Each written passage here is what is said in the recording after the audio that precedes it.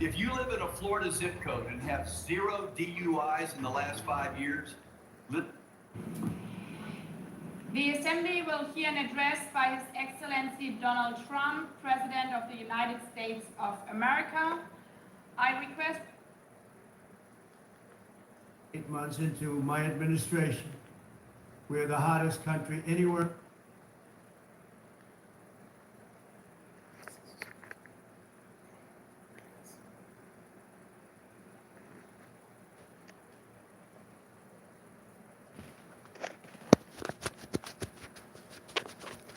Welcome, fam. Welcome. How you guys doing? Welcome to everyone. I hope everyone is having a wonderful day. As you guys know, President Trump spoke at the United Nations facility. Let's just wait a little bit more. Wait till we get a couple more people in here so we get hot and popping. Welcome. Welcome to the live.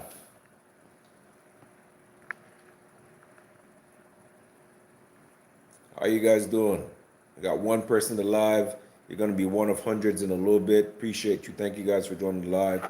I do this a couple times a week, where we sit and we, watch what's going on in our country, because we know what happens in the United States affect not just the United States, but a lot of the rest of the world. It's safe to say that the United States is a major player in world politics, or maybe the major world player in world politics. And that's simply because of our spending power, our consumption. As a country, as the wealthiest country in the world, we consume a lot. So because of that, we consume stuff from our country, from countries in South America, Europe. Our country, because of our country, a lot of countries can pivot a certain way. Welcome to the live, guys. Welcome. Thank you guys for joining. Appreciate you. Because of the United States, a lot of country can live well. A lot of country can be wealthy. Yes, Saudi Arabia sells oil to the rest of the world, but I'm pretty sure the United States consumes a lot of that oil. And over the years, we've purchased oil from so many other countries. Saudi Arabia, you name it, whoever sells oil, we purchase it. And as such, we've made other countries very wealthy. Countries like Saudi Arabia, where you go and you get off the plane and you look at it, just looks like a wonderland. You come to New York, you come to Miami, you go to Austin, you get off the plane and it's just like, How is it that the richest country in the world, who's been buying oil from a lot of these countries, does not look like that? All right? Exactly. Drill, baby, drill. Jim Smith. Exactly. You come to the United States, you get off of LaGuardia, you walk off the plane, even just looking out the window when you get off the plane. When I leave Florida and I go to New York and I'm walking through the different, carousels or concourse, and you look out the window, it's very depressing. You look at the skyline, not necessarily the skyline, but the line that you can see from, on the level of where, most people that are traveling, you can see outside. It just looks dreary. It looks run down. It looks like gritty New York.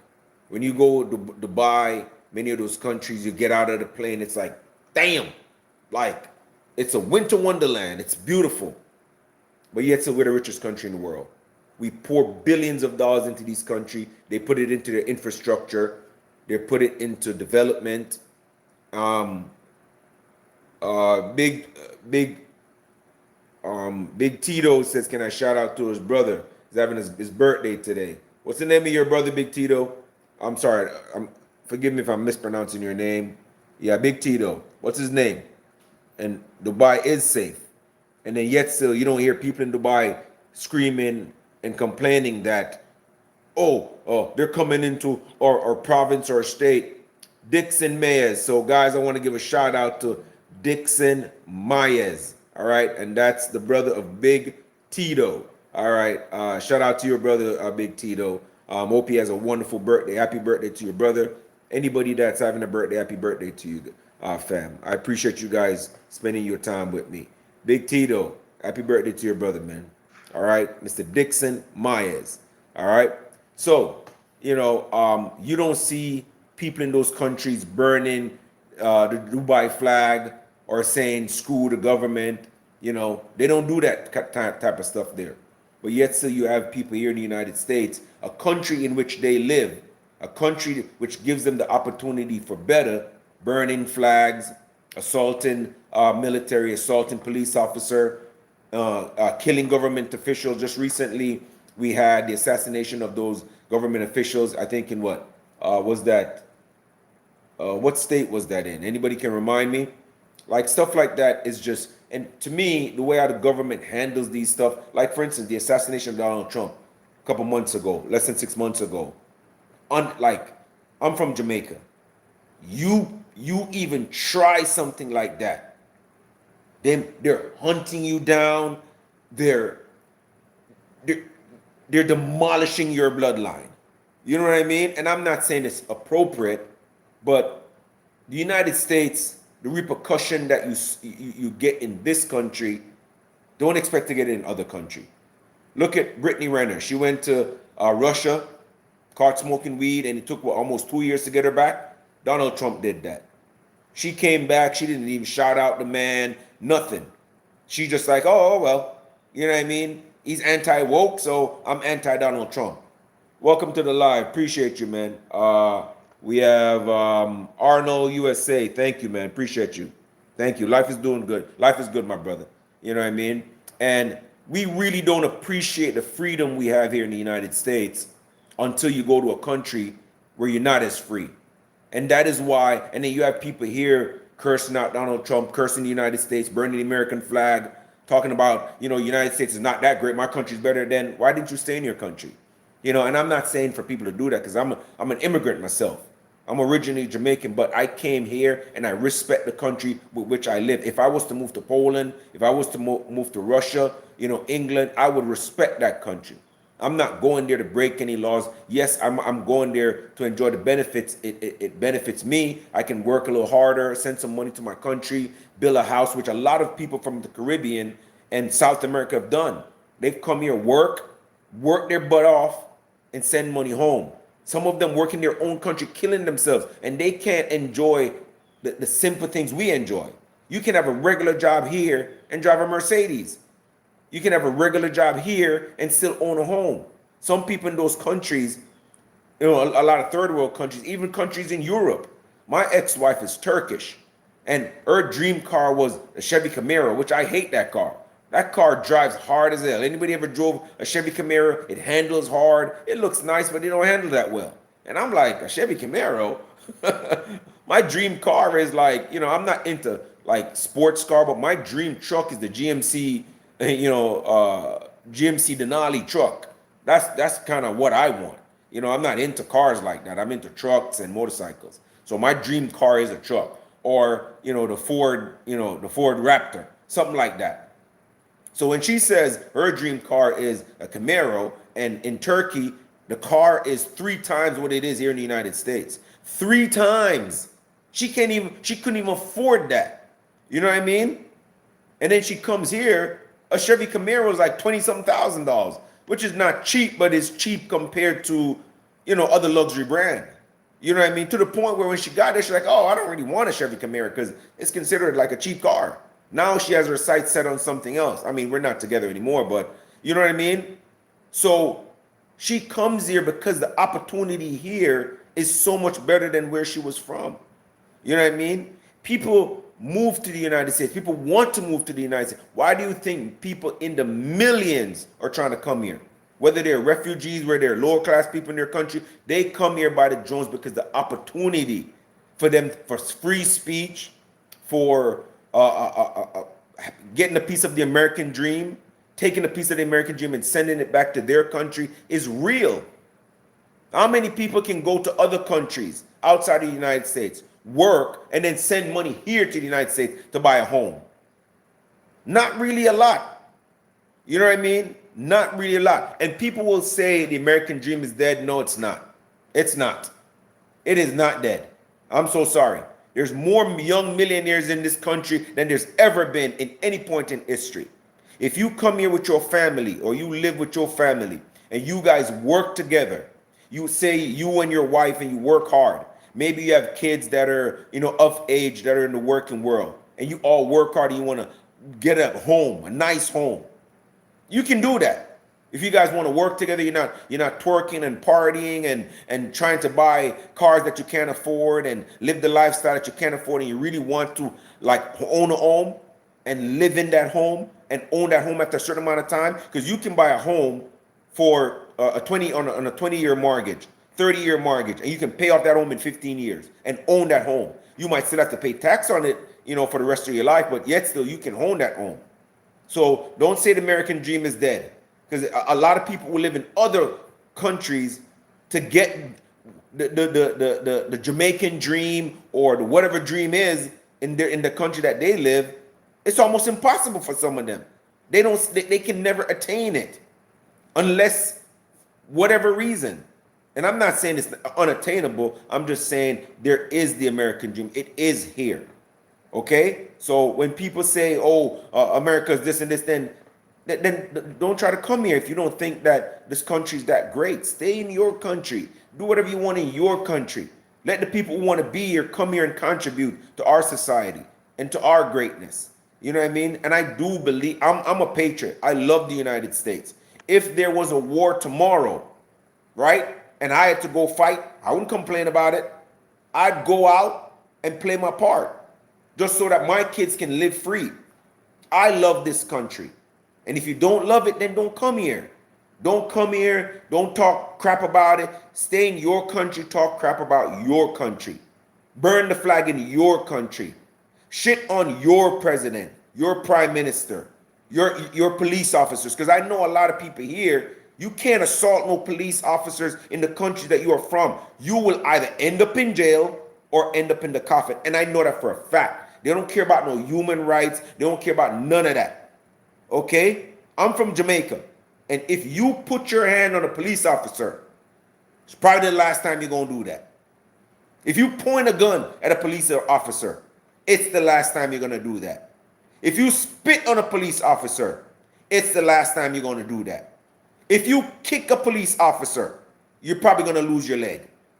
If you assault a police officer in any way, shape, or form, you're going to lose your life. It doesn't matter if you're a foreigner or it does not matter if you're local. But here in the United States, we see that on the news every day, and we talk about defund the police, but when it's time for your door to get kicked in, especially people in Chicago and all that foolishness where there's rampant crime, guess who they first call? They will come out and pick it and talk about, Trump is this and Trump is that, but yet still when there's stray bullets going through doors, taking the lives of innocent children and people, who the first thing that they call? They call police officers, right? This is the kind of hypocritic society that we have. Those same men are, you go to Chicago, where black men are murdering each other on a daily, right? On a daily basis. Young black men are killing young black men and women. And you think it's okay to protest. The president of that country who's saying, I don't want to see any more killings. I want people to not live in fear. And you have grown women coming out acting as though the president coming into Chicago is the worst thing that can happen to Chicago. When over one weekend, 19 people were either killed or injured in some way. And you think that is something that is okay. This is the type of evil I'm talking about, where you see people on the street and you think people are good. And a lot of times, guys, they're not as good as you think. I used to be so naive where I see people on the street and I'm like, oh man, people are so great. And then you hear how they think. Then you watch the news and see them talking like the mayor of Chicago. President Trump is not going to come in here and do this and do that and do this. When you've had the same people in your constituency who's been begging you for years before Biden came in and opened up the border, begged you, those same black Americans, It doesn't matter. All Chicagoans who begged you and say, hey, listen, we need help in our communities. We need playgrounds. We need more public housing. We need more help for the inner city. We need more police officers. We need help. We need help. We need help. And you did nothing. He did nothing. What they did, they brought the migrants in. They're not even African American, and I'm not even trying to make it a race thing. They brought migrants in, gave them PlayStation 5s, kick out the locals out of places that they've used for recreation for the kids, and put migrants there. Give them money every month, and you pay your tax dollars. I've lived in this country since 1998, and I've paid tax into the system. I don't get no food stamp. I don't get no government cheese. I don't get none of that. I've probably paid hundreds of thousands into the tax system. And you have people coming in who've never paid a single dime. And how can you justify to me or the American people or the citizens of Chicago that it's okay to take people who've never paid into the system and just give them free money every month? And then you have those same people talking trash to the people that are from Chicago. I saw a program where the government actually housed migrants in a lot of these states, in Chicago, in California, and in Texas. They gave them homes. What a slap in the face for the American people. And then when you have a president that comes out and say he wants to put you first, the American citizen, the person that's invested into the soil, probably by blood, sweat, and tears, and they can't get the help from the government that they elected. Mayor of Chicago, it's a shame, man. It's absolutely a shame. If I become a politician and I'm elected by the people of South Florida or Miami or where I live, and I don't go out every day representing those people and their interests, the people who hired me, pretty much, they're my boss. And I don't advocate for them. I don't try to make the infrastructure better for them every day. I don't try to make their way of life easier. I don't try to give them the best infrastructure I can, the best roadways. I don't try to meet them at a point where they can go no further. If I don't do that for those people, right? How is it that I represent those people? If you are a government official and you don't represent the people of your constituents, you should step down. There should start being clauses where if you don't meet the criteria for which you were elected or put in that public servant position, that's why it's called public service. That's why you are called a public servant. And I think people don't take the time out to think about the things that they do. If you're a public servant, read that back to me. Write in the comment what you think a public servant is. To serve the public that elected me, the public that lives here. I'm not saying that we can't serve foreigners that are living in our country. Absolutely not. I was one of those foreigners. But I went through the system, and it was hard, arduous, and expensive. If you know anything about getting your papers, guys, every form is like $300. One form. You fill it out with your name, your date of birth. One form can be $500-600 just to fill out that form. And if you mess it up, guess what you're gonna have to do? You can't send back another form. You have to fill it out and pay that price again. It's expensive. I did it the right way. I came through the system. I went to school. I went to college. I paid my dues. Why is it that the next person shouldn't be able to do that? And I don't have a problem with immigrants. I have a problem with where you think that people can come to the United States and just say, give me everything that all those people work years for, and I shouldn't do anything. I haven't contributed. I haven't served in the military. What people who come in our country should do is you want to come in like that? Serve in the military. Give back. If you want those benefits, serve in the military. Serve in the military. Sign on the dotted line and say, I'm putting down my life for this country because I want to be here. That's how much I want to be here. I will serve in the military. But they won't. I promise you a lot of them won't do that.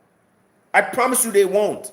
They want the benefits of this country, the security, the freedom, but they don't want to contribute to anything. And I know immigrants come here and work hard. I live in an area of Florida where, I have close to me, there's a Mexican fleet. I love going there. I love eating the Mexican food. I love Mexican people. And those people are some of the nicest people. You know what I mean? But then there's other people who come here to take and never give back. You know what I mean? Again, I'm going to reiterate it. I'm an immigrant myself. I have nothing against it. A lot of my friends are immigrants. A lot of my friends are Cubans. They came here and they work hard. But for those who come here and think that they should destroy this country, they spew so much hate about this country, I just don't understand it. I just don't understand how you want to come into a country, hate on a president who loves his country, and then the Democratic Party, and I'm not shitting on anybody who's a Democrat or a leftist or whatever, I don't care. I voted, I stand by my vote, and you can do whatever you want. That's why this country is so awesome. Whatever decision you've made, it's fine. It's totally fine. We went to the polls, we voted, the results was this, and the results was that. Your party lost, your party won, end the story. It is what it is. That's why, like I said, that's why this country is so great. Me and my neighbor can differ on whatever. We go to the polls, we vote, and next day we come and we're still talking. Politics is gone, neighbors again. Some countries you can't do that. Some countries you don't have the freedom to vote for who you want to. If you're Cuban, you can't even vote. Some countries, you can't even go into that country without hoops and jumping through, you know what? You can't get no citizenship in Poland, in Russia. You can't go there and break no law. You can't go there and burn no, I dare you. I triple dog dare any of you to go to Russia and burn that flag and see what's going to happen to you. You're going to be in one of the deepest, darkest, coldest holes in the North Pole, serving time. Have you guys ever watched any of those videos of those Russian prisoners? They don't even get to see outside. And we come to the United States where you have the freedom to build a life, and you burning flags, you're talking smack about the president, you saying how the country's crap. Anyway, guys, ran off on a tangent a little bit, man. Today, we're going to watch President Trump speak at the UN. And what I'm going to talk about a little bit before I start this video is prior to the president making the speech at the UN, they shut off his elevator. Very disrespectful. We already know the president always goes at the UN because the UN has been stealing from the United States. The United Nations have stolen from the United States and lined their pockets for millennia. We know that. We know that they've spent, in terms of defense, for a lot of their countries, United States has been footing the bill. This is not propaganda. Trump coming in and saying it is not just, these are facts. If you do your research, we all know that the United States pays way more than we're supposed to. Just because we're a rich country, that's kind of like you guys knowing a homie. The homie's a millionaire, and you guys are just regular 9-to-5ers. When you go out with that guy, who do you expect to pay the bill? Do you expect to pick up the tab or the homie or the millionaire homie? Everybody's looking at him like, yeah, I'll chip in for the tip, but you got the $1,500 bill, dog. And that is how the United Nations look at America. And when Trump comes in and say, no more, we can't do that. You guys been getting rich. You guys been getting rich off of us. Barack Obama knew it, Joe Biden knew it, and we still line their pockets with money. We know they've been robbing the United States. I'm not just making this up. This can be an easy Google search. You guys can see that. And when somebody comes in and say, why are we paying the UN or paying for we're paying 80% of the bill, and the United Nations is built up of a ton load of countries, but yet so we're paying 70-80% of everything. Does that make any sense? You go on a trip with your homies or your girls and her friends, and you as the man, you're paying for her and all her friends. You go to dinner, you're paying for everybody's food. Why? You all decided to go on a trip, right? So they should foot the bill. And I shouldn't have to pay 70% of the bill. I should pay, if there's 20 countries, and we're talking about GDP and how much money each country make. Okay, yeah, that's fine. As the United States, I'll pay, say, 15%. And all 20 other countries, they can pay the rest. And that's fair. And like Trump said, you can't even hate. And this is why he goes at them so much. Again, my ex-wife was European. And when you hear her talk about her country, oh, how clean it is, how the food is 10 times better, how everything tastes better, even the air smells different. And they talk how great their countries are. They do talk down on the United States. Oh, the fruits there are a lot smaller and they taste a lot better. But I'm like, okay, but you're here though. You're the one talking about you couldn't even afford a car in your country. But you're here in this country. They always talk better about Europe than they do the United States. It's a fact. If you know any European, you know they think their country is better than the United States by far. They tell you how everything is better. Absolutely. Talk to a person about cars. They'll tell you how German cars are the best. Volkswagens are the best. Everybody think their country is the better until it's time to pay up. And it's about time that they start footing the bill. So I don't disagree with what the president is saying. You're going to watch and you're going to hear him talk about a couple things that the United Nations has promoted over decades, and that they've benefit from financially, and the United States have had to pay the most of. And listen to what he's saying, and it's true. It's absolutely true. I love the United States. I love our country. When I made my vote, I don't even care if I ever get a single dime out of our system.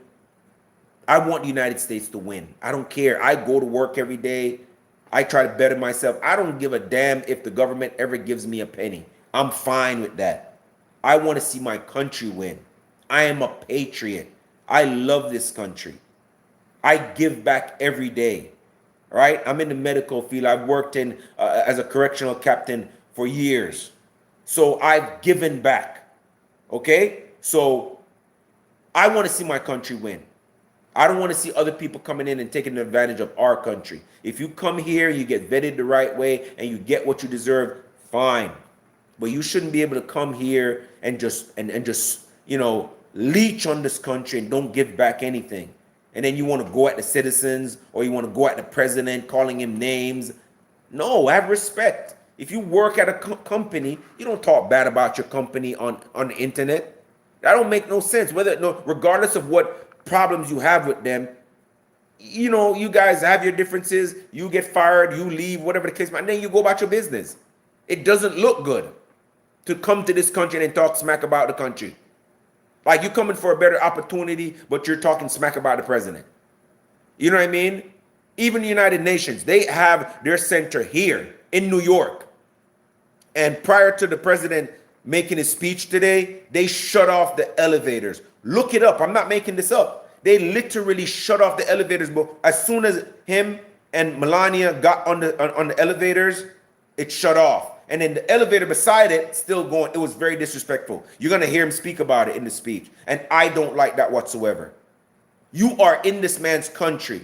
Just because he took away billions from you that you've been siphoning all in your pockets, don't mean that you should disrespect the man. And that was very disrespectful today. They shut off, they literally, and nobody can tell me it's a malfunction of any sort. The United States, the United Nations, they have money. That building is one of the best kept buildings in New York. They've had billions and billions of dollars over the years. you know the president of the United States and pretty much a free world is coming to your facility. Everything should be tip top, and I'm not saying that there can't be any mistakes or mishap, but 2 mishaps in one day, and the president of the host country is coming. The elevator shuts off to where he had to walk up the stairs while the elevator right next to it was going. That was on purpose. Nobody can tell me nothing. And then as he's about to make his speech, the teleprompter doesn't work. So his speech that he comes to make, he can't even see it. Now he has to freeball it. That is disrespectful. And you guys can go back and watch the news. I'm pretty sure you're going to see it all over the news later. Because I watched it already. As he goes up the step, the elevator stopped working. As he's about to make his speech, and you're going to hear him talk about it. Total disrespect. And I can't co-sign that.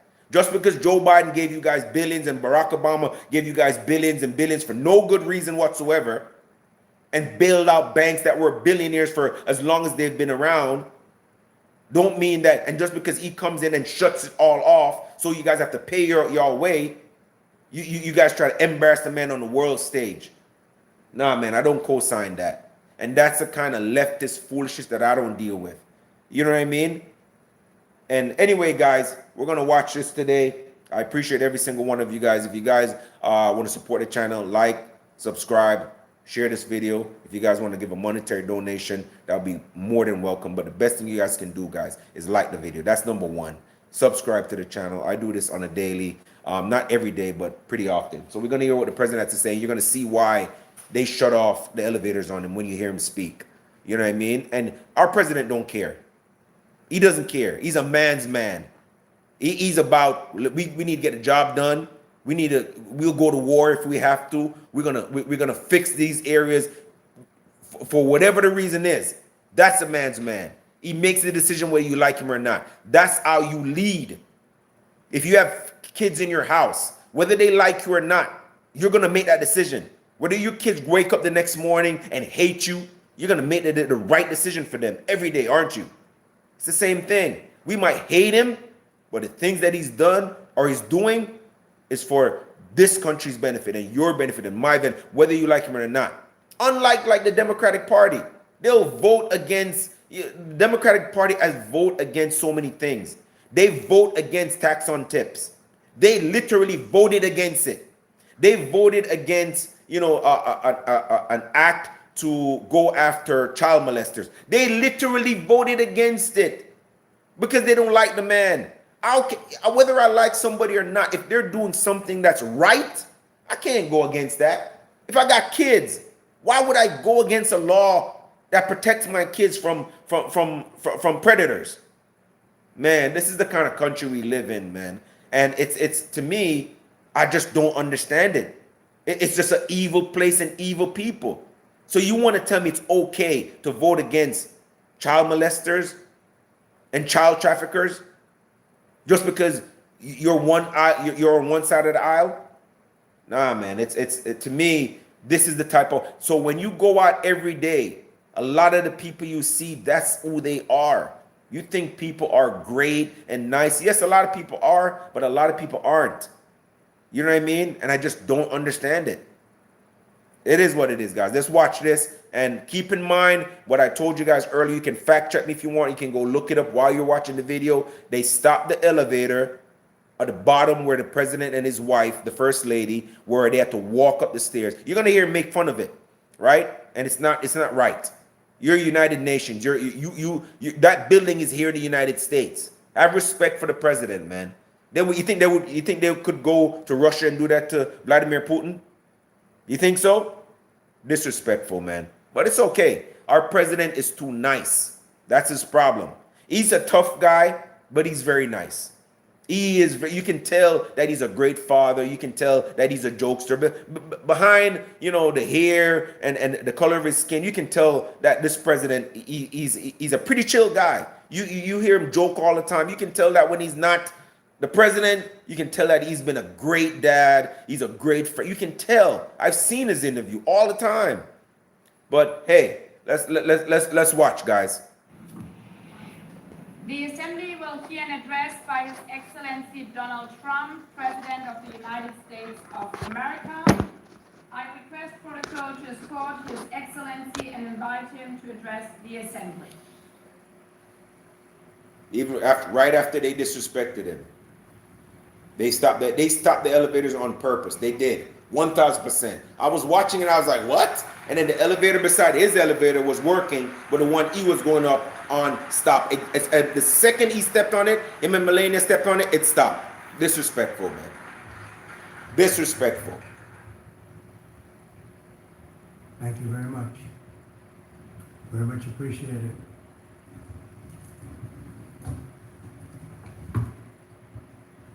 And I don't mind making this speech without a teleprompter. There you go. Because the teleprompter is not working. No, honestly, I was the president of the free world. You had within that speech, you should have checked, double checked, triple checked the teleprompter.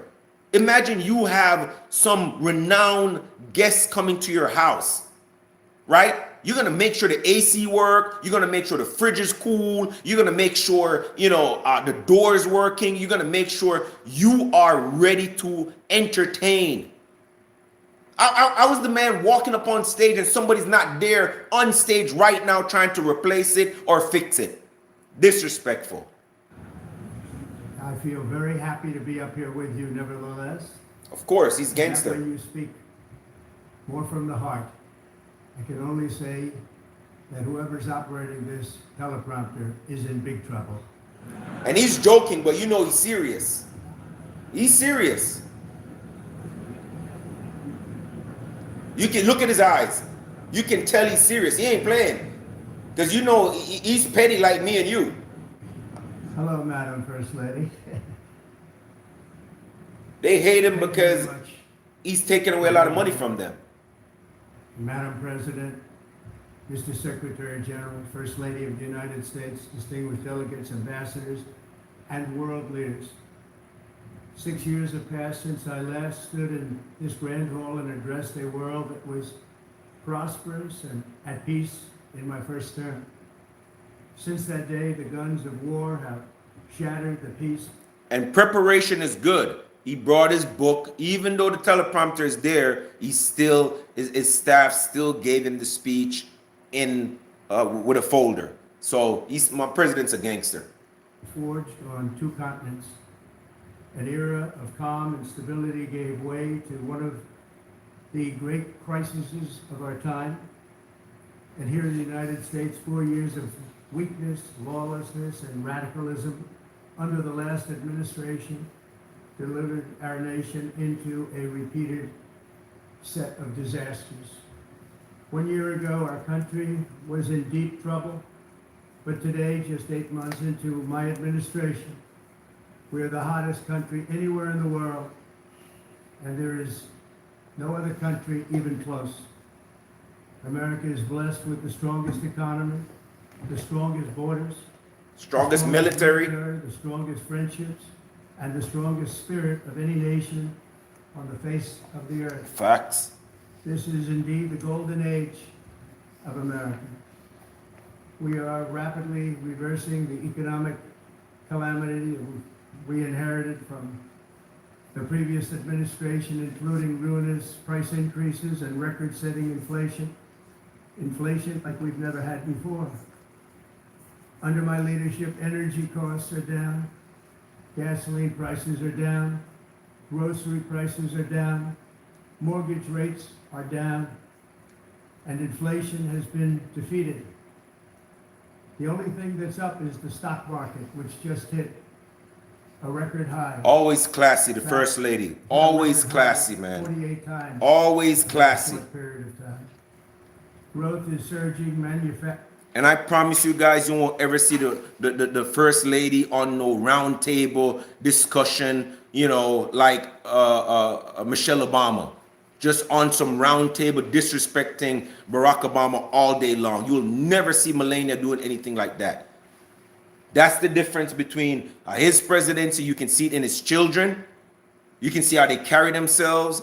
You can see how his wife behaves in public. Always a class act. the way how she dressed. She's not out mouting, you know, she's not on no social media talking bad about the opposition and the president's, you know, advocates or whatever. She's just playing her role, being elegant as usual, speaking when spoken to, you know, acting, supporting her husband, not out tweeting how she hates, you know, Joe Biden or she hates Barack Obama. She's not doing that. She's a class act. Manufacturing is booming.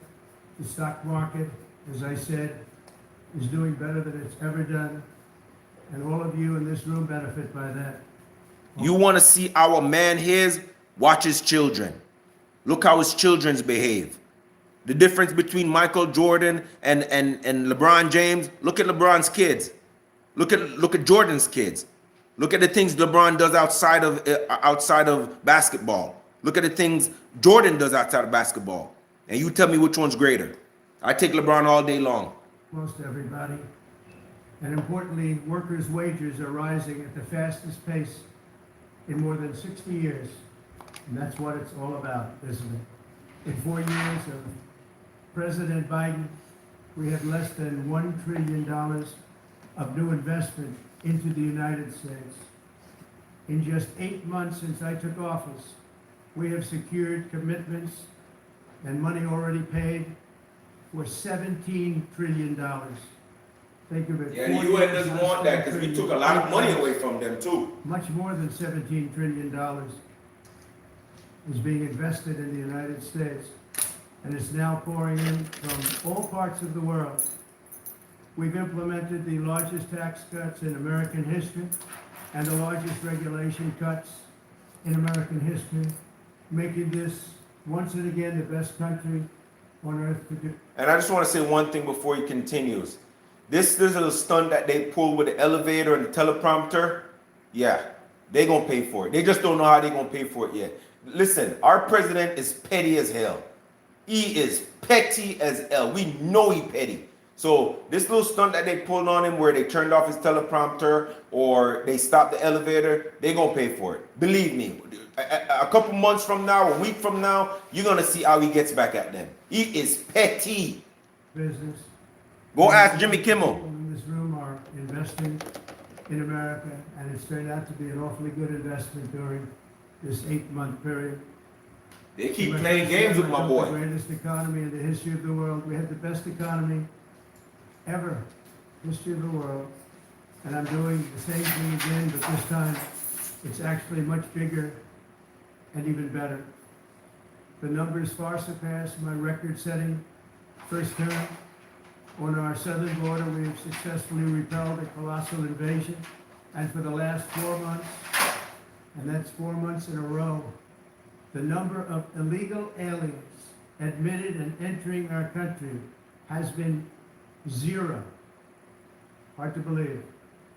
Because if you look back just a year ago, it was millions and millions of people pouring in from all over the world, from prisons, from mental institutions, drug dealers, all over the world they came. They just poured into our country with the ridiculous open border policy of the Biden administration.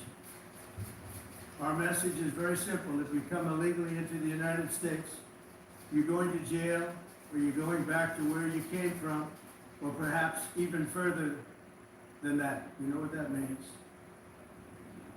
I want to thank the country of El Salvador for the successful and professional job they've done in receiving and jailing so many criminals that entered our country.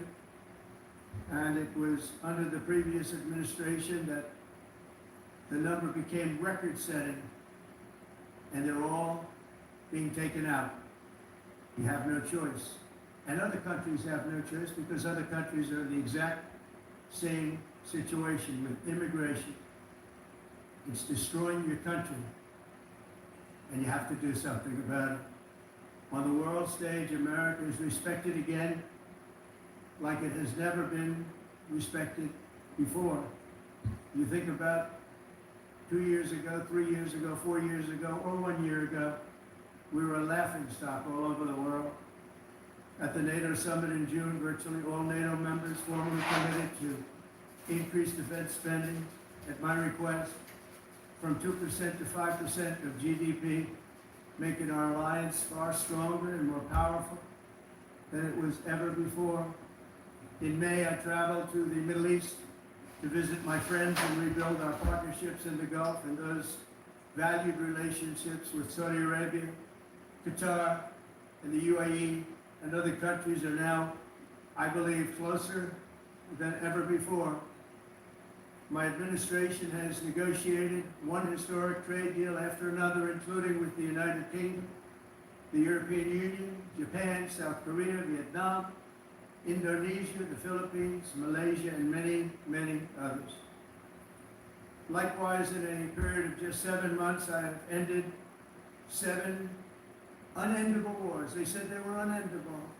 You're never going to get them solved. Some were going for 31 years, 2 of them, 31, think of it, 31 years. One was 36 years. One was 28 years. I ended 7 wars. And in all cases, they were raging with countless thousands of people being killed.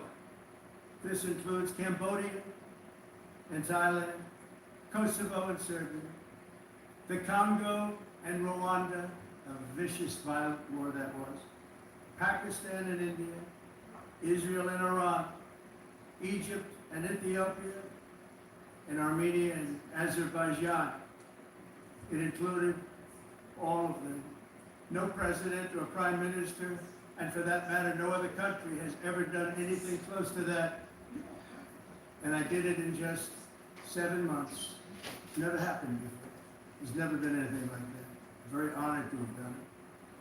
It's too bad that I had to do these things instead of the United Nations doing them. And sadly, in all cases, the United Nations did not even try to help in any of them. I ended 7 wars, dealt with the leaders of each and every one of these countries, and never even received a phone call from the United Nations offering to help in finalizing the deal. All I got from the United Nations was an escalator that on the way up stopped right in the middle. If the First Lady wasn't in great shape, she would have fallen. But she's in great shape. We're both in good shape. We both stood. And then a teleprompter that didn't work. These are the 2 things I got from the United Nations, a bad escalator and a bad teleprompter. Thank you very much. And by the way, it's working now. Just went on. Thank you. I think I should just do it the other way. It's easier. Thank you very much. I didn't think of it at the time because I was too busy working to save millions of lives. That is, the saving and stopping of these wars. But later I realized that the United Nations wasn't there for us. They weren't there. I thought of it really after the fact, not during these negotiations, which were not easy. That being the case, what is the purpose of the United Nations? The UN has such tremendous potential. I've always said it. It has such tremendous, tremendous potential, but it's not even coming close to living up to that potential. For the most part, at least for now, all they seem to do is write a really strongly worded letter and then never follow that letter up. It's empty words, and empty words don't solve war. The only thing that solves war and wars is action. Now, after ending all of these wars and also earlier negotiating the Abraham Accords, which is a very big thing for which our country received no credit, never receives credit. Everyone says that I should get the Nobel Peace Prize for each one of these achievements. But for me, the real prize will be the sons and daughters who live to grow up with their mothers and fathers, because millions of people are no longer being killed in endless and unglorious wars. What I care about is not winning prizes, it's saving lives. We saved millions and millions of lives with the 7 wars. And we have others that we're working on, and you know that. Many years ago, a very successful real estate developer in New York, known as Donald J. Trump, I bid on the renovation and rebuilding of this very United Nations project. I remember it so well. I said at the time that I would do it for $500 million, rebuilding everything. It'd be beautiful. I used to talk about, I'm going to give you marble floors. They're going to give you terrazzo. I'm going to give you the best of everything. You're going to have mahogany walls. They're going to give you plastic. But they decided to go in another direction, which was much more expensive at the time, and which actually produced a far inferior product. And I realized that they did not know what they were doing when it came to construction, and that their building concepts were so wrong, and the product that they were proposing to build was so bad and so costly. It was going to cost them a fortune. And I said, and wait till you see the overruns. Well, I turned out to be right. They had massive cost overruns and spent between $2 and $4 billion on the building and did not even get the marble floors that I promised them. You walk in terrazzo, have you noticed that? As far as I'm concerned, frankly, looking at the building and getting stuck in the escalator, they still haven't finished the job. They still haven't finished. That was years ago. The project was so corrupt that Congress actually asked me to testify before them on the tremendous waste of money, because it turned out that they had no idea what it was, but they knew it was anywhere between $2 and $4 billion as opposed to $500 million with a guarantee. But they had no idea, and I said it cost much more than $5 billion. Unfortunately, many things in the United Nations are happening just like that, but on an even much bigger scale, much, much bigger. Very sad to see. Whether the UN can manage to play a productive role, I've come here today to offer the hand of American leadership and friendship to any nation in this assembly that is willing to join us in forging a safer, more prosperous world. And it's a world that we'll be much happier with. A dramatically better future is within our reach. But to get there, we must reject the failed approaches of the past and work together to confront some of the greatest threats in history. There is no more serious danger to our planet today than the most powerful and destructive weapons ever devised by man, of which the United States, as you know, has many. Just as I did in my first term, I've made containing these threats a top priority, starting with the nation of Iran. My position is very simple. The world's #1 sponsor of terror can never be allowed to possess the most dangerous weapon. That's why shortly after taking office, I sent the so-called Supreme Leader a letter making a generous offering. I extended a pledge of full cooperation in exchange for a suspension of Iran's nuclear program. The regime's answer was to continue their constant threats to their neighbors and U.S. interests throughout the region, and some great countries that are right nearby. Today, many of Iran's former military commanders, in fact, I can say almost all of them, are no longer with us. They're dead. And 3 months ago, in Operation Midnight Hammer, 7 American B-2 bombers dropped the 14 30,000-pound each bombs on Iran's key nuclear facility, totally obliterating everything. No other country on earth could have done what we did. No other country has the equipment to do what we did. We have the greatest weapons on earth. We hate to use them. But we did something that for 22 years people wanted to do. With Iran's nuclear enrichment capacity demolished, I immediately broke up and into the 12-day war, as it's called, between Israel and Iran, with both sides agreeing to fight no longer. As everyone knows, I have also been deeply engaged in seeking a ceasefire in Gaza. Have to get that done. Have to get it done. Unfortunately, Hamas has repeatedly rejected reasonable offers to make peace.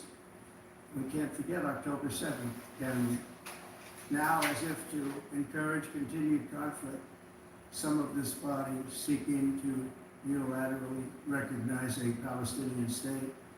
The rewards would be too great for Hamas terrorists for their atrocities. This would be a reward for these horrible atrocities, including October 7th, even while they refuse to release the hostages or accept a ceasefire. Instead of giving to Hamas and giving so much, because they've taken so much, they had taken so much. This could have been solved so long ago. But instead of giving in to Hamas's ransom demands, those who want peace should be united with one message: release the hostages now. Just release the hostages now. Thank you.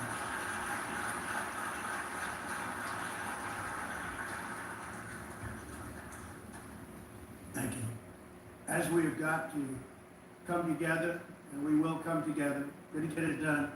We have to stop the war in Gaza immediately. We have to stop it. We have to get it done. We have to negotiate. Immediately have to negotiate peace. We got to get the hostages back. We want all 20 back. We don't want 2 and 4. As you know, I got, along with Steve Witkoff and others that helped us, Marco Rubio, we got most of them back. We were involved in all of them. But I always said the last 20 are going to be the hardest, and that's exactly what happened. We have to get them back now. We don't want to get back 2, and then another 2, and then 1, and then 3. Have this process. No, we want them all back, and we want the actually 38 dead bodies back too. His parents came to me and they want them back, and they want them back very quickly and very badly, as though they were alive. They want them every bit as much as if their son or daughter were alive. I've also been working relentlessly stopping the killing in Ukraine. I thought that would be, of the 7 wars that I stopped, I thought that would be the easiest because of my relationship with President Putin, which had always been a good one. I thought that was going to be the easiest one, but you know, in war, you never know what's going to happen. There are always lots of surprises, both good and bad. Everyone thought Russia would win this war in 3 days, but it didn't work out that way. It was supposed to be just a quick little skirmish. It's not making Russia look good. It's making them look bad. No matter what happens from here on out, this was something that should have taken a matter of days, certainly less than a week. And they've been fighting for 3.5 years and killing anywhere from 5,000 to 7,000 young soldiers, mostly soldiers, on both sides, every single week, from 5,000 to 7,000 dead young people, and some in cities, much smaller numbers, where rockets are shot, where drones are dropped. This war would never have started if I were president. This was a war that should have never happened. It shows you what leadership is, what bad leadership can do to a country. Look what happened to the United States, and look where we are right now in just a short period of time. The only question now is how many more lives will be needlessly lost on both sides. China and India are the primary funders of the ongoing war by continuing to purchase Russian oil. But inexcusably, even NATO countries have not cut off much Russian energy and Russian energy products, which, as you know, I found out about 2 weeks ago, and I wasn't happy. Think of it. They're funding the war against themselves. Who the hell ever heard of that one? In the event that Russia is not ready to make a deal to end the war, then the United States is fully prepared to impose a very strong round of powerful tariffs, which would stop the bloodshed, I believe, very quickly. But for those tariffs to be effective, European nations, all of you are gathered here right now, would have to join us in adopting the exact same measures. I mean, you're much closer to the city. We have an ocean in between. You're right there. And Europe has to step it up. They can't be doing what they're doing. They're buying oil and gas from Russia while they're fighting Russia. It's embarrassing to them. And it was very embarrassing to them when I found out about it, I can tell you that. But they have to immediately cease all energy purchases from Russia. Otherwise, we're all wasting a lot of time. So I'm ready to discuss this. We're going to discuss it today with the European nations, all gathered here. Sure, they're thrilled to hear me speak about it, but that's the way it is. I like to speak my mind and speak the truth. As we seek to reduce the threat of dangerous weapons today, I'm also calling on every nation to join us in ending the development of biological weapons once and for all. And biological is terrible, and nuclear is even beyond, and we include nuclear in that. We want to have a cessation of the development of nuclear weapons. We know, and I get to view it all the time. Sir, would you like to see? And I look at weapons that are so powerful that we just can't ever use them. If we ever use them, the world literally might come to an end. There would be no United Nations to be talking about. There would be no nothing. Just a few years ago, reckless experiments overseas gave us a devastating global pandemic. Yet despite that worldwide catastrophe, many countries are continuing extremely risky research into bioweapons and man-made pathogens. This is unbelievably dangerous. To prevent potential disasters, I'm announcing today that my administration will lead an international effort to enforce biological weapons convention, which is going to be meeting with the top leaders of the world by pioneering an AI verification system that everyone can trust. Hopefully the UN can play a constructive role, and it will also be one of the early projects under AI. Let's see how good it is, because a lot of people are saying it could be one of the great things ever, but it also can be dangerous, but it can be put to tremendous use and tremendous good, and this would be an example of that. Not only is the UN not solving the problems it should, too often, it's actually creating new problems for us to solve. The best example is the #1 political issue of our time, the crisis of uncontrolled migration. It's uncontrolled. Your countries are being ruined. The United Nations is funding an assault on Western countries and their borders. In 2024, the UN budgeted $372 million in cash assistance to support an estimated 624,000 migrants journeying into the United States. Think of that. The UN is supporting people that are illegally coming into the United States, and then we have to get them out. The UN also provided food, shelter, transportation, and debit cards to illegal aliens. Can you believe that? On the way to infiltrate our southern border. Millions of people came through that southern border. Just a year ago, millions and millions of people were pouring in, 25 million altogether over the 4 years of the incompetent Biden administration. And now we have it stopped, totally stopped. In fact, they're not even coming anymore because they know they can't get through. But what took place is totally unacceptable. The UN is supposed to stop invasions, not create them and not finance them. In the United States, we reject the idea that mass numbers of people from foreign lands can be permitted to travel halfway around the world, trample our borders, violate our sovereignty, cause unmitigated crime, and deplete our social safety net. We have reasserted that America belongs to the American people, and I encourage all countries to take their own stand in defense of their citizens as well. You have to do that because I see it. I'm not mentioning names, I see it, and I can call every single one of them out. You're destroying your countries. They're being destroyed. Europe is in serious trouble. They've been invaded by a force of illegal aliens like nobody's ever seen before. Illegal aliens are pouring into Europe. Nobody is ever, and nobody's doing anything to change it, to get them out. It's not sustainable. And because they choose to be politically correct, they're doing just absolutely nothing about it.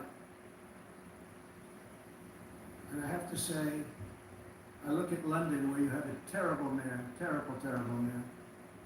And it's been so changed, so changed. Now they want to go to Sharia law. But you're in a different country. You can't do that. Both the immigration and their suicidal energy ideas will be the death of Western Europe if something is not done immediately. They cannot This cannot be sustained. What makes the world so beautiful is that each country is unique. But to stay this way, every sovereign nation must have the right to control their own borders. You have the right to control your borders, as we do now, and to limit the sheer numbers of migrants entering their countries and paid for by the people of that nation that were there and that built that particular nation at the time. They put their blood, sweat, tears, money into that country, and now they're being ruined. Proud nations must be allowed to protect their communities and prevent their societies from being overwhelmed by people they have never seen before, with different customs, religions, with different everything. Where migrants have violated laws, lodged false asylum claims, or claimed refugee status for illegitimate reasons, they should, in many cases, be immediately sent home. And while we will always have a big heart for places and people that are struggling and truly compassionate, answers will be given. We have to solve the problem, and we have to solve it in their countries, not create new problems in our countries. And we are very helpful to a lot of countries that are just not able to send their people anymore. They used to send them to us in caravans of 25, 30,000 people each. These massive caravans of people pouring into our country, totally unchecked and unvetted. But not anymore. According to the Council of Europe in 2024, almost 50% of inmates in German prisons were foreign nationals or migrants. In Austria, the number is 53% of the people in prisons were from places that weren't from where they are now. In Greece, the number was 54%, and in Switzerland, beautiful Switzerland, 72% of the people in prisons are from outside of Switzerland. When your prisons are filled with so-called asylum seekers who repaid kindness, and that's what they did, they repaid kindness with crime. It's time to end the failed experiment of open borders. You have to end it now. See, I can tell you, I'm really good at this stuff. Your countries are going to hell. In America, we've taken bold action to swiftly shut down uncontrolled migration. Once we started detaining and deporting everyone who crossed the border and removing illegal aliens from the United States, they simply stopped coming. They're not coming anymore. We're getting a lot of credit, but they're not coming anymore. This was a humanitarian act for all involved, because on the trips up, thousands of people a week were dying. Women were being raped. Nobody's ever seen anything like it. Raped, horribly beaten, raped. On the trip up, the journey up, it was a long walk. It was a long, arduous journey, indeed. And it was also a historic victory against human trafficking throughout the region. What we did was a victory, and we saved so many lives of people that wouldn't make the journey. That journey was loaded up with death. Loaded up with death. Dead bodies all along the roads of jungles. To get up, to go through jungles, to go through areas so hot you couldn't breathe. They were dying of suffocation. Areas so hot that you couldn't breathe. Dead bodies all over. By them not coming, we're saving tremendous numbers of lives. And people have done a fantastic job in doing what they did, and the American public agrees with it. I mean, I was very proud to see this morning have the highest poll numbers I've ever had. Part of it is because of what we've done on the border. I guess the other part is what we've done in the economy. Joe Biden's policies empowered murderous gangs, human smugglers, child traffickers, drug cartels, and prisoners from all over the world. The previous administration also lost nearly 300,000 children. Think of that. They lost more than 300,000 children, little children, who were trafficked into the United States on the Biden watch, many of whom have been raped, exploited, and abused, and sold. Sold. Nobody talks about that. The fake news doesn't write about it. With many others, young children who are missing or dead. And we found a lot of these children, and we're sending them back, and we've been sending them back to their parents. They said, Nobody knows who they are. They said, where do you come from? And they'll give us a country and we'll find out and we'll figure it out and we'll bring them back to their homes. And the mother and father rush to the door and there are tears in their eyes. They can't believe that they're seeing their son or daughter, their little son or daughter again. We've done almost 30,000 of them so far. Any system that results in the mass trafficking of children is inherently evil. Yet that is exactly what the globalist migration agenda has done, and it's what it's all about. In America, those days, as you know, are over. The Trump administration is working, and we are continuing to work to track down the villains that are causing this problem, and also, as I said, to get back the 30,000 we've already returned. Now I think we're going to have another. We're going to find a lot. You're not going to find all of them. 300, more than 300,000. They're lost or they're dead. They're lost or they're dead because of the animals that did this. To protect our citizens, I've also designated multiple savage drug cartels as far as tech. And you see this, and you see it happening right before your eyes.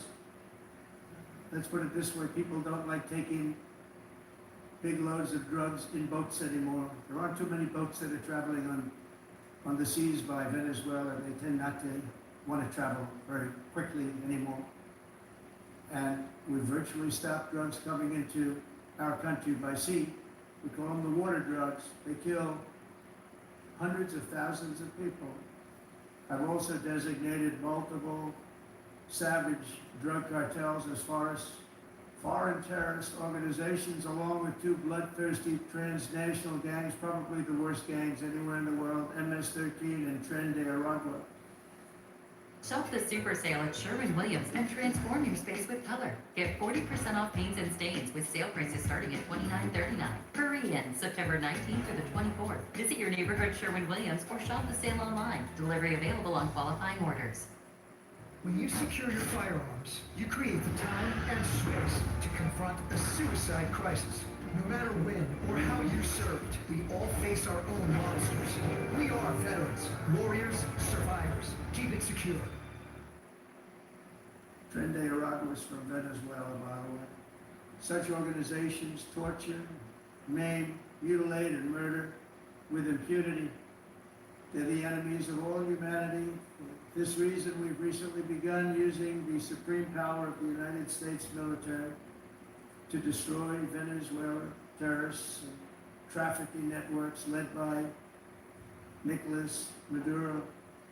To every terrorist thug smuggling poisonous drugs into the United States of America, please be warned that we will blow you out of existence. That's what we're doing. We have no choice.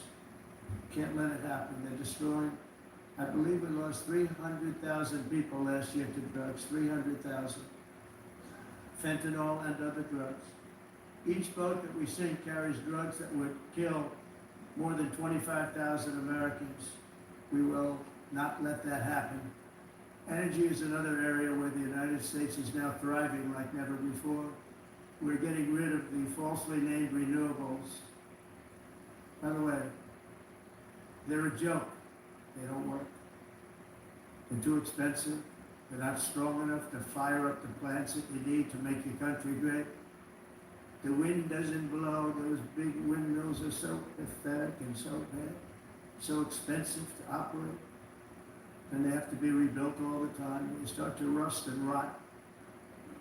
Most expensive energy ever conceived, and it's actually energy. You're supposed to make money with energy, not lose money. You lose money, the governments have to subsidize. You can't put them out without massive subsidies. And most of them are built in China, and I give China a lot of credit. They build them, but they have very few wind farms. So why is it that they build them and they send them all over the world, but they barely use them? You know what they use? Coal. They use gas. They use almost anything, but they don't like wind. But they sure as hell like selling the windmills. Europe, on the other hand, is a long way to go, with many countries being on the brink of destruction because of the green energy agenda. And I give a lot of credit to Germany. Germany was being led down a very sick path, both on immigration, by the way, and on energy. They were going green, and they were going bankrupt. And the new leadership came in, and they went back to where they were with fossil fuel and with nuclear, which is good. It's now safe. You can do it properly. But they went back to where they were. They opened up a lot of different plants, energy producing plants, and they're doing well. I give Germany a lot of credit for that. They've said this is a disaster what's happening. They were going all green. All green is all bankrupt. That's what it represents. And it's not politically correct. I'll be very badly criticized for saying it, but I'm here to tell the truth. I don't care. It doesn't matter to me. I'm in New York City. I'm feeling a lot safer. Crime, we're getting crime down. And by the way, speaking of crime, Washington, D.C. Washington, D.C. was the crime capital of America. Now it's a totally, after 12 days, it's a totally safe city.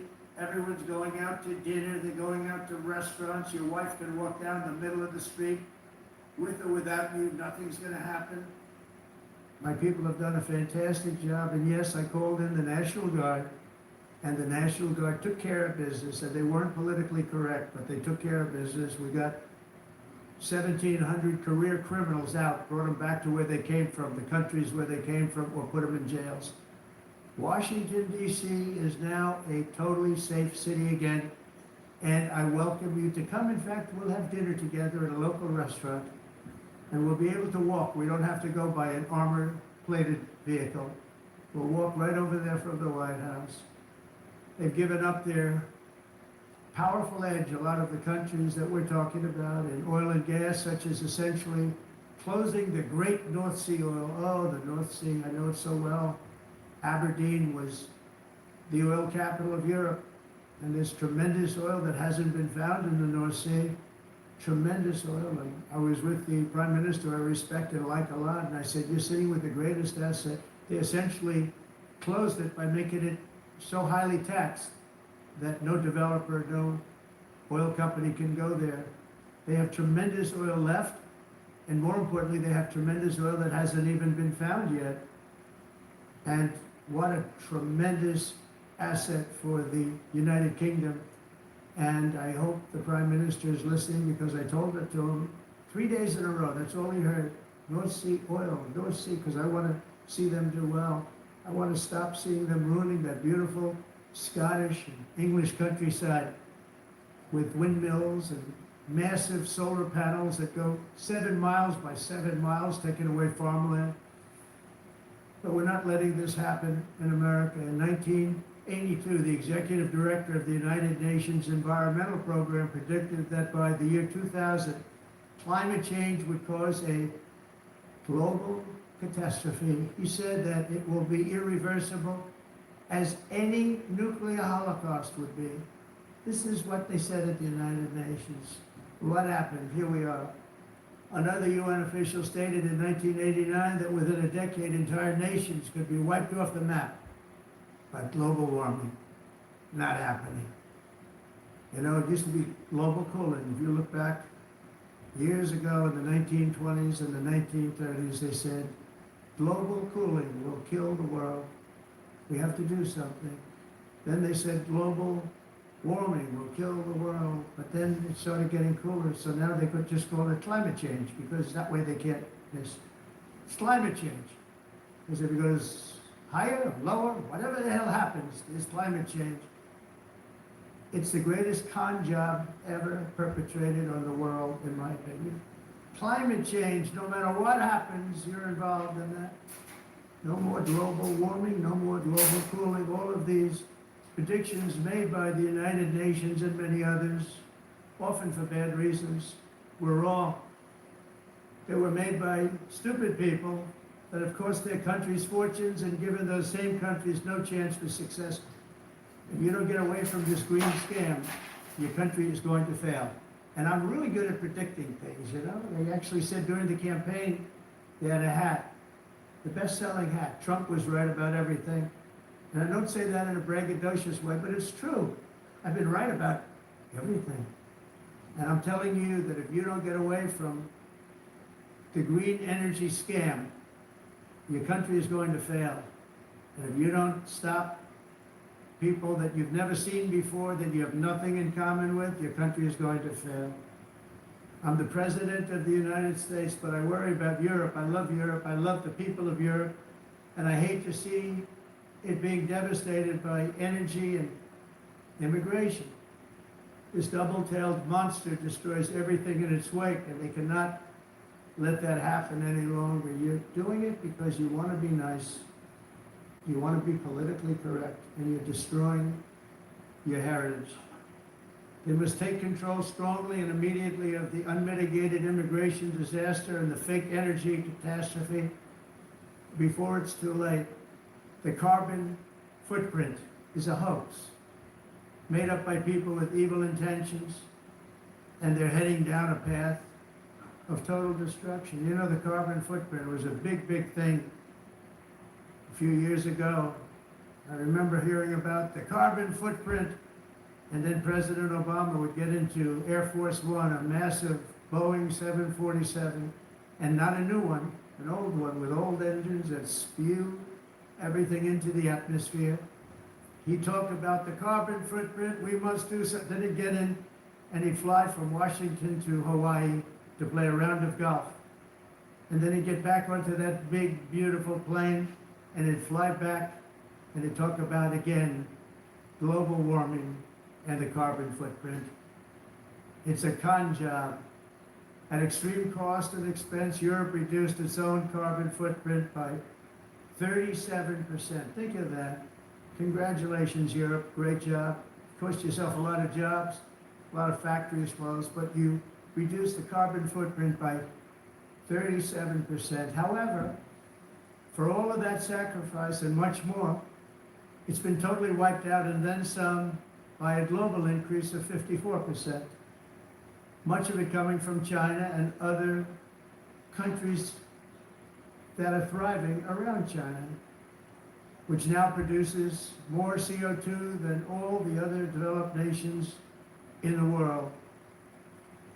So all of these countries are working so hard on the carbon footprint, which is nonsense, by the way. It's nonsense.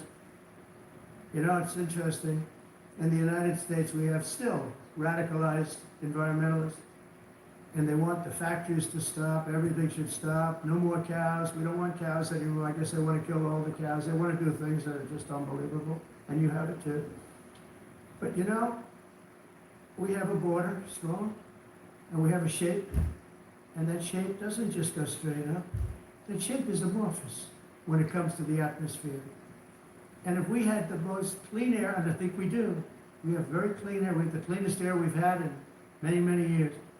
But the problem is that other countries, like China, which has air that's a little bit rough, it blows. And no matter what you're doing down here, the air up here tends to get very dirty because it comes in from other countries where their air isn't so clean. And the environmentalists refuse to acknowledge that. Same thing with garbage. In Asia, they dump much of their garbage right into the ocean. And over about a 1 week and 2 week journey, it flows right past Los Angeles. You've seen it. Massive amounts of garbage, almost too much to do anything about. Flowing past Los Angeles, past San Francisco. And then somebody will get in trouble because he dropped a cigarette on the beach. The whole thing is crazy. The primary effect of these brutal green energy policies has not been to help the environment, but to redistribute manufacturing and industrial activity from developed countries that follow the insane rules that are put down to polluting countries that break the rules and are making a fortune. They're making a fortune. European electricity bills are now 4 to 5 times more expensive than those in China, and 2 to 3 times higher than the United States. And our bills are coming way down. You probably see that our gasoline prices are way down. You know, we have an expression, drill. Nós reduzimos os custos de energia porque nós faremos, como eles, por exemplo, vamos fazer tudo isso, reduzir os custos de energia e os custos diminuíram nos Estados Unidos. Common to see one is Por exemplo, se você olhar electric cost system.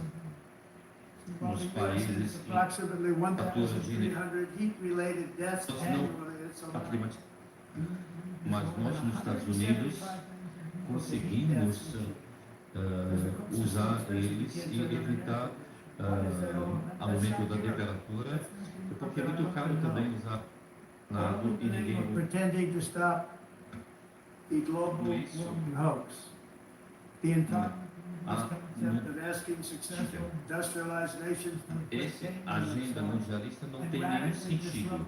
entire societies must be rejected completely and totally, and it must be immediate.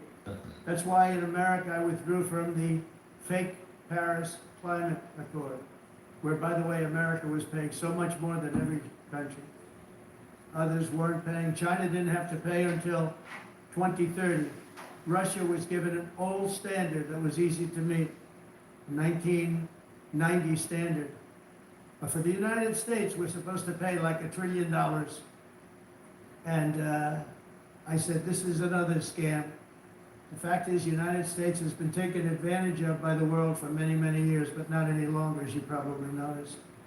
I unleashed massive energy production and signed historic executive orders to hunt for oil, but we don't have to do much hunting because we have the most oil of any nation anywhere, oil and gas in the world. And if you add coal, we have the most of any nation in the world. Clean, I call it clean, beautiful coal. You can do things today with coal that you couldn't have done 10 years ago, 15 years. So I have a little standing order in the White House. Never use the word coal, only use the words clean, beautiful coal. Sounds much better, doesn't it? But we stand ready to provide any country with abundant, affordable energy supplies if you need them, when most of you do. We're proudly exporting energy all over the world. We're now the largest exporter.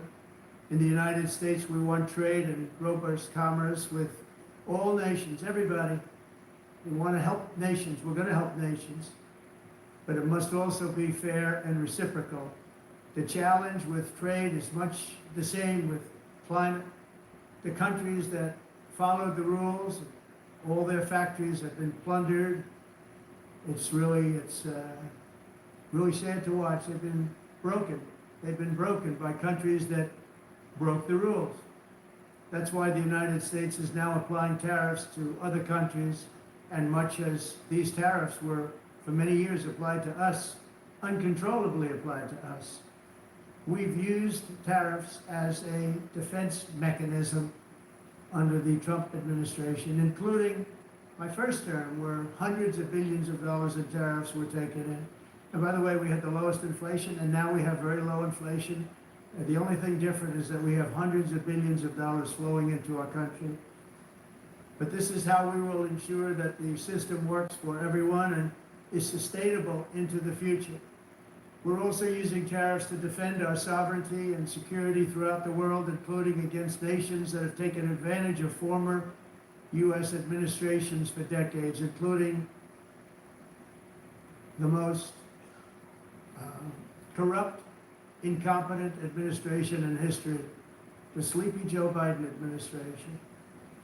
Brazil now faces major tariffs in response to its unprecedented efforts to interfere in the rights and freedoms of our American citizens and others, with censorship, repression, weaponization, judicial corruption, and targeting of political critics in the United States. I have a little problem saying this because I must tell you, I was walking in and the leader of Brazil was walking out. We saw him and I saw him, he saw me, and we embraced. And then I'm saying, can you believe I'm going to be saying this in just 2 minutes? But we actually agreed that we would meet next week. We didn't have much time to talk, like about 20 seconds. They were in retrospect, I'm glad I waited because this thing didn't work out too well. But we did talk, we had a good talk, and we agreed to meet next week, if that's of interest. But he seemed like a very nice man, actually. He liked me, I liked him. But if you, and I only do business with people I like, when I don't like them, I don't like them. But we had, at least for about 39 seconds, we had excellent chemistry. It's a good sign. But also in the past, Brazil, can you believe this, unfairly tariffed our nation, but now because of our tariffs, we are hitting them back, and we're hitting them back very hard. As president, I will always defend our national sovereignty and the rights of American citizens. So I'm very sorry to say this, that Brazil is doing poorly and will continue to do poorly. They can only do well when they're working with us. Without us, they will fail, just as others have failed. It's true. Next year, the United States will celebrate the 250th anniversary of our glorious independence, a testament to enduring power and American freedom and spirit. We will also be proudly hosting the 2026 FIFA World Cup, and shortly thereafter, the 2028 Olympics, which is going to be very exciting. I hope you all come. I hope that countless people from all over the globe will take part of these will be great celebrations of liberty and human achievement, and that together we all can rejoice in the miracles of history that began in July 4th, 1776, when we founded the light to all nations. And it's something really that an amazing thing came out of that date. It's called the United States of America. In honor of this momentous anniversary, I hope that all countries who find inspiration in our example will join us in renewing our commitment, values, and those values really that we hold so dear together. Let us defend free speech and free expression. Let us protect religious liberty, including for the most persecuted religion on the planet today. It's called Christianity. And let us safeguard our sovereignty and cherish qualities that have made each of our nations so special, incredible, and extraordinary. In closing, I just want to repeat that immigration and the high cost of so-called green renewable energy is destroying a large part of the free world and a large part of our planet. Countries that cherish freedom are fading fast because of their policies on these two subjects. You need strong borders and traditional energy sources if you're going to be great again. Whether you have come from north or south, east or west, near or far, every leader in this beautiful hall today represents a rich culture, a noble history, and a proud heritage that makes each nation majestic and unique, unlike anything else in human history or any other place on the face of the earth. From London to Lima, from Rome to Athens, from Paris to Seoul, from Cairo to Tokyo and Amsterdam to right here in New York City, we stand on the shoulders of the leaders and legends, generals and giants, heroes and titans who won and built our beloved nations, all of our nations, with their own courage, strength, spirit, and skill. Our ancestors climbed to mountains, conquered oceans, crossed deserts, and trekked over wide open plains. They charged into thunderous battles, plunged into grave dangers, and they were soldiers and farmers and workers and warriors and explorers and patriots. They built towns into cities, tribes into kingdoms, ideas into industries, and small islands into mighty empires. You're a part of all of that. They were champions for their people who never gave up and who never, ever gave in. Their values defined our national identities. Their visions forged our magnificent destiny. Everybody in this room is a part of it in your own way. Each of us inherits the deeds and the myths, the triumphs, the legacies of our own heroes and founders who so bravely showed us the way. Our ancestors gave everything for homelands that they defended with pride, with sweat, with blood, with life, and with death. Now the righteous task of protecting the nations that they built belongs to each and every one of us. So together let us uphold our sacred duty to our people and to our citizens. Let us protect their borders, ensure their safety, preserve their cultures, treasure, and traditions, and fight for their precious dreams and their cherished freedoms. And in friendship, and really a beautiful vision, let us all work together to build a bright, beautiful planet, a planet that we all share, a planet of peace and a world that is richer, better, and more beautiful than ever before. That can happen. It will happen. It will happen, and I hope it can happen and start right now, right at this moment. We'll turn it around. We're going to make our countries better, safer, more beautiful. We're going to take care of our people. Thank you very much. It's been an honor. God bless the nations of the world. Thank you very much. Bye.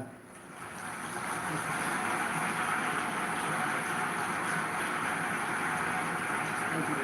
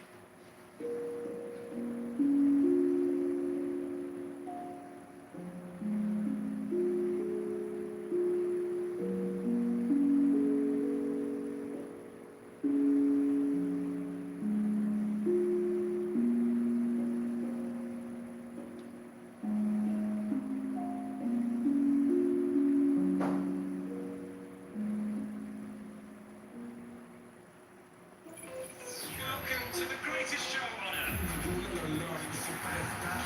Oh, yes, sir.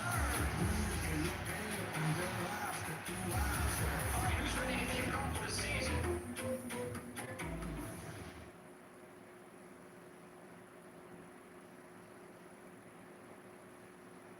Listen in as President Trump is signing those executive orders expecting to change the name of the Department of Defense.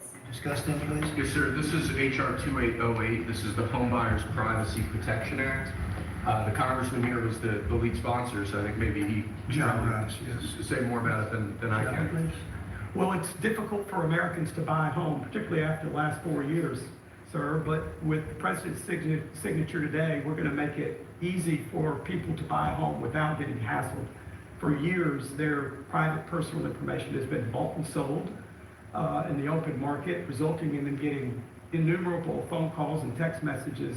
But with your signature today, we're going to put an end to that so that when Americans try to realize the American dream of owning a home, they're able to do so without being harassed. Good job. Good. It's a great honor, John.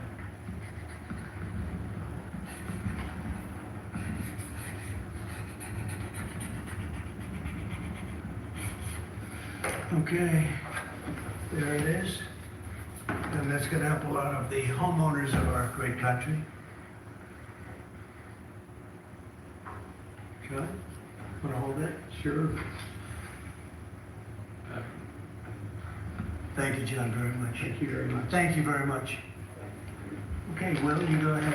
And I'd like to read you this gift from a constituent back in Tennessee. Oh, I could use that at night. It's an American flag. That's very nice, I like that. Thank you, Mr. President. Thank you very much. That's very nice. Next, we have a number of executive orders for your attention, sir. From 1789 until 1947, our nation won some of its greatest military victories under the direction of a Secretary of War operating within a Department of War. Today, with this executive order, you will authorize the current Secretary of Defense and the current Department of Defense to once again embrace this great lineage and once again be named the Secretary of War and the Department of War. So this is something we thought long and hard about. We've been talking about it for months. Pete and I and Dan. Dan came into the fold, by the way, a great general. He headed up the, I wouldn't call it an attack. I'd almost call that one maybe even more than an attack. What he did with Iran, you saw the success of that operation was perfect. In fact, this was sent to me by the great company that makes that particular B-2 bomber. And it was flawless. It was actually flawless. They flew for 37 hours back and forth, and there wasn't a bolt that was out of condition. There wasn't an engine failure. There was no problem. It was a perfect attack, and it knocked out any possible nuclear capability for Iran, which nobody wanted to see, and we weren't going to put up with. Great job, Dan, and we've been talking about this Department of War. So we won the First World War, we won the Second World War, we won everything before that and in between, and then we decided to go woke and we changed the name to Department of Defense. So we're going Department of War, and I'd like to ask our Secretary of War to say a few words. Pete Hegseth. I think it's a much more appropriate name, especially in light of where the world is right now. We have the strongest military in the world. We have the greatest equipment in the world. We have the greatest manufacturers of equipment by far. There's nobody to even compete. And you see that with this and so many other things. The Patriots are the best. Every element of the military, we make the best by far. So Pete, I'd like to ask you and maybe Dan Raisin-Kane to say a few words, please. Mr. President, thank you. After winning a war for independence in 1789, George Washington established the War Department, and Henry Knox was his first Secretary of War. And this country won every major war after that, to include World War I and World War II. Total victory, Mr. President, as you said. Then 150 years after that, we changed the name after World War II from the Department of War to the Department of Defense in 1947. And as you pointed out, Mr. President, we haven't won a major war since, and that's not to disparage our warfighters, whether it's the Korean War, the Vietnam War, or our generation of Iraq and Afghanistan. That's to recognize that this name change is not just about renaming, it's about restoring. Words matter. It's restoring, as you've guided us to, Mr. President, restoring the warrior ethos, restoring victory and clarity as an end state, restoring intentionality to the use of force. So at your direction, Mr. President, the War Department is going to fight decisively, not endless conflicts. It's going to fight to win, not to lose. We're going to go on offense, not just on defense. Maximum lethality, not tepid legality. Violent effect, not politically correct. We're going to raise up warriors, not just defenders. So this War Department, Mr. President, just like America, is back. Thank you for your leadership and your clarity. We're going to set the tone for this country. America first, peace through strength, brought to you by the War Department. We're back. All right, thank you very much. Very well stated, and really it has to do with winning. We should have won every war. We could have won every war, but we really chose to be very politically correct or wokey, and we just fight forever. And then we, win or lose, really. We just fight to sort of tie. We never wanted to win. Wars that every one of them we would have won easily with just a couple of little changes or a couple of little edicts. I was told that ISIS would take 5 years to win. And Dan Kane, when I told him how long would it take, he said, I think about 4 weeks, sir. I said, what do you mean 4 weeks? I was told 5 years by the people in Washington. You know who they were. 5 years. I said, you can't do it in 4 weeks. I actually flew to Iraq to meet with him, and I met him at a big air base. And remember that famous day? Well, it turned out to be a famous day for our country because you're now the head of the Joint Chiefs of Staff, which is the biggest deal. And he is because he did things that everybody said he couldn't do. So they said it was going to be 5 years, and he knocked them out in about 4 weeks total, 100%. We took over, and ISIS was gone, and pretty amazing. But we never fought to win, and now if we have to fight at all, we solved 7 wars.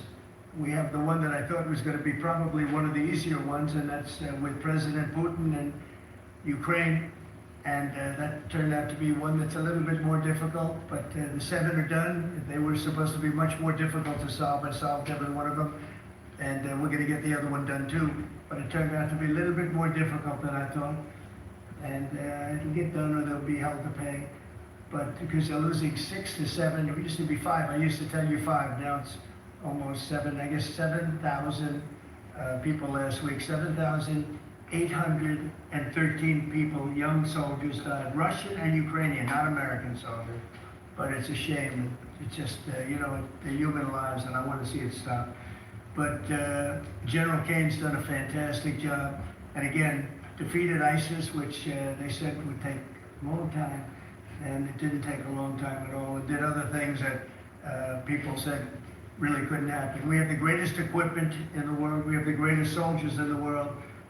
Dan, say a few words, please. Yes, sir. Thank you, Mr. President. It's a true honor for me today to represent the incredible men and women of America's joint force.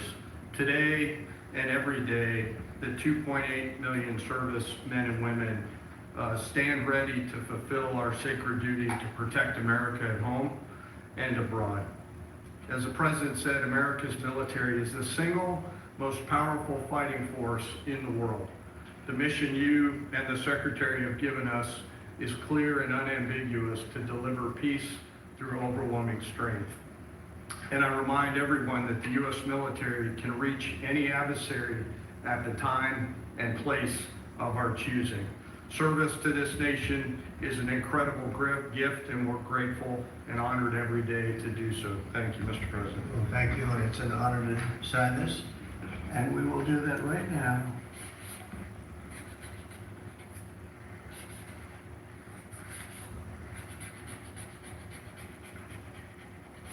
I think that's a big one, I'll be honest.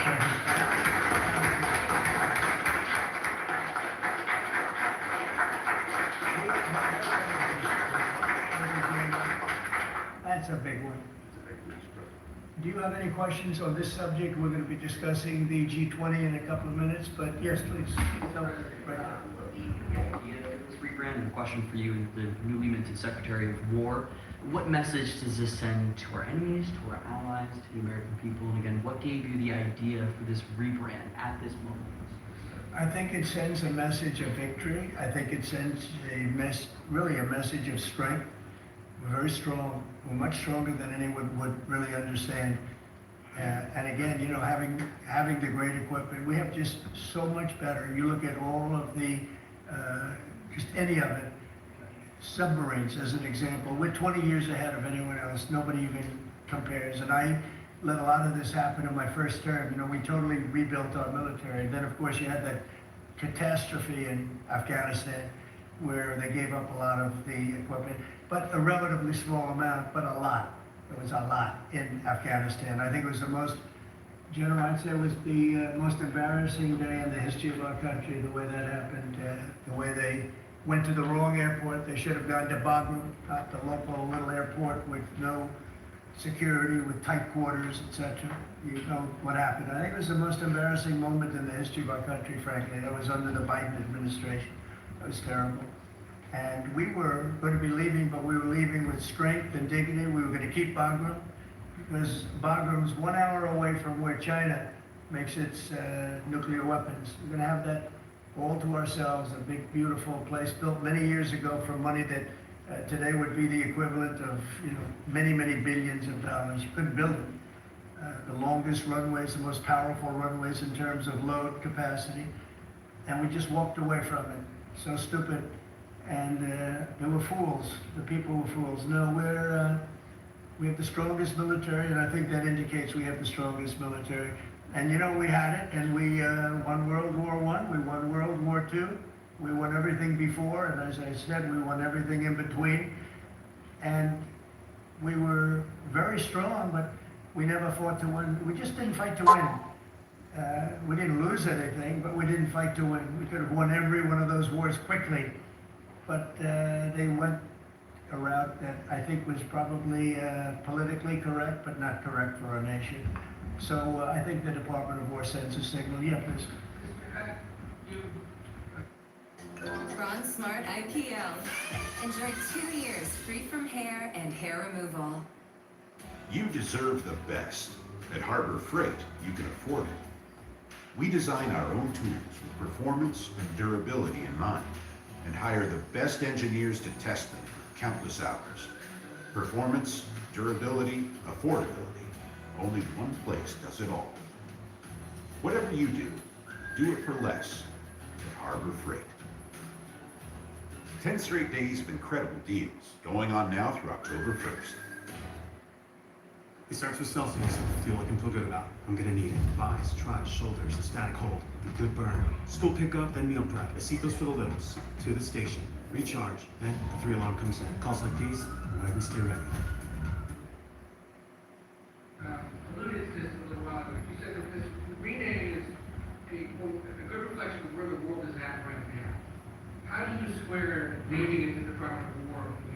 pursuing peace Yeah. in so many different parts of the world? Well, I think I've gotten peace because of the fact that we're strong. If we weren't strong, those 7 deals I told you about, the 7 wars, a majority of them wouldn't have happened. They happened for 2 reasons: trade and our strength. Those are the 2 reasons. And probably strength may be more important than trade. So if we, I was very proud of all those wars. Those were wars that could not be settled, and I settled all of them. And we'll get the other one settled also. That'll get settled. But without the strength, we wouldn't have settled any of them. Yeah, please. Mr. President, is your expectation that Congress will codify this name change in the law? I don't know, but we're going to find out, but I'm not sure they have to. We're signing an executive order today, but we're going to find out. We're going to see. If they do, we're going with it, and we're going with it very strongly. There's a question as to whether or not they have to, but we'll put it before Congress. Do you know how much this rebrand will actually cost? And are there any concerns about, the Pentagon's mission of actually cutting back on Yeah, spending? but not a lot. We know how to rebrand without having to go crazy. We don't have to recarve a mountain or anything. We're going to be doing it not in the most expensive. We're going to start changing the stationery as it comes due, and lots of things like have been done in the past when they changed the name of forts that shouldn't have been changed. Those names of the forts should not have been changed, at least for the most part. And as you know, many of them have been changed back already. At the request of the communities, every one of those communities said, we want our name back, like Fort Bragg is an example. The people in that community wanted that name back. They refused to call it anything else but Fort Bragg. So we're not going to be spending very much money on that. Yes, Sir, when you spoke with the Europeans and Zelensky earlier this week, did you preview this for them, and did you say what security guarantees they might be involved in? This is nothing to do with anybody but the United States of America, the people of America. This is who I talk to about changing a name. It's a very important change because it's an attitude, and we know how to win. We've been winning, and we're going to win like you've never seen. Wait till these factories start to open up that are being built all over the country. You're going to see things happen in this country that nobody expects. We have over $17 trillion in investment coming into the country. We never did anything even remotely close to that. No other country has either, by the way. So you're going to see things that are pretty amazing, but it's really about winning. And what about the security guarantees aspect of that with Ukraine, sir? Well, we'll work that out. We'll help them. Look, we want to save a lot of lives, and we'll do something with that. I think people expect that. We'll help them. Europe will be first in by far, and they want to be first in. They want to see it end. Europe wants to see it end, and it'll end. It'll end all of a sudden. It's going to come together. You watch. Yeah. Did you want something right? Yeah, behind you, please. Yes. Bold, decisive, offensive action to protect American values. Strikes in Iran, strikes this past Tuesday at the positively ID'd Trend Iraq of narco-terrorists. Is that going to be a critical function of the Department of War? It depends on the individual instance. We don't want drugs coming in from Venezuela or anybody else or any place else, so we'll be tough on that. We don't want human trafficking. We don't want to see people coming in where they open their prisons from all over the world and they dump their prisoners into our country, which is what they did in the Biden administration, where they took insane asylums and places that held people that were seriously mentally ill, mentally incompetent, mentally dangerous, and they dumped those people into our country, and we're trying to get them out now. What they've done, what the Democrats and Biden have done to this country will go down in infamy. What they have done to our country, and especially that, they created the worst inflation we've ever had. That's nothing compared to what they did with the people in our country right now. And we're getting them out, and it's not easy when you have the liberal judges destroying our country. But we've won them all. We've won it all. Ultimately won it all. Hard process. It should be easy, and we know who it is. We know exactly who we're looking for. We had 11,000 murderers dropped into our country. We've gotten a lot of them out. Or in some cases, they're so dangerous, we're afraid to get them out because they come back in. But for the last 120 days, 0 people came in. Can you imagine? This is me speaking, but these are figures developed by, they say, a pretty liberal group of people. they admit that 0 people came into our country. Think of that. A year ago, it was millions of people were coming in, millions. They were coming in, you could look at them and you could say, big trouble. And that's what we have in our country. But we're getting them out, and despite that, we're doing really well. Yeah, please, Brian. Yeah. Well, the recruitment's the most exciting thing. So, when I was campaigning for the office, numbers were coming out that the recruitment numbers, generally, you can speak to it better than anybody, the recruitment into the military, all branches of the military, and police and firemen and everything else. Anything having to do with like a public service, the numbers were horrible, record-setting bad. And now they're record-setting good. We're setting every record every month for recruitment.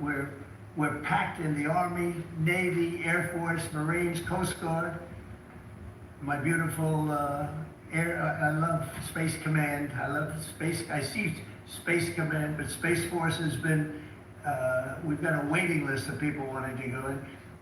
A year ago, especially a year and a half ago, you know, when I took the lead in the polls, which was very early, it really helped with the recruiting.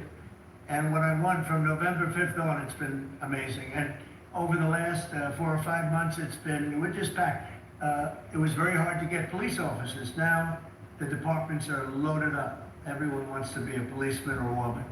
So it's been a great thing. Jared, do you want to talk about that? Sure, as you said, serving our nation is an incredible gift that we give, and the reward on that gift pays back exponentially year over year. And I think the young people of America are seeing the importance of service, and whether it's in any of our armed services or in local police, fire, or rescue, service is an important thing that I personally encourage, and I know everyone else in government service sees that same reward. And Pete, on recruitment? I was down at Fort Benning, the newly properly renamed Fort Benning, yesterday, watching Army basic training, and they're so full they can't barely handle the throughput. It is truly historic across all the services, as you said. It's been a surge into the, I was going to say the Defense Department, but I would say the War Department. And that you might almost call it a vibe shift, an attitude shift, a feeling that the country is back, that service is back. And there were military families last year, Mr. President, that said, I don't know if I can recommend, I wrote a book on this, I don't know if I can recommend service to my son or daughter, given what's been done to our military. You heard it over and over and over again.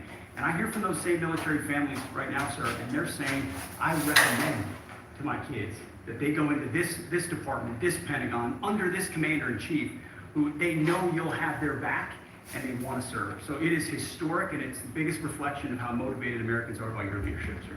You know, it really is nothing more than spirit, love for the country. I guess the esprit de corps, as they say, we have more of that than we've had maybe ever, frankly. But to see it turn over a period of less than a year, I would say, but to see it turn, nobody wanted to go into the military. Now everybody wants to go into the military. Jennifer, you want to? Yeah, there's some new reporting on North Korea and this Navy SEAL incident in 2019. Can you say if the administration has engaged with North Korea on that incident since it happened recently? Yeah. And then can you share some records? I don't know anything about it, no. I'd have to, I could look, but I know nothing about it. Can you confirm that it happened? I don't know anything about it. I'm hearing it now for the first time. Okay, great. And then on the Hyundai incident in Georgia with the arrest of some workers, construction workers at the plant, have you heard any feedback from Hyundai? I just heard about that a little while before the news conference, and I would say that they were illegal aliens, and ICE was just doing its job. But I know nothing about the instance that happened a little while ago. Okay? There has been some pushback on that, though, from South Korea already, and of course, they pledged to invest $150 billion in the U.S. They were just here, last week. Are you concerned? Well, and they have the right to sell cars and things in our country. It's not like a one-sided deal. Are you concerned at all about, your immigration agenda potentially clashing with these economic goals? Well, we want to get along with other countries, and we want to have a great, stable workforce. And we had, as I understand it, a lot of illegal aliens, some not the best of people, but we had a lot of illegal aliens working there. So, look, they're doing their job. That's what they have to do. These are people that came through with Biden. They came through illegally, they came into our country, so we have to do our job. The now Department of War has been involved in big crime cleanup in DC. You've tasked Congress with proposing and passing a crime bill. What are some things that you would really like to see codified in that crime bill? Well, I think one of the things is the cashless bail. It's killing it. When that came out, originally when that came out the first time, that's when you saw the real big crime start to happen. Cashless bail, what a disaster that is. You murder somebody, you don't have to put up bail, and you go out in the street, you murder somebody else. That's what's happened. It happens so often. And that's one of the things. And other of the things you're reading about, you know, is just standard, but just a certain toughness. I have to say, one of the elements of fascination for people over the last period of time has been what's happened to DC. So we've gone from one of the most dangerous cities in our country to what they call a safe city. It's a totally safe city. In fact, I set up dinner in Washington, D.C. next week. I wouldn't have done that, to be honest. I would have had an obligation not to do it before I came into office, or even at the very beginning when things were so corrupt and so dangerous out on the streets. So Washington, D.C. has had virtually no crime. We even have a mayor that's admitting to it, and she's a, you know, liberal Democrat, in all fairness. She's a person that hasn't gotten exactly along with Republicans over the years. And she said she's never seen anything like it. So Washington, D.C. is a totally safe city. We have virtually no crime.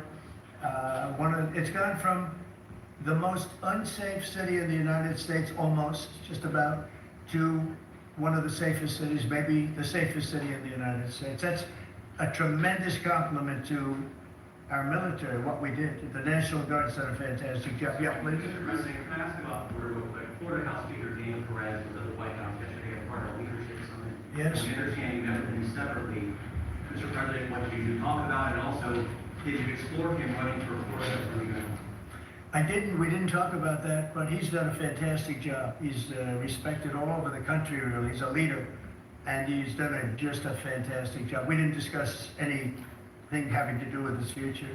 I'm sure he'd be very good at that. Second question, Alligator Alcatraz, sticking with Florida, a major ruling appeals court blocked the federal judge's order to close it, and it remains open for now. Your reaction? I think they've done a fantastic job in building it, the governor and everybody else that's been involved. It's an incredible facility. It's housing people for usually a very short period of time before they get brought back to their countries. As you know, we focus on criminals before we focus on anybody else, and we're taking thousands and thousands of criminals out every month out of our country, some of them murderers. And I think Florida's done a great job by building it, and whether it's Alligator Alcatraz or anything else you want to call it, I was there. I visited with the governor, with other people. I guess Nikki was there. Tom Homan's been there a lot. A lot of people have been there. It's an amazing facility for what it is. It's not a hotel. It's not supposed to be a hotel, but they've done a great job with it. I'm very happy with the judge's decision. You also mentioned Venezuela. I want to ask one more follow-up question on that. The U.S. right to vote Venezuela drug cartel. The Maduro regime is pushing back today. In fact, they say the U.S. seeks regime change through military threat. Your reaction to those words, and also, would you like to see regime change in Venezuela? Well, we're not talking about that, but we are talking about the fact that you had an election which was a very strange election, to put it mildly. I'm being very nice when I say that. I can only say that billions of dollars of drugs are pouring into our country from Venezuela. The prisons of Venezuela have been opened up to our country. They've taken their prisoners, the worst prisoners, murderers, Tren de Aragua. The worst prisoners that you can ever imagine are now happily living in the United States of America. Now, many of them we've gotten out. It's not easy to get them out because of the liberal system that we're working with in many cases, not in all cases. But millions and millions of dollars and billions of dollars of drugs are pouring out of Venezuela and other countries. Look, China, what they're doing with fentanyl is a terrible thing. It comes through Canada and it comes through Mexico, but a lot of it's coming through Venezuela. Venezuela's been a very bad actor, and we understand that. And when you look at that boat, you see the bags of whatever it is, those bags were, those bags represent hundreds of thousands of dead people in the United States. That's what they represent. Yeah, please. Mr. President, your reaction to the jobs report this morning? Well, I'm going to talk about that in a minute. We have our great people here, so I'll talk that in a minute. Let's talk about this. We'll give a couple of them, because these two people want to get to work on the Department of War. So let's keep them first. Mr. President, the DOJ is reportedly considering a ban on transgender people owning guns after the Minneapolis shooting. Do you think they Are we talking in the military? in general? Okay, I thought you were talking about in the military. I'll refer to that then differently, because it's not a military question. I'll be able to pass on that very nicely unless you'd like to talk about it. No, Pete doesn't want any part of that question. Yes, please. Mr. President, who do you blame for losing India to China? Your post earlier today in the morning, you did put that out. I don't think we have. I've been very disappointed that India would be buying so much oil, as you know, from Russia. And I let them know that. We put a very big tariff on India, 50% tariff, very high tariff. I get along very well with Modi, as you know. He's great. He was here a couple of months ago. In fact, we went to the Rose Garden and the grass was so soaking wet. It was such a terrible place to have a news conference. I said, well, let's use a beautiful white stone emblematic of the White House, okay? And it's been very well received. But we had a news conference on the grass. It was my last news conference I had on the grass, because everybody sunk in. You probably sunk in. Every reporter out there, they ruined their shoes. We made that change. It's been a really well-received change. Yeah, please go ahead. On Venezuela, you said F-35s out of Puerto Rico. You said naval vessels in the Caribbean.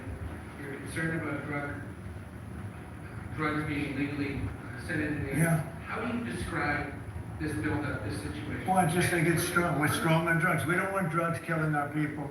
I believe we lost 300,000. You know, they always say 95, 100,000. I believe they've been saying that for 20 years. I believe we lost 300,000 people last year. I know families that lost their son. Those families will never be the same. I know a family lost a daughter, a beautiful daughter. In fact, it was like she took something that she thought was like a minor deal, and it turned out to be riddled out with fentanyl, the size of the head of a pin, and you're dead. And no, we're stopping the drugs. We're going to save a lot of people. Look, whether it's 100,000, but it's not. It's 350,000 people died last year from drugs. And we're not going to let that happen to this country. Think of that. Think if you're in a war and you lose 300,000. We'll lose 600,000 in the, pretty much between Gettysburg and all of that, in the Civil War, we lost, 600,000. So we're losing half of that every year to drugs. We're not going to do it. We're not going to allow it to happen. You think of the wars. If we lost 600,000 people in a war, but we lose that every 2 years, more than that. So it's 300 to 350,000 people. And when I see boats coming in, like loaded up the other day with all sorts of drugs, probably fentanyl mostly, but all sorts of drugs, and we're going to take them out. And if people want to have fun going on the high seas or the low seas, they're going to be in trouble. I will tell you, boat traffic is substantially down in the area that happened. And they called it the runway. It's a runway to the United States. And boat traffic is very substantially down on the runway. You can imagine why. I think anybody that saw that is going to say, I'll take a pass. I don't even know about fishermen. Then they say, I'm not getting on the boat. I'm not going to take a chance. What happens if Venezuela flies jets over U.S. naval? Well, I would say they're going to be in trouble. We'll let them know about that. We heard that happen, but it wasn't really over. Not like they described. But I would say, General, if they do that, you have a choice of doing anything you want, okay? If they fly in a dangerous position, I would say that you can, you or your captains can make the decision as to what they want to do, all right? Sir, how close did they get, President? You said they didn't go over. Say it? How close did they get? You said the planes did. Well, I don't want to talk about that, but if they do put us in a dangerous position, they'll be shut down. Thank you very much, everybody. So we're going to now cover the G20, and I'm going to let these people go back to the Department of War and figure out how to maintain peace. Okay? Thank you very much. Thank you very much. Congratulations, General. Thank you. Appreciate it. Great job. Sir, just before G20, we do have one more EO for you today. And I should also say that the Department of War EO that you signed was actually your 200th EO since you came back into office on January 20th. That's more than Joe Biden did in his entire term in office, more than Obama did in either of his 2 terms in office. So it's a momentous accomplishment and congratulations. That's good, but Biden never signed one. No, yeah, you've done every one. I've been here. They've been signed by the autocrat, right? So we really beat them by much more than you think. The 201st executive order, sir, this relates to hostages and wrongfully detained Americans. This provides a new legal mechanism to declare foreign countries to be countries that engage in those sorts of practices and gives your administration powerful tools to get American hostages out. This has been a focus of your administration this time around. Adam Moeller's here, and he's done incredible work already. This will give him even more. I think it's great, and Adam's amazing. So Adam, do you want to describe how many hostages we've gotten out together, you and I, and you and a couple of other people that we know, and me and a couple of other people that you don't know, but we've gotten a lot of hostages. Do you want to describe it? Mr. President, you brought back 72 hostages since your term. If we compare that to President Biden, he has gotten 20 taken. So he is negative 20 taken. 20 taken. They don't take our people so often. So, Mr. President, Cool. when we spoke, you said that that was a primary focus, and I'll tell you the job is easy because of you. And we paid nothing, too. We pay nothing. We They don't pay exchange. $6 billion. They always paid $6 billion for 5 people. $6 billion. It was just a number I kept hearing. Not only that, $6 billion plus we'd get like 1 person, and they'd get 6. They got one, the Prince of Doom, they call him. He was the #1 arms merchant anywhere in the world ever. And they got him out. And on top of that, we paid money. So, no, we don't do that. You know, once you pay money, and then a lot of people start disappearing. They start grabbing reporters, too. They think the reporter is going to get a lot of money. And to me, they would. You'll be well taken care of. I better stress that, because otherwise we have headlines. He said this, or he said that. No, I'm not smiling about it. But they would. They'd be grabbing reporters. They'd be grabbing everybody. And especially when you pay the kind of money that Biden and Obama, they used to pay money that was crazy. We don't pay. And if you don't pay, they find it to be not a lucrative business anymore. That's fantastic. Would you like to say something? So, it's really Spihar, Special Envoy Bowler, it's Rick Grinnell, it's Steve Witkoff, who brought Americans home. But with this EO you are signing today, you are drawing a line in the sand that U.S. citizens will not be used as bargaining chips, and it provides your Secretary of State, Marco Rubio, the same tool set to punish states who take our citizens wrongfully, the same way that we can punish those who sponsor terrorists. This is a very significant EO you are signing today, sir. Thank you, Sebastian. Very good. You're doing a great job, too. And this is your Director for Hostage Affairs at the Yes, and I hear NSC. So Julie was seminal as well to all of this. I heard you're doing unbelievable. Would you like to say something? Absolutely. It's a outstanding EO, absolutely unprecedented action against those foreign adversaries who would take our people. They now know they are on notice, and it's not acceptable. And if you take our people now, you will pay. You know, Adam gave up a job where he was making tremendous amounts of money, big stuff, top of the line, Wall Street. And he wanted to do this. He wanted to do hostages. I offered him other jobs too, very big jobs. He said, I was shocked actually. He didn't want them. He wanted to do hostage negotiation. And pretty amazing. Thank you very much. Appreciate it. Appreciate it. Thank you. Sir. Do you have any questions for them on this very important subject? I think it shows a lot of leadership as far as fighting for Americans and fighting for humans. And to think that, Joe Biden went in negative territory. Oh, he went way negative. Way negative, and you're actually making progress on this. I think this does send a message to the world that we don't negotiate, we're going to stay strong in that type of what they call business. One little anecdote that may be of interest. We were told by numerous families who had missing loved ones during the Biden administration that this building, Biden's National Security Council, told those families not to talk about their missing loved ones, to be quiet, not to create any pressure on Biden and on Jake Sullivan, the key propagator of the Russia hoax. This administration has met with those families on a weekly basis.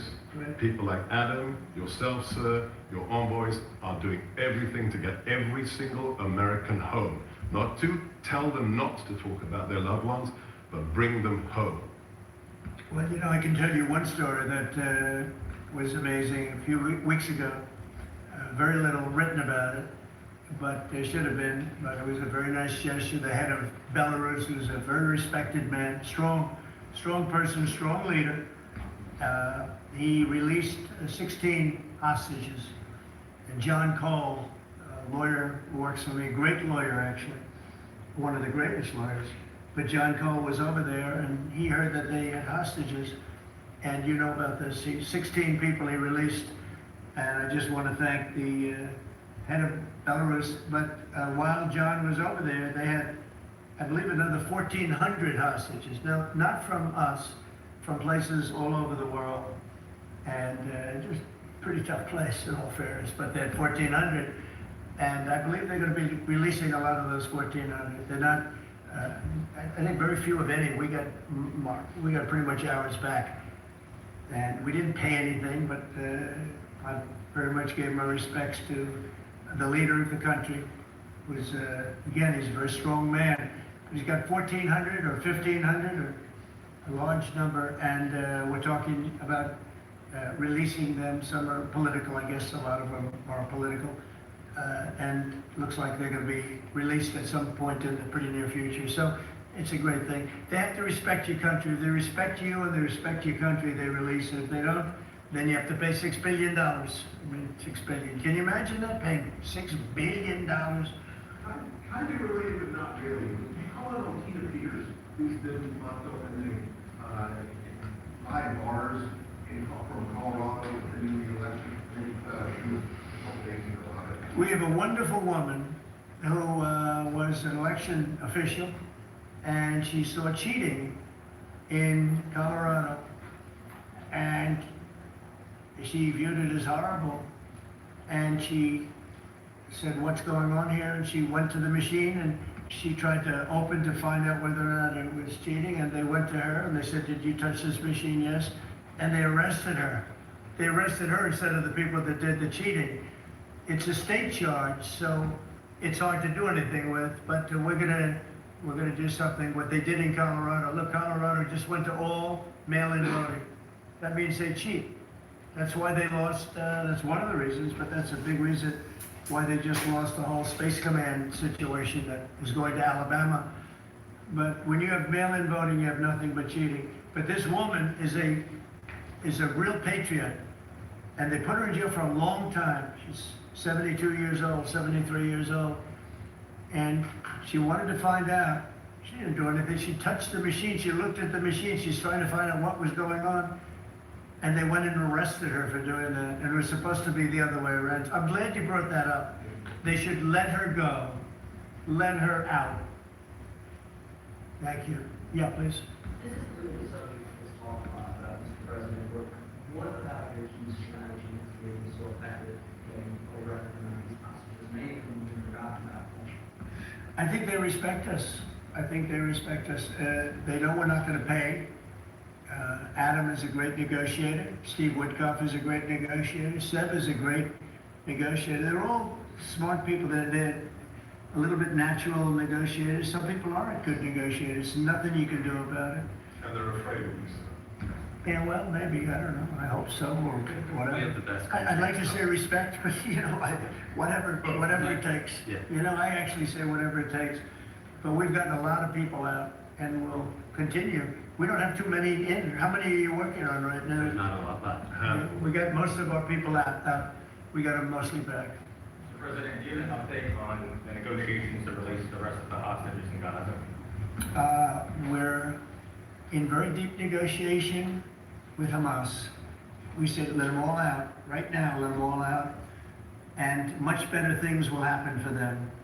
But if you don't let them all out, it's going to be a tough situation. It's going to be nasty. That's my opinion. Israel's choice, but that's my opinion. They gotta let them out. You got 20 plus you have about 38 dead people. Young, beautiful, dead people. And I'll tell you, the parents want them every bit as much, almost more, than as if their son or daughter were alive. But you have many dead people that are coming out as part of the deal. It's 20 people, but I think of the 20, there could be some that have recently died, is what I'm hearing. I hope that's wrong. But you have over 30 bodies in this negotiation. Can you believe? I mean, we negotiate for people that are living here. We know that at least 30 people are dead, and we're negotiating to get them out. The parents want them back so badly, as if they were alive. Every bit as much. It's really pretty amazing. It's very sad. I'm in the middle of it. And I put out the other day, I said, we want all 20. We don't want two. You know, I was the one with myself and my people, Steve Witkoff and Jared Kushner was great on this. But they got a lot of people out. We got almost all of them out. They're down to 20. But Adam, we got like a tremendous number out. But I always said, when you get down to the final 10 or 20, you're not going to get them out unless you're going to do a lot. And doing a lot means capitulation. That's still good either. It's a very tough situation. But I put out the other day, let them all out. Every single one. No more twos and ones. We'll give you one this week, and in 2 months we'll give you two more. And this negotiation going on right now. Okay. And real quick, what is the biggest challenge negotiating with Hamas right now? 10 to 20, what do they want to let them free? Well, they're asking for some things that are fine. Look, you have to understand, you have to remember October 7th. You know, people forget October 7th. It's not an easy thing to forget, right? But people forget, or they maybe purposely forget October 7th. So, you know, you have to put that into the equation very strongly. It's amazing. Some people even deny it. They deny it. They're crazy. But I've seen tape that's as violent as anything that you can imagine. Many of you have seen those same tapes. So you have to put that into the equation too. So it's not an easy situation.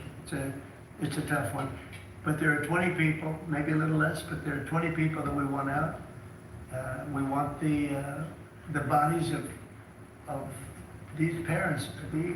They are, I've never seen anything like it. The level of love that they have, they want their children back. And you know, I see demonstrations, big demonstrations in Israel about the hostages, not about the war, about the hostages, which puts Israel in a tough position because, you know, it's tough to prosecute a war when you have people they want the 20 people back. They just want them back very badly and everything that goes with it. So it's very sad. Thank you very much. We're going to talk now about the G20. It's a Poshmark here, and it's half off. Find the best deals today. Yes, Poshmark. I knew Poshmark would have it. Find everything you want on Poshmark. Download the app to start shopping today. You deserve the best. Performance, durability, affordability. Only one place does it all. Whatever you do it for less at Harbor Freight. 10 straight days of incredible deals going on now through October 1st.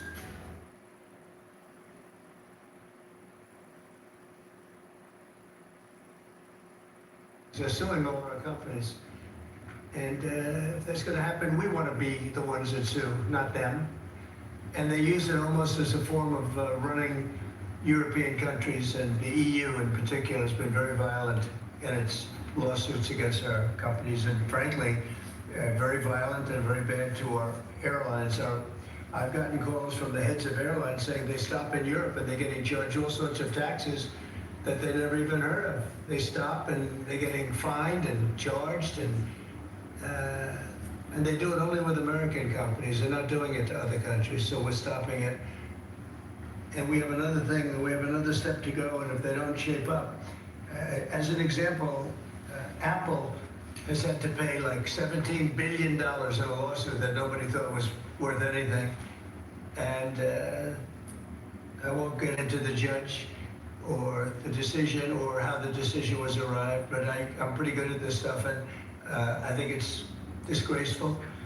And Google's being sued, Facebook's being sued, and many others are being sued by their so-called government, if you call it a government, EU. And they don't treat us right. They don't treat us right as a country. So we're going to protect our companies. We have to protect our companies. So we're not going to have any companies left anymore. I also want to thank Apple, though, for announcing they're going to invest $500 billion in our country. That's the biggest investment anybody's probably made to this date. And they're going to do it very quickly, and that's because of tariffs. They don't want to pay the tariffs, and they feel very strongly about the country now. They wouldn't have done it without us. Without the Trump administration, they wouldn't have done it. But they feel very strongly about the direction of the country. The polls have shown that too. The polls are coming out showing direction of the company is of the country is the best they've ever seen, actually. Best they've ever seen. So I just want to thank Tim Cook and Apple for the confidence. $500 billion. That's the biggest investment anyone has made in a short period of time. Mr. President, have you spoken today with the House Republican holdouts who said they would not be supporting the budget resolution? Well, I'm not involved in that. They know what I want, and the Senate knows what I want too. And the Senate's got a bill that's very strong, having to do with the taxes, because the taxes is what's bringing all these companies in. So, and without it, by the way, you'd have to double your own taxes. Everybody would be doubled up, and you'd have the biggest tax increase ever. So the House has a bill and the Senate has a bill, and I'm looking at them both, and I'll make decisions, but I don't know where they are in the vote. I know the Senate's doing very well, and the House is doing very well, but each one of them has things that I like, so we'll see if we can come together. Mr. President, can you clarify, hopefully once and for all, what your expectations are with this email to federal employees? What are you going to use that information for? And do you see it as voluntary, like OPM said, or mandatory? Well, it's somewhat voluntary, but it's also, if you don't answer, I guess you get fired. What it really is what it is do people exist?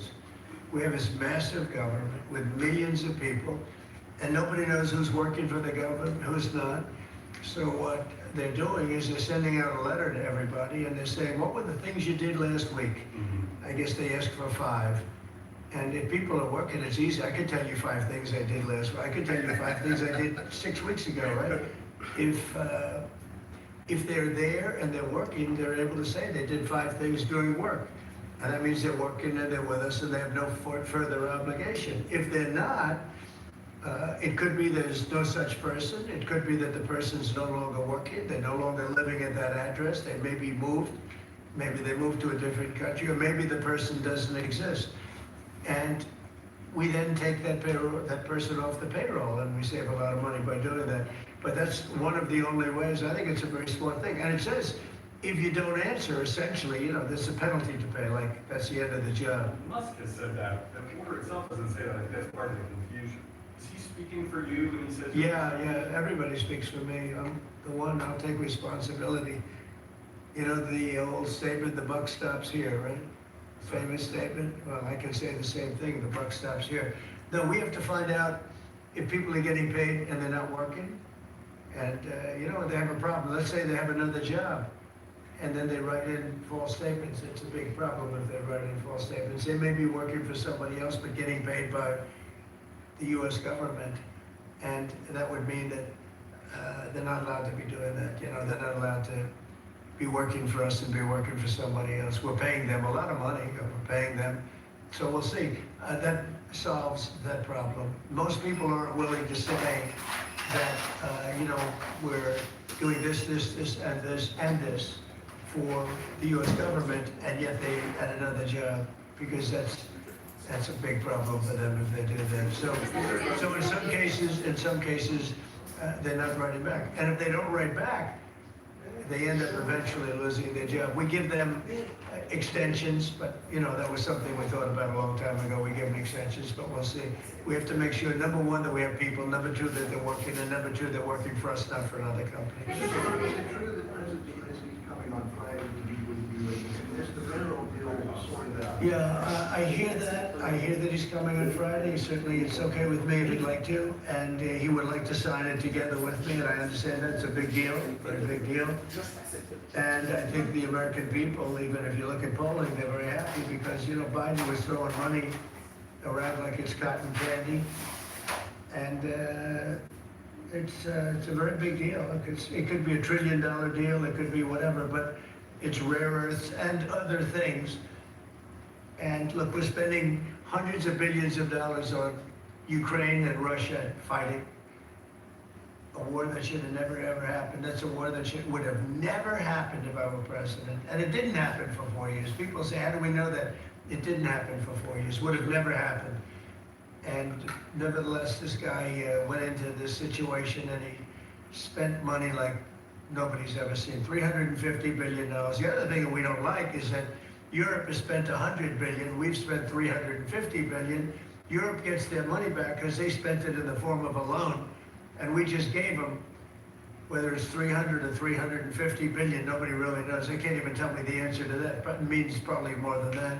So what we're doing is now we're saying, look, we want to be secured, we want to get that money back. We're helping a country through a very, very big problem, a problem like very few people have had. Shouldn't have had this problem because it shouldn't have happened, but it did happen, so we have to straighten it out. But the American taxpayer now is going to get their money back plus.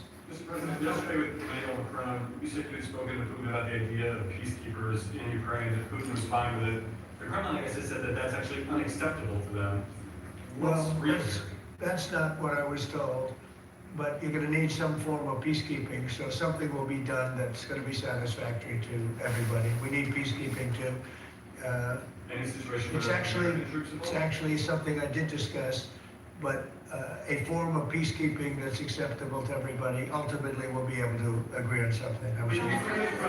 With Ukraine and this mineral deal, what does Ukraine get in return, Mr. President? $350 billion and lots of equipment, military equipment, and the right to fight on, and originally the right to fight. Look, Ukraine, I will say they're very brave and they're good soldiers, but without the United States and its money and its military equipment, this war would have been over in a very short period of time. In fact, I was the one that gave the javelins. You remember the famous javelins? That was me. That wasn't Obama. It wasn't Biden. It wasn't anybody else. It was me. And they wiped out a lot of tanks with those javelins. And the expression was that Obama gave sheets and I gave the javelins. That was a big deal at the time. It wiped out. That was the beginning when people said, wow, that's something. Well, that was American equipment. Without American equipment, this war would have been over very quickly. And American money, too. I mean, a lot of money. So that war fighting equipment and the ammunition, that's sustained going forward for Ukraine. How long is it sustained? Well, it could go forward for a while, and maybe until we have a deal with Russia. Look, we need to have a deal with Russia, otherwise it's going to continue. But now when Americans put up their money, the taxpayer money, and President gives it, we're getting our money back in some form. But it could go on for a while, or it could be settled quickly. I think it's going to be settled quickly. I spoke with President Putin. I think he wants to settle it. And once you get on with life, it's horrible. What's happening horrible. Thousands of soldiers a week are being killed, and others too, but especially on the battlefield. Thousands a week are being killed, and we want that to end. Yeah, Brian? Yes, okay. Real quick, Carolyn, the press secretary, sent an earthquake through that briefing room earlier today announcing that the WHCA would not have any control over placing media in the seats of the briefing room. Just want to get your thoughts on that. And also on Air Force One, it's trending on X. People are talking about it. Well, we're going to be now calling those shots. As you know, we won that lawsuit right there. See the Gulf of America, which is a beautiful name. Most people agree. I don't know. It's, AP has been terrible. I think they're radical left. I think they're third-rate reporters. I know the specific young lady that works on the account is terrible. She's a radical left lunatic, as far as I'm concerned. They don't treat us fairly. That's number one. And number two, they had no right to do that. This is the Gulf of America. And if you look at that shoreline, look at that shoreline. Look, from Florida, well, most of it is, it's called America. And vast majority, like big numbers. So I'm just admiring it as I look at it. I'm getting teary-eyed, but I don't want you to say Trump broke down and started crying. No, how beautiful is that? Look at the shoreline. Look at that. Well, That's America. Can I shift our attention to Canada real quick? Yes, please. Last week, I spent some time with 2 government officials from Canada. And I asked them how realistic is it that Canada would be the 51st state? Yeah. And they told me there is a path. Alberta is first, and if they sign on, Saskatchewan would follow, and then you go west to British Columbia. There is a movement in Canada to join us. I want to get your thoughts on that and how that's proceeding. So it's true. Thank you, Brian. It's true. A lot of people in Canada are liking becoming our beautiful, cherished 51st state. They'll have to pay much lower taxes. They'll have the ultimate security. You know, they don't pay very much for security right now because they rely on us, which is really unfair to us. They make cars that we could make, and they send them back into the United States. They make a lot of things, including the sending of oil and everything. We don't need their oil. We don't need their lumber. In fact, we're going to be freeing up, and I've asked Howard Lutnick to get that done with Lee and everybody, Lee Zeldin, environmental. We're freeing up our forests. We're going to be able to take down trees. Right now, you know, we're so restricted environmentally. We're going to be freeing it up with an emergency order. We have an emergency order, and we're going to be freeing up our forests. We have more forests than almost anybody, and great lumber, great trees. We don't need anybody's trees. We don't need trees from Canada or anybody else. In fact, we have to put the slits, as they call them, the area, you know, 50, 60-yard area in between areas of trees. It stops the fires. And frankly, California should have been doing that for years. It's almost getting late. They're going to run out of forests the way they're going. What a shame. And by the way, the water is flowing in California. I hope you people have seen it. But the water is flowing. Do you have a picture of that? Hold it up. Do you have a picture of that? Get a picture of it, please. You know, we had a little skirmish in California. I can't believe we had to do that. But we opened up the water in California. The water was flowing into a place called the Pacific Ocean, which for the Pacific Ocean is only a drop. But for us, it's more water than we can use in California. So I'll get you some photographs, but it's a beautiful sight. The water is flowing in California. Beautiful water from the Pacific Northwest and beyond. And it flows down, and instead of being routed out to the Pacific Ocean, and this has been going on for 20 years more, in order to take care of a certain species of fish, which wasn't doing very well without water, I can tell you. So that's a big deal. It's like not reported, it's incredible, but California has a lot of water. That's going to take care of farmers. It's going to wetten up the land, and it's going to go all the way down to Los Angeles, where they have curfews on water, where they have all sorts of blocks on water. You can only use so much, and we're going to put until just recently, they were going to put a number of gallons per person living in a house in Beverly Hills on water. You're not going to have that problem anymore. Do you have a picture? Let me just see what that looks like. How beautiful is that? Look at that beautiful water flowing. Look at that. That's coming in the dikes and other means of transportation. Isn't that beautiful? Who would believe that? That's all water they could have had. I went to the governor during my first term and I said, why don't you do this? And they said they have an environmental problem with clean water. If this water were there, you would have had those fires. You had sprinklers. They make people put sprinklers in the ceiling of a home, and they had no water in them. With this, they would have had a lot of water in them. They would have all been full. They would have had you would have had a whole different deal down there. You probably wouldn't have had a fire, but if it was, it would have been small, would have been put on. The fire hydrant's not working in California. So it's a beautiful site. These are canals that were built. These were all built. And you saw them for years. They were empty, concrete. They call them the V-shapes or the half pipes. And they're shaped different forms, but they're shaped, and they rush down through the farm areas where the farmers can take it, and down to Los Angeles. And they were sitting empty for years. And now look at that. Look at that way it looked. It wasn't easy. We had to be very unfriendly to get into those areas. We opened it up. Mr. President. I essentially attacked California. Can you believe it? I attacked California. Let's go. At the outset of your administration, sir, you committed to ending the weaponization of government, to holding those accountable who participated in the weaponization of government. Hold it. This is a good one. Is everybody listening? Deranged Jack Smith. We're going to call it the Deranged Jack Smith signing or bill. Go ahead. One law firm that provided pro bono legal services to the special counsel's office under Jack Smith's leadership was Covington and Burling. As a result of those actions, we're now going to be suspending and putting under review the security clearances for the attorneys and employees at that firm who worked with Jack Smith's team. And we're going to continue holding the people who were responsible for the weaponization of government and who supported it accountable for what they did. And you'll be doing this with other firms as time goes by, right? And we're looking at sort of the whole panoply of options. The weaponization of our system by law firms, even pro bono work they're doing just in order to clog up government, stop government. And nobody knows about it more than me. And hopefully that'll never happen again. Covington and Burling. Mr. President, may I ask you a question about Europe? For long term, do you plan to maintain the number of Jewish troops? Wait, I just want to savor this one, please. Who would like this pen? Hey, why don't you send it to Jack Smith? A deranged person.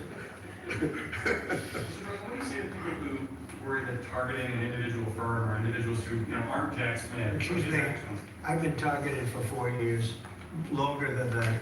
So you don't tell me about targeting. I was the target of corrupt politicians for 4 years, and then 4 years after that.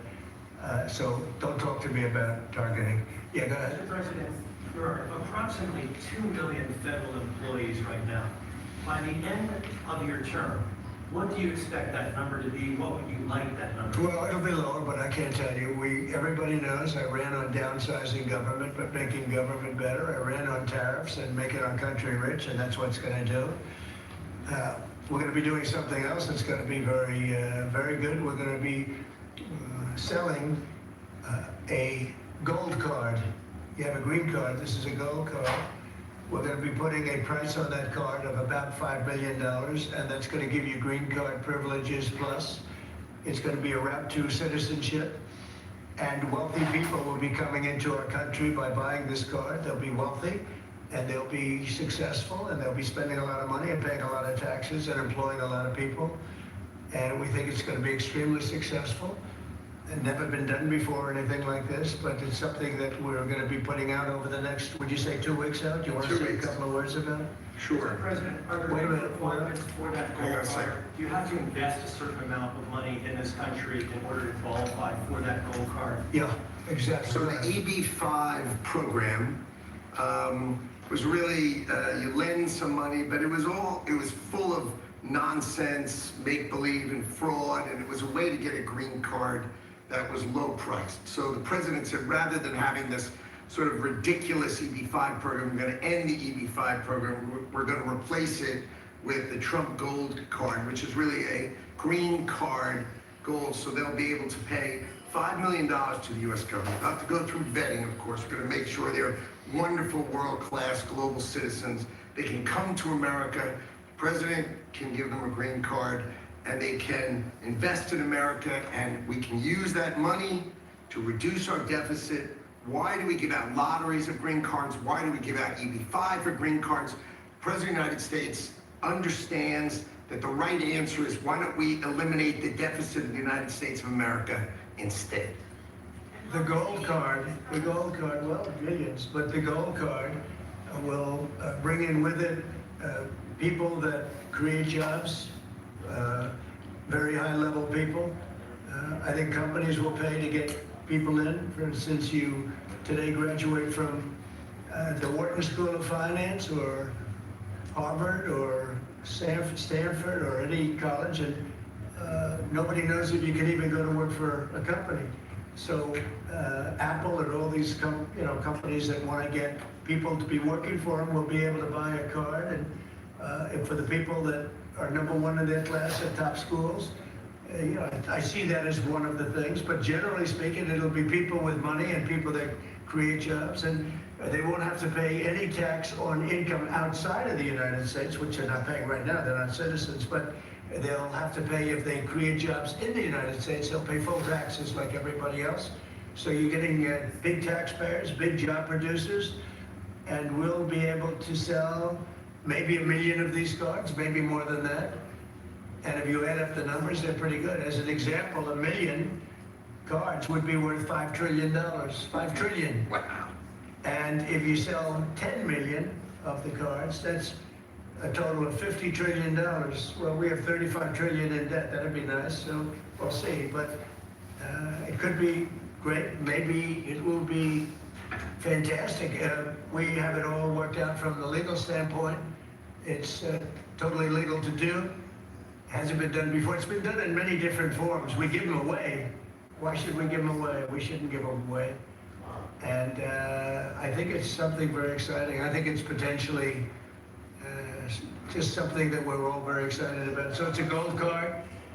It's somewhat like a green card, but at a higher level of sophistication. It's a road to citizenship for people. And essentially people of wealth, or people of great talent, where people of wealth pay for those people of talent to get in. Meaning companies will pay for people to get in and to have long-term status in the country. And I think it's something we're very, very happy about. Would you have anything to say about that? Well, many other countries, by the way, do this, including, of course, your 51st state does that. The money's earmarked for deficit reduction? It may be earmarked for deficit, but it actually could be more money than that. I mean, if you did 10 million, it would be, you'd have $15 trillion left over. But generally, yes. Do you need Congress for this? No, we don't need Congress, no, because we're not doing citizenship, we're doing the card. It's a path to citizenship, a very strong path to citizenship, but we're not doing the citizenship. For that, I'd have to get Congress. And would all countries be eligible for this program? Depends. The countries largely, the people will be vetted very carefully. Mr. President, in Ukraine, would you provide military support for Ukraine in the future under a peace agreement? Say it again louder. Would you provide military support for Ukraine in the future as part? You mean like security? Yeah. Well, people are going to do it. I think Europe will largely be responsible for that. European countries will be responsible. But Macron asked for a U.S. backup. Well, we'll see. I mean, right now we're just in the process of negotiating. We've pretty much negotiated our deal on raw earth and various other things. We'll be looking at that security. You're talking about general security for Ukraine later on. I don't think that's going to be a problem. There are a lot of people who want to do it. And I spoke with Russia about it. They didn't seem to have a problem with it. So I think they understand. They're not going back in. Once we do this, they're not going back in. So no aircraft. Wouldn't the U.S. provide, for instance, air defense? Well, I just told you, right now we're not providing anything. You know, it's about Europe too. Europe put in $100 billion, and we put in $350 billion. It's not a fair thing. You know, we would normally say, and I say it now anyway, but we want equalization. They should put up actually more money than us because they're right there. We have an ocean in between. But we've had very good talks with Russia. We've had very good talks with Ukraine, and we think it maybe will come to an end and we'll stop killing young people all over the battlefield and elsewhere. On Europe, so do you plan to maintain having military presence in Europe in the long term, like tens of thousands of troops? We'll be involved. Yeah, we'll be involved in Europe. We're involved in Europe now. Europe is our friend. They take advantage of us on trade. We don't like that. What the EU does, we don't like that. But we'll solve that the old-fashioned way. We'll give them the same reciprocal numbers. You know, we're talking about a reciprocal tax. You know that. And if they charge us, we charge them. Right now, they charge us much, much more than we charge them. And they have non-monetary taxes also and tariffs. And we're going to change that. It's all changing. It's all changing. We're not going to be the the people that we were. We had people in this office sitting right at this desk or another model of this desk, because as you know, the other desk is right now being refurbished. No, not that I know of. No, Steve, and the Middle East has been great. Saudi Arabia has treated us really well. They really have. I think Qatar has treated us very well too. They want to get that whole mess ended in the Middle East. You know, we don't even talk about that anymore. You guys haven't asked one question about the Middle East, but the Middle East seems to be doing relatively well. May I ask about the Middle East, or about the Middle East? For months, even before you were elected in November, you've spoken about your desire to free all of those hostages that have been held by Hamas since October the 7th, a year and a half ago. And just a few weeks ago, you gave an ultimatum. You said if they're not all released by noon on February the 15th, they would be held to pay. Is Hamas thumbing their nose at you, Mr. President? No, I think the opposite. So, as you know, they weren't going to release any more hostages. And I said there's going to be hell to pay. And then they agreed that they were going to release the hostages that they had agreed to release, plus an extra one. And so that you could say that was a big difference. But I said it from that point, it's up to Bibi, Netanyahu, and Israel. I may have taken a different stance. But they did release, they went back to releasing the hostages. But if you remember, they said we weren't going to release any. They've totally ended it. And I said, well, they're not going to release any. They'll be held to pay. And but the rest is really up to him. What I may have done it differently than him. It's not my decision. It's his decision. But they did release all of those hostages. So. Mr. President, when you spoke to Vladimir Putin, did he raise or did you discuss at all the possibility of a minerals deal on the Ukrainian land that Russia now controls? I didn't discuss Russia. I'd like to buy minerals on Russian land too, if we can. The rare earth, they have very good rare earth also. They both do. I would say that, and oil and gas. Look, it's a great thing. If we sell, it's great for Russia too, because we can do deals there. They have very valuable land that isn't utilized. So something like that could take place. Yeah. Have you put raising or lifting sanctions against Russia on the table? No, we haven't lifted any sanctions on anybody. On the table as part of any negotiation? Well, I guess it will be at some point, but right now we haven't agreed to lift sanctions on anybody. On that gold card, getting back to that, I'm fascinated by this. You should be fascinated. Your taxes will go down to nothing. Would a Russian oligarch be eligible for a gold card? Yeah, possibly. Hey, I know some Russian oligarchs that are very nice people. It's possible. They're not quite as wealthy as they used to be. They're not as wealthy as they used to be. I think they can afford. I think they can afford $5 million. So No, a lot of people are going to want to. A lot of people are going to want to be in this country, and they'll be able to work and provide jobs, and build companies, and pay taxes. All of those things. It's an incredible. It's an incredible thing. I mean, this is the group that is the first to hear it. Nobody's heard about it. Nobody ever thought about it, but we've been thinking about it very, very strongly over the last week. And I was going to announce it sometime next week, and I figured, why not? We have a lot of cameras blazing right now. We might as well do it now. We'll have Caroline announce it the next time. No, it's a great thing. The gold card. Remember the words, the gold card. Somebody said, can we call it the Trump gold card? I said, if it helps, use the name Trump. I'll give it to you for free. You probably just launched 10,000 stories. Do you want to elaborate a little bit more on what Russian oligarchs you know? I know. Isn't it interesting how many stories we do tell? And they all turn out to be true, and they all turn out to be ultimately correct. You know, Trump was right about everything. Do you have one of those Trump was right about everything hats? I'm going to give it to this gentleman.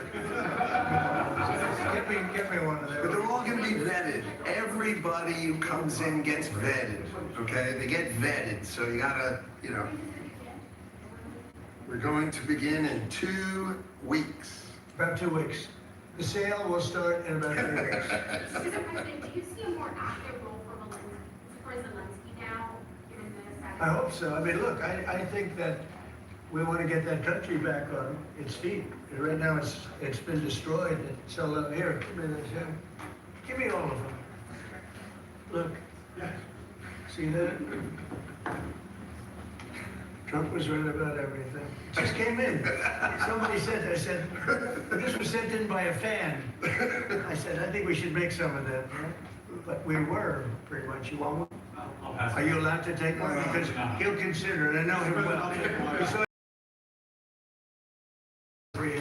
Always say yes to the president. Always say yes to the Would president. anybody like one?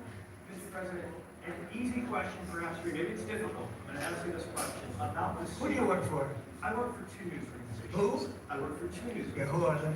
I work for Gray Television, America's second largest broadcaster, and I work for iHeartRadio. So here we go. Let me ask you the easier, tough question, Mr. President. The Philadelphia Eagles won the Super Bowl. Are they being extended an invitation? They will be. We haven't yet, but we will be. I thought it was a great performance by them, and absolutely they'll be extended that invitation. Would you do that right away, by the way? We'll do it right away. We're going to do it sometime today, and they deserve to be down here, and we hope to see them. We have a lot of team. We just had the great hockey team, as you know, Florida come here. We have many of the great athletes come that win things. What's the main obstacle that we're going to this PGA Tour with golf? Well, they have to get together. You know, they've had a lot of discussion back and forth. They both are meaning well, and a deal will ultimately happen. I think it'll happen pretty quickly. It'd be nice to see the golfers, the best golfers, be able to play against each other. What's your role been in this whole? Just to help expedite it. Tiger was here, Adam Scott was here, Jay Monahan was here the other day, just to really help expedite it. We had Yasser here from Saudi Arabia, great guy. These are all great people, and they want to work it out, so if I can help them work it out. I don't get anything out of it. If I can help them work it out. I just think golf, it's very much of an individual sport, and you want to see the best players playing against each other, not playing in two different locations, right? What's going to be more challenging, the PGA Live deal or Russia-Ukraine deal? I think the PGA deal is much more complicated. Sir, may I ask you a Middle East question, if I may? What's your take on what's happening in the West Bank and what Israel? Well, it's a movement up there that a lot of people are concerned about. And there's been a lot of Israeli movement up there for a reason. All of a sudden, maybe they're not feeling so good about that. So that'd be terrible. I hope that doesn't happen. But there is movement up there that nobody knew about. Right? You know that, right? Yeah, and when are you concerned about it as well? I'm concerned about everything. I want the world to be peaceful. You know, when I left here, we had no war.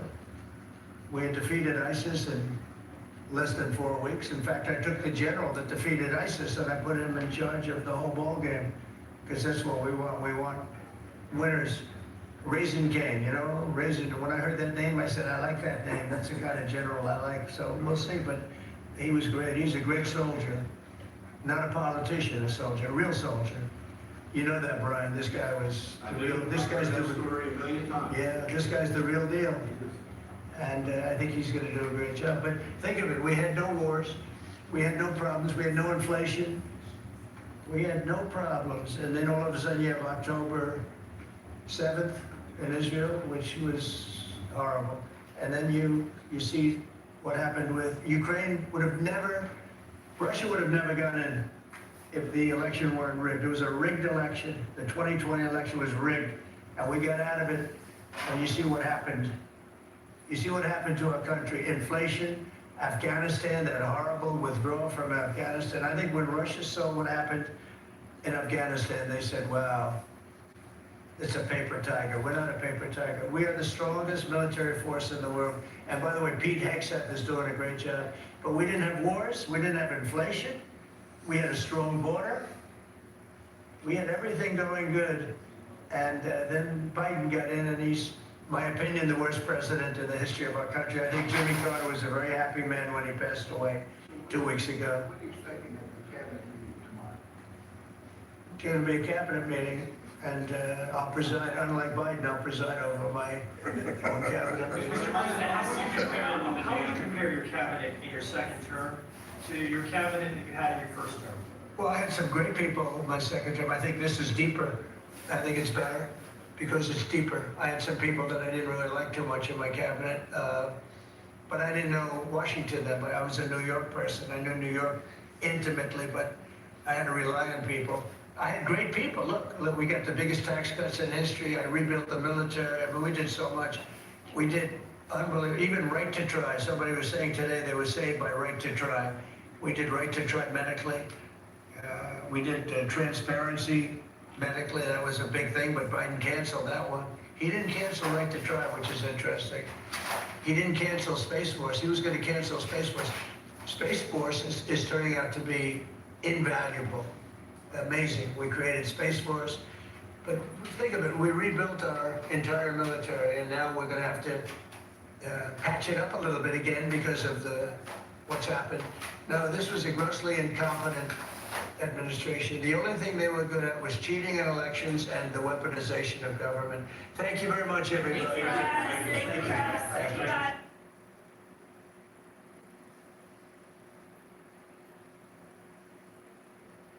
you. Your sausage McMuffin with egg didn't change. Your receipt did. The sausage McMuffin with egg extra value meal includes a hash brown and a small coffee for just $5. Only at McDonald's for a limited time. Prices and participation may vary. Well, we have set the all-time records for the lowest number of illegal border crossings ever recorded. The number of illegal border crossings released into the United States is down 99.999%. That is usually 100%. So I think it's an amazing tribute, and Christy, congratulations, and Tom and everybody else. It's an amazing job, actually. And it was done very quickly. We officially designated Tren de Aragua MS-13 and the Mexican drug cartels as foreign terrorist organizations, and we're expelling these monsters from our country rapidly and working with the Department of Justice. Pam, you're doing fantastic. You people are amazing. We're having some judge problems that everybody's reading. We're having some judges that don't like, killers, murderers being thrown out of the country, so I don't know what their problem is, but we have a little difficulty. We won on the basis of a great border and of getting criminals out of our country. That was why we won every swing state. We won by millions of votes. We won everything. Every metric we won by a lot. It was a massive victory, and we won, I think, largely because of this issue. I put this issue as #1 issue, and they don't want us to do what we're supposed to do, and I don't think that can be. I hope the Supreme Court is going to fully understand what's going on. We have to get the criminals out of our country, and that's the basis under which we won the election. Core GDP, and this is, you probably saw some numbers today, and I have to start off by saying that's Biden.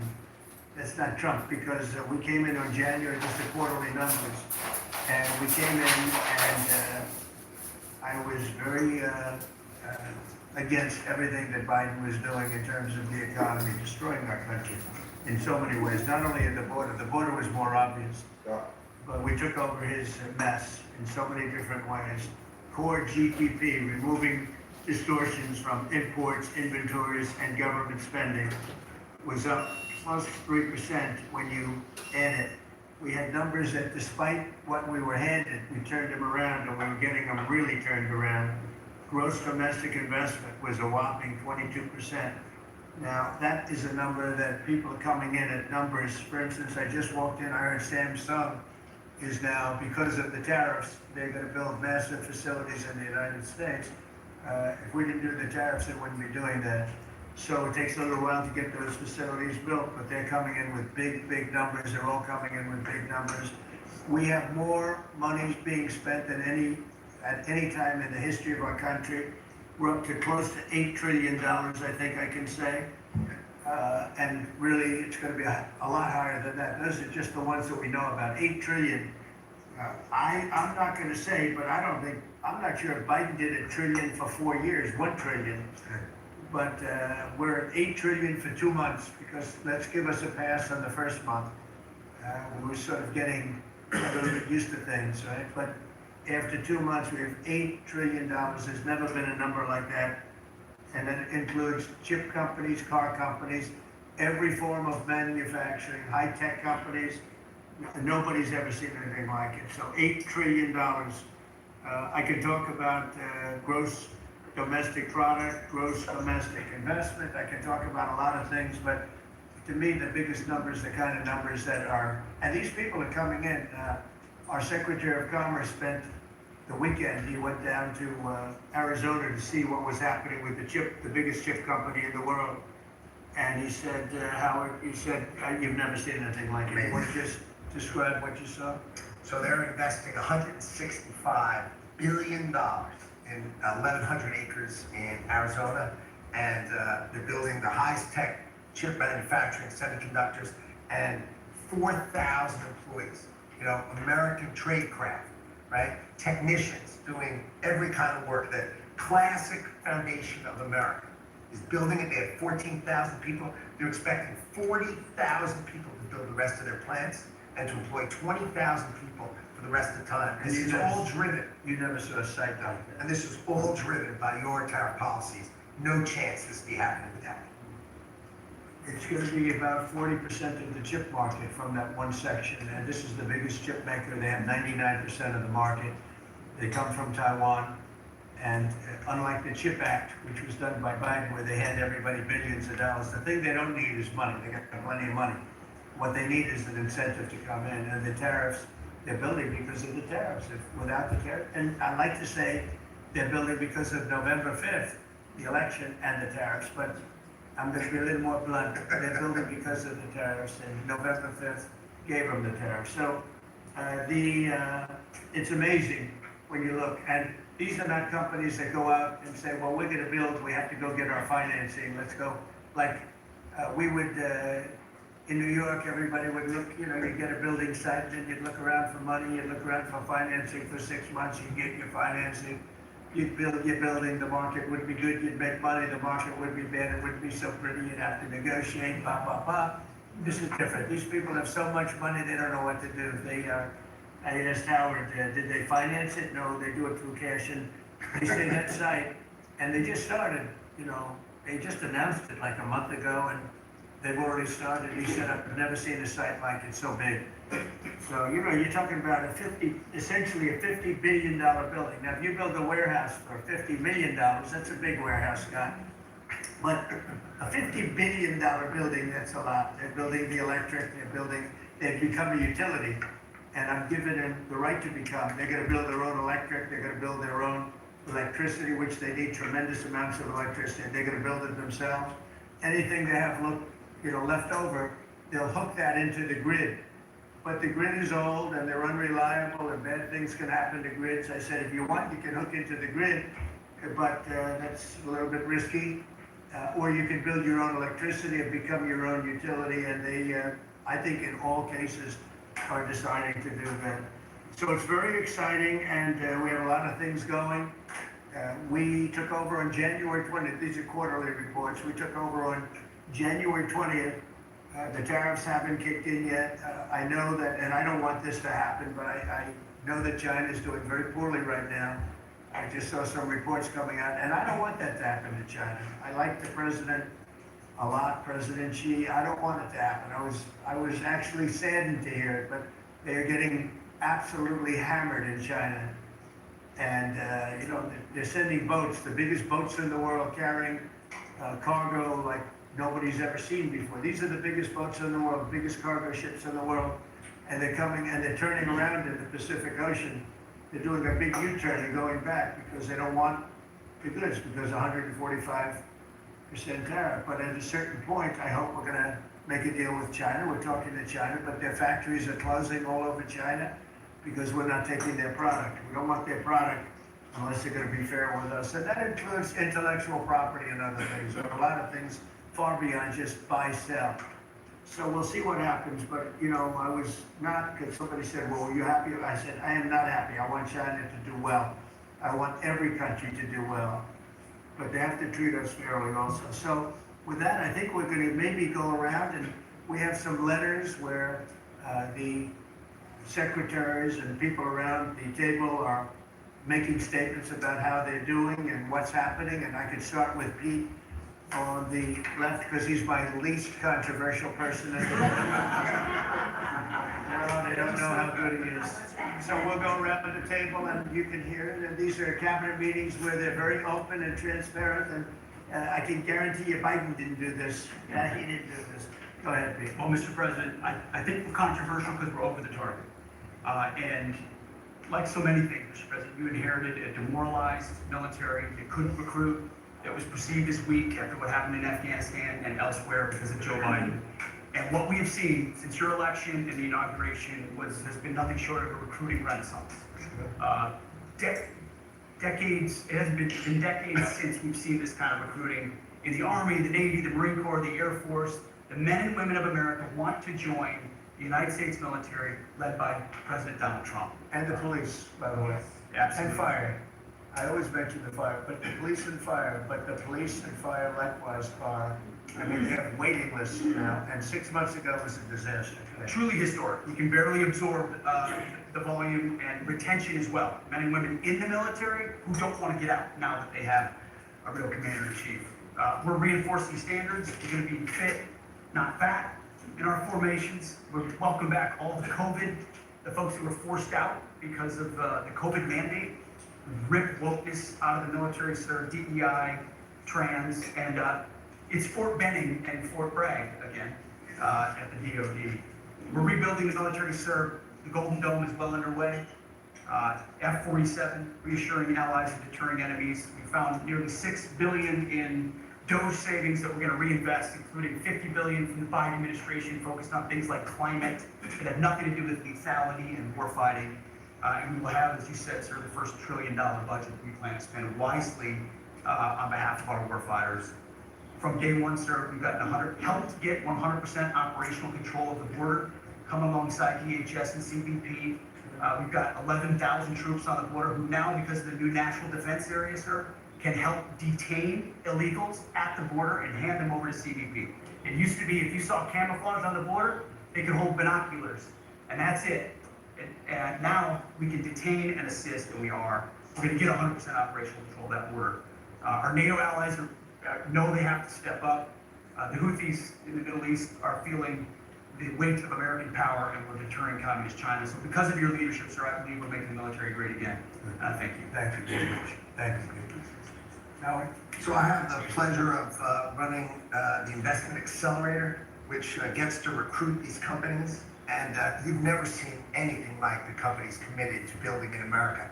Technology companies have committed over $2.5 trillion to build in America based on your tariffs, right? Sovereign countries all backing, the whole Middle East and all these countries backing their sovereign wealth funds. They all want to invest in America, and they're coming in, again, over $3 trillion committed. So just those two topics, you're at $5.5 trillion, and then you've got the whole pharma industry knows it's got to come home because America pays for all the drugs in the world. So the pharmaceuticals have to come home, right? Auto's coming home, industrial's coming home. So, we've got to train, and your great Secretary of Labor together and Secretary of Education together, we're going to train the workforce to build America. It's unbelievable. We've got so much, as I travel around, the attention on the Trump Gold Card. I mean, it makes me very popular. Last night, I was out to dinner, and someone came up and said, can I buy 10? And how do I buy 10? And I'm like, it's pretty good. It's $50 million for dinner. So, I was paying for my dinner. The External Revenue Service, right? You've got the tariffs, and then hundreds and hundreds of billions of dollars coming in to build the External Revenue Service. That our objective, of course, is to replace the Internal Revenue Service and let those outside countries trading with us, let them pay their fair share to America. And then, of course, you got rid of de minimis. And what happened is these foreign countries were sending in little packages for free and knocking out our mom and pop businesses across America. You put an end to it, and you're going to rebuild the mom and pop, the small business of America. You're their president, and I'm proud to support you. It's very important. De minimis. It's a big deal. It's a big scam going on against our country, against really small businesses, and we've ended it. We put an end to it. Mr. President, so CAFE standards, we have the fuel economy standards on vehicles that are going to go to 50 miles per gallon. We are going to rewrite those standards, bring it down to something that's far more reasonable. Elon's fine with that, I hope. But it's going to drive down. It's going to drive down the price of a car in America, making cars more affordable for families. Also, Biden had the social cost of credit when we build infrastructure, roads and bridges, adding 3 to 5% on infrastructure costs. We've gotten rid of the social cost of carbon, driving down the cost to build roads and bridges across the country. We have what is called follow the law.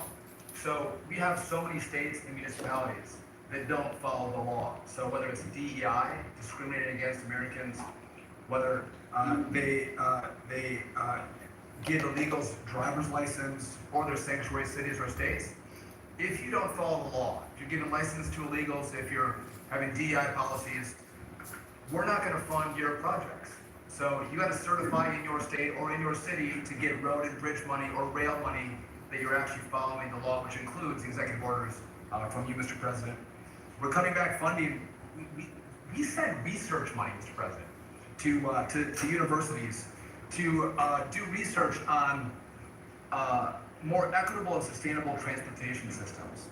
Projects that'll use data and public opinion to inform policy and infrastructure and technology benefiting diverse communities, including women and gender non-conforming people. Just stupid waste of money. We're pulling that money back from universities. We should do good research if we're doing research in universities. And then one last thing, air traffic control. We don't have enough air traffic controllers, about 3,000 short. We're working on an agreement with the union, so when controllers become retirement eligible, we're going to cut a deal to try to get them to stay longer, stay in the tower.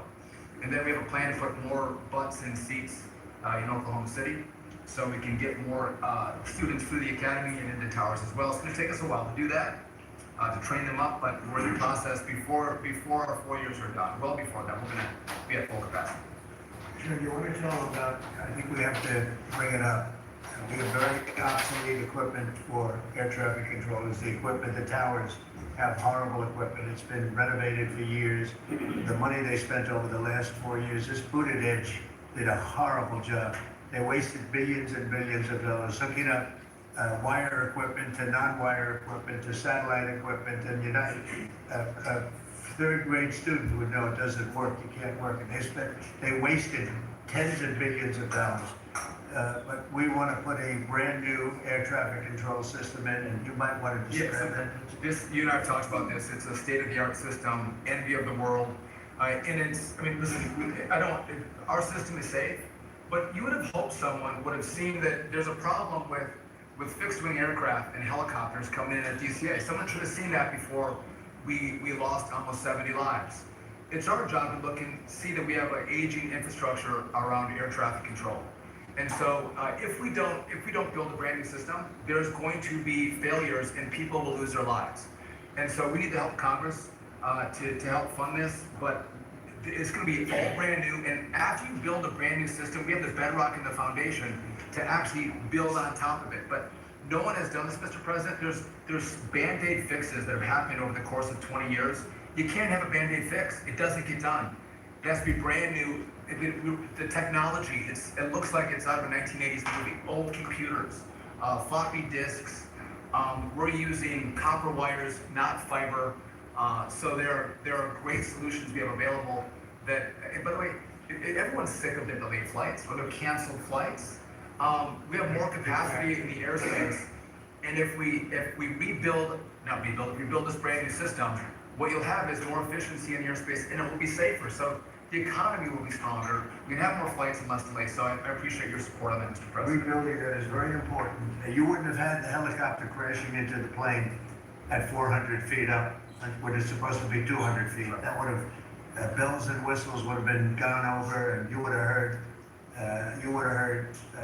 the screaming equipment saying, there's a problem coming up in 15 seconds. You got to do something about it right now.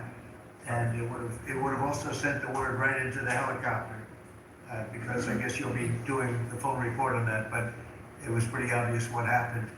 And they were supposed to be at 200 feet, they were at 400 feet, and a terrible thing. And that wouldn't have happened if we had the right equipment. If we had the right equipment, you would have heard bells and whistles going off, and it would have alerted long before that would have happened. 2 minutes before, they would have had a lot of time. So we have to do this. We have no choice, and we're going to do it, and we're going to be very proud of it. They did old equipment in new equipment, and you can't hook in old equipment to new equipment because it's different. Some is satellite and some is ground. The satellite doesn't work. This man would know that better than anybody, but you can't hook up a satellite system to a ground wired system. And if you do, you're wasting a lot of money. They spend billions, this is Buttigieg, they spend billions and billions of dollars trying to patch a system together. They had hundreds of different contractors, and the contractors were all fighting with each other. We're gonna have one great big contractor, like the great big beautiful bill, which is going along very well. I guess I like great big beautiful, but we're gonna have one great big beautiful contractor, whether it's maybe Raytheon, maybe IBM, maybe it could be any one of 4 or 5 different groups, but you put one in charge. They're very big, very powerful monetarily, and they give you a guarantee, and they hook up everything. They do every single thing. So they're responsible for the digging of the ditches and the fiber and every single element, and it's one system that's hooked in. It's not all these hodgepodge systems that don't work together, and it's just a shame. It's basic construction, but it's complex stuff, and there are a few companies that do it unbelievably well, and we're going to have that. So, good job. I know that's your big project. Mr. President, no one has done it because it is complex. It's hard to do because as you're building a brand new system, you have planes taking off and landing, and so because it's complex, no one has done it, and you've given the directive and the support to make this happen. So Well, thank you. ours is going to be an all-new system. It's going to all hook up. It's going to be the same tower is going to have the same equipment, and all towers all over the country, all over the world actually, mostly, are going to be hooked in together. And when there's a problem, when planes are too close, you will hear a sound that's very ear-shattering. I've heard it, and it's amazing. I mean, honestly, it's amazing. It's real genius stuff, and we didn't do that. What we did was just waste money. You could have just thrown it right out the window. What they did in this last 4 years was disgraceful. Whether it was the border or this, you name 100 different things. The worst administration ever. Okay. Thank you. Mr. President. Secretary? Yeah, Mr. President, thank you. And I think one of the things that I want people to understand about the VA is we're part of the national security interests you have. You've laid the groundwork for that, it's leadership and making sure that with the Secretary of Defense and myself, we take care of veterans on 2 ends. One when they come in and one when they serve and they've earned the benefits that we have. And one of the things is if we're not doing our job on our end, then the recruitment and all goes down the other end because we have a full spectrum. That's what leadership is about. What we found, speaking the last 4 years, is we found an administration that wanted to throw money and people at problems, but they didn't want to put leadership in. They just put money and people at it, and we saw wait time stay the same. We saw issues of suicide rates, death by suicide, not change. We saw homelessness issue barely go down. We saw disability claims skyrocket. When you took place, over 250,000 back this law, which we're already bringing down 40,000 so far just in the last couple of months. But we've also put back what you, and I was in Congress when this happened, and I was glad to see it, the Mission Act is back front and center. At the VA, we're actually doing community care. We're actually giving the veteran the choice that they've earned and they deserve, whether they can get their VA care inside our facilities or in the community. It's their choice. It's VA care. We're going to give them the highest quality care wherever they want to go. Also, we're expanding out options for treatments and others for those that are in need. We're experimenting and looking at new counseling ideas, all new drug techniques that we can help with PTSD, TBI, the things that are affecting our veterans right now. But also, we've taken the leadership to take people and bring them back into work where they're actually communicating. They're back in our offices. We put thousands of people back in. We're processing more claims daily than we were in the last little bit. Hit 1 million before has ever happened, and we're actually bringing it down. And I've actually taken our deputy secretary, and he is actually having a strike force now to bring down that disability claim, plus our regular work that we're having done. We've also taken almost $300+ million and taken it out of contracts that we've all heard about so far. We were doing contracts for meeting notes and PowerPoints. If our folks didn't know how to do meeting notes and PowerPoint, go online and learn yourself. We're not going to pay for it anymore.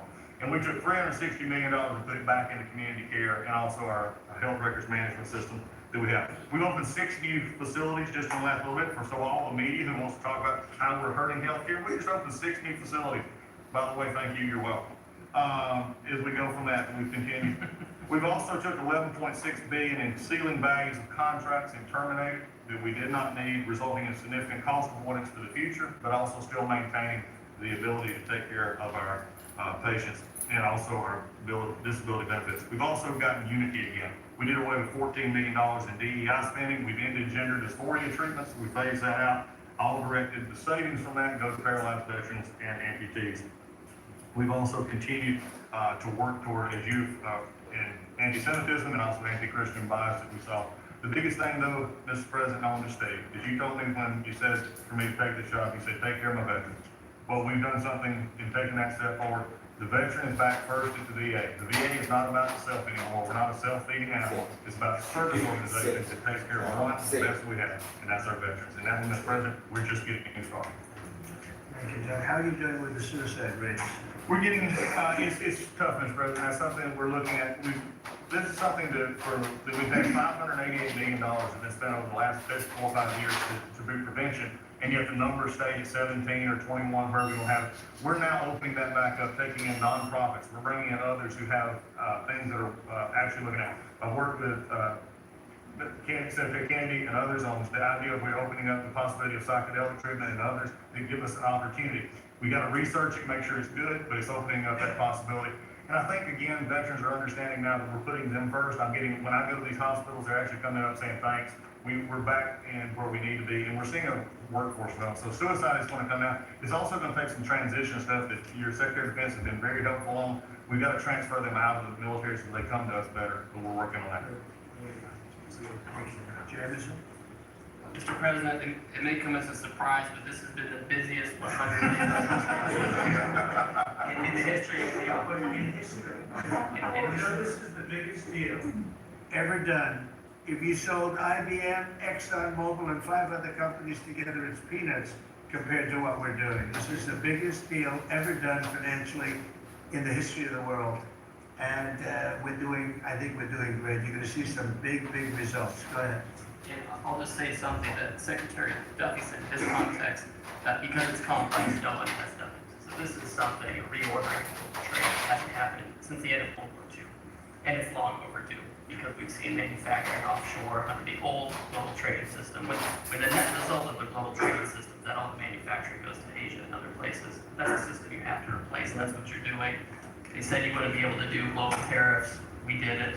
They said everyone would retaliate. No one retaliated outside of China. They said no one would come to negotiate. We're talking to dozens of countries. They said no one would have offers. We have dozens of written offers. We have lots of countries in this week. This is like a break for me to come.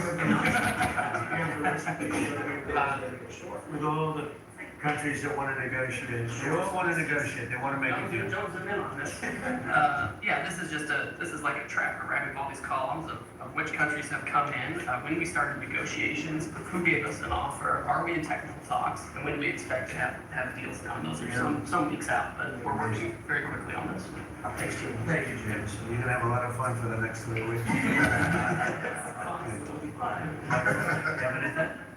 Mr. President, the last 4 years, the world experienced a total lack of zero leadership under Biden. And then we've had 100 days of your leadership with respect, with strength, starting with they'll be all hell to pay if you don't let our people go.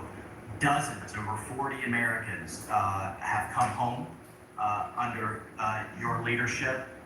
Far more terrorists are no longer threatening the homeland under your leadership, pulling all of these agencies together, including the evil individual responsible for the Abbey Gate bombing, and to sit with the 13 Golden Star families, and you showing that follow-up and that justice has been incredible. But pulling this great team together, Mr. President, everything from revitalizing shipyards to cyber to space, that takes this entire team working together. It's an honor to serve you in this administration, and I think the world is far better, far safer for it. Thank you very much. The Abbey Gate is really important. This was a horrible thing that destroyed the image, frankly, of the Biden administration. What happened there was a disgrace. It should have never happened, and Pam is working very much on prosecuting that person. We have the person, and he'll do well. I have no doubt about it. Thank you very much, Michael. So the CIA, I don't know, Radcliffe, I don't know if he's gonna say anything. He's probably the one person here that's not allowed to talk about the great job he's done, but go ahead. Mr. President, as you know, at your direction, the CIA has deployed our unique covert action authorities in various places and continents to successfully advance your national security and foreign policy priorities, to advance peace, to end wars, to take terrorists off the battlefield, and to keep illicit drugs from coming into this country and harming Americans. Unfortunately, as much as I would love to detail your accomplishments in that regard, we can't do so in this crowd.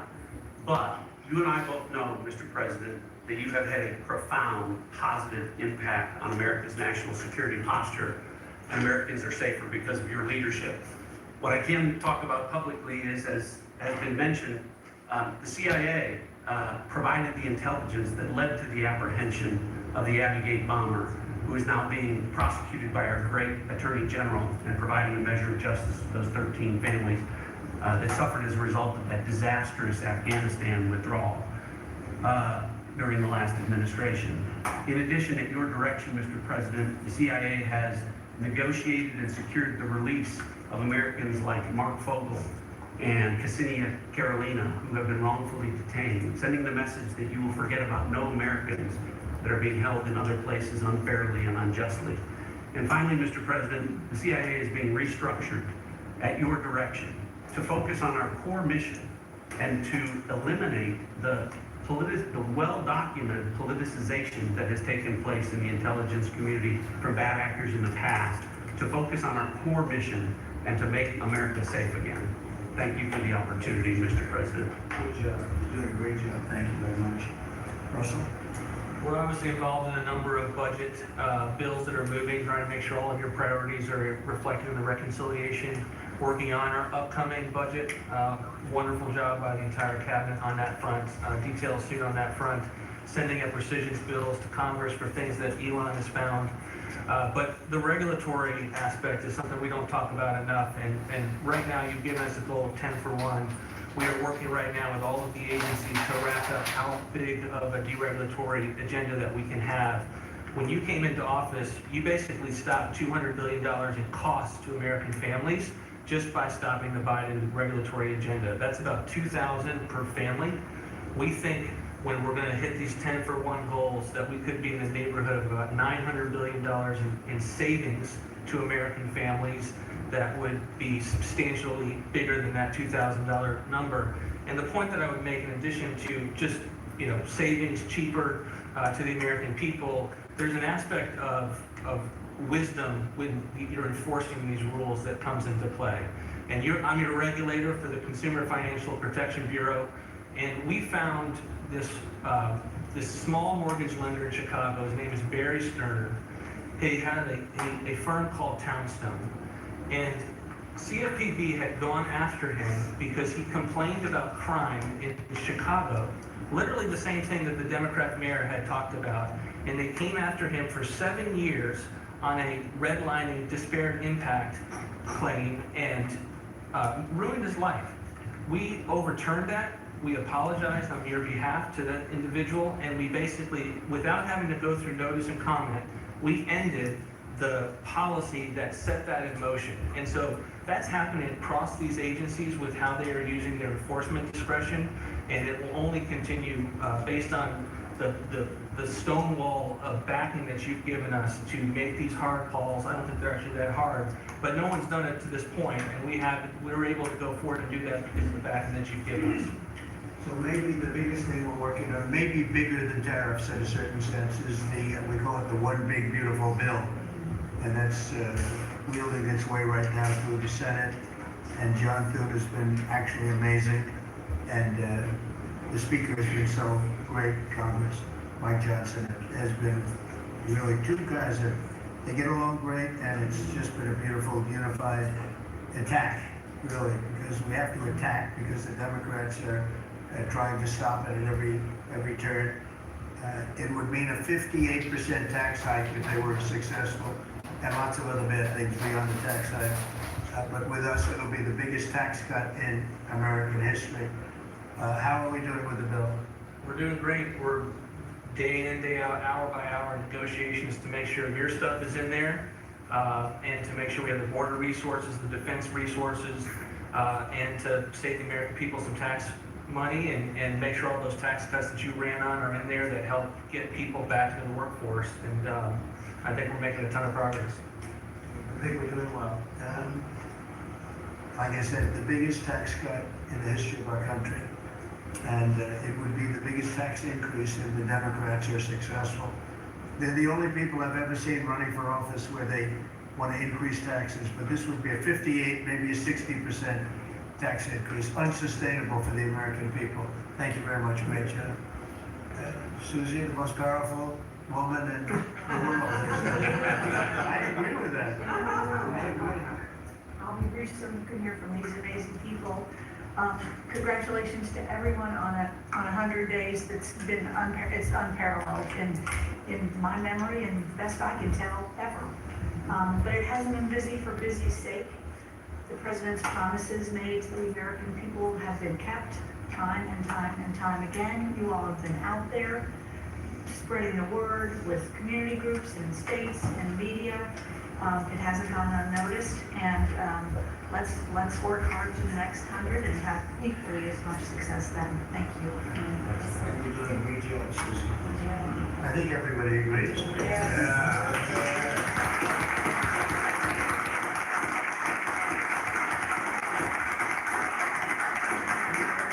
Everybody that disagrees, please. Just raise your hand if you have the courage to do so. Anyway, go ahead. Yes, sir, Mr. President. Thank you. And you made it very clear that you wanted to put America first. And also from day one, you wanted to make housing affordable again, because we do have a housing affordability crisis in our country. And so at HUD, we've been cutting all the red tape and bureaucracy as it pertains to housing affordability and unleashing creativity of our builders and developers around our country and restoring local control. We took down the affirmatively further and fair housing rule, as you know, which was a zoning tax from Washington. So no longer will Washington be picking winners and losers, but localities and elected officials in different states and cities will have that flexibility.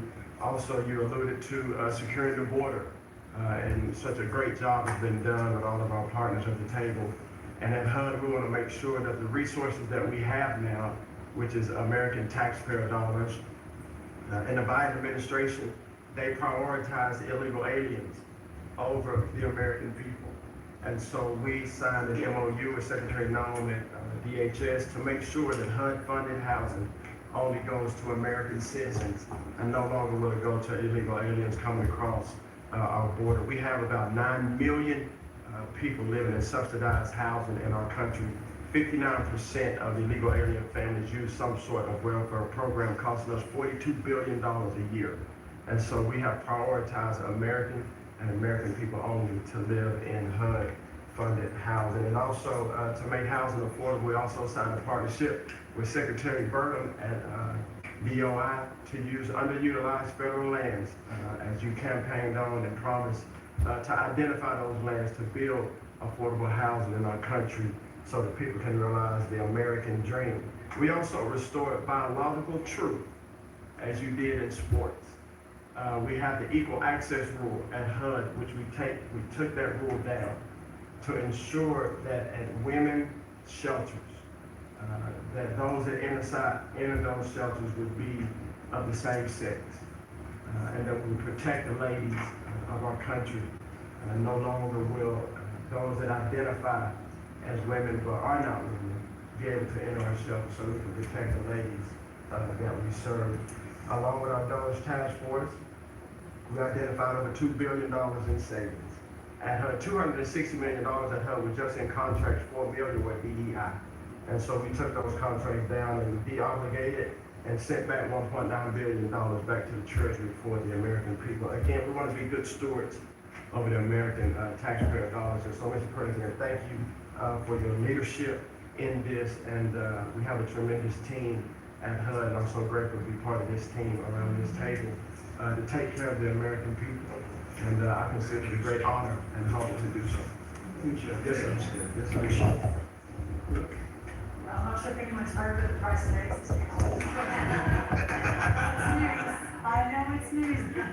Listen, sir, today as we celebrate the 100th day, I think that it's just such a joy and an honor to continue to do this work, so thank you for that. We've been obviously very focused on the cost of groceries, specifically eggs led the way, as you have so eloquently discussed over the last few months, and we're holding tight on a very significant decrease, which is great, and investing where we need to there. As I mentioned before the press came in, we have had a massive issue with Mexico on water, getting water to our farmers along the border for decades. When I worked in Texas 25 years ago, we were fighting with the Mexican government over the water then. You got involved about 2 weeks ago.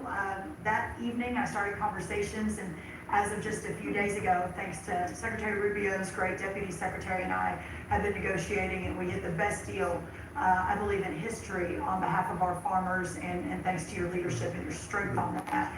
And that's a really big deal long term for those farmers in the southern part of the country.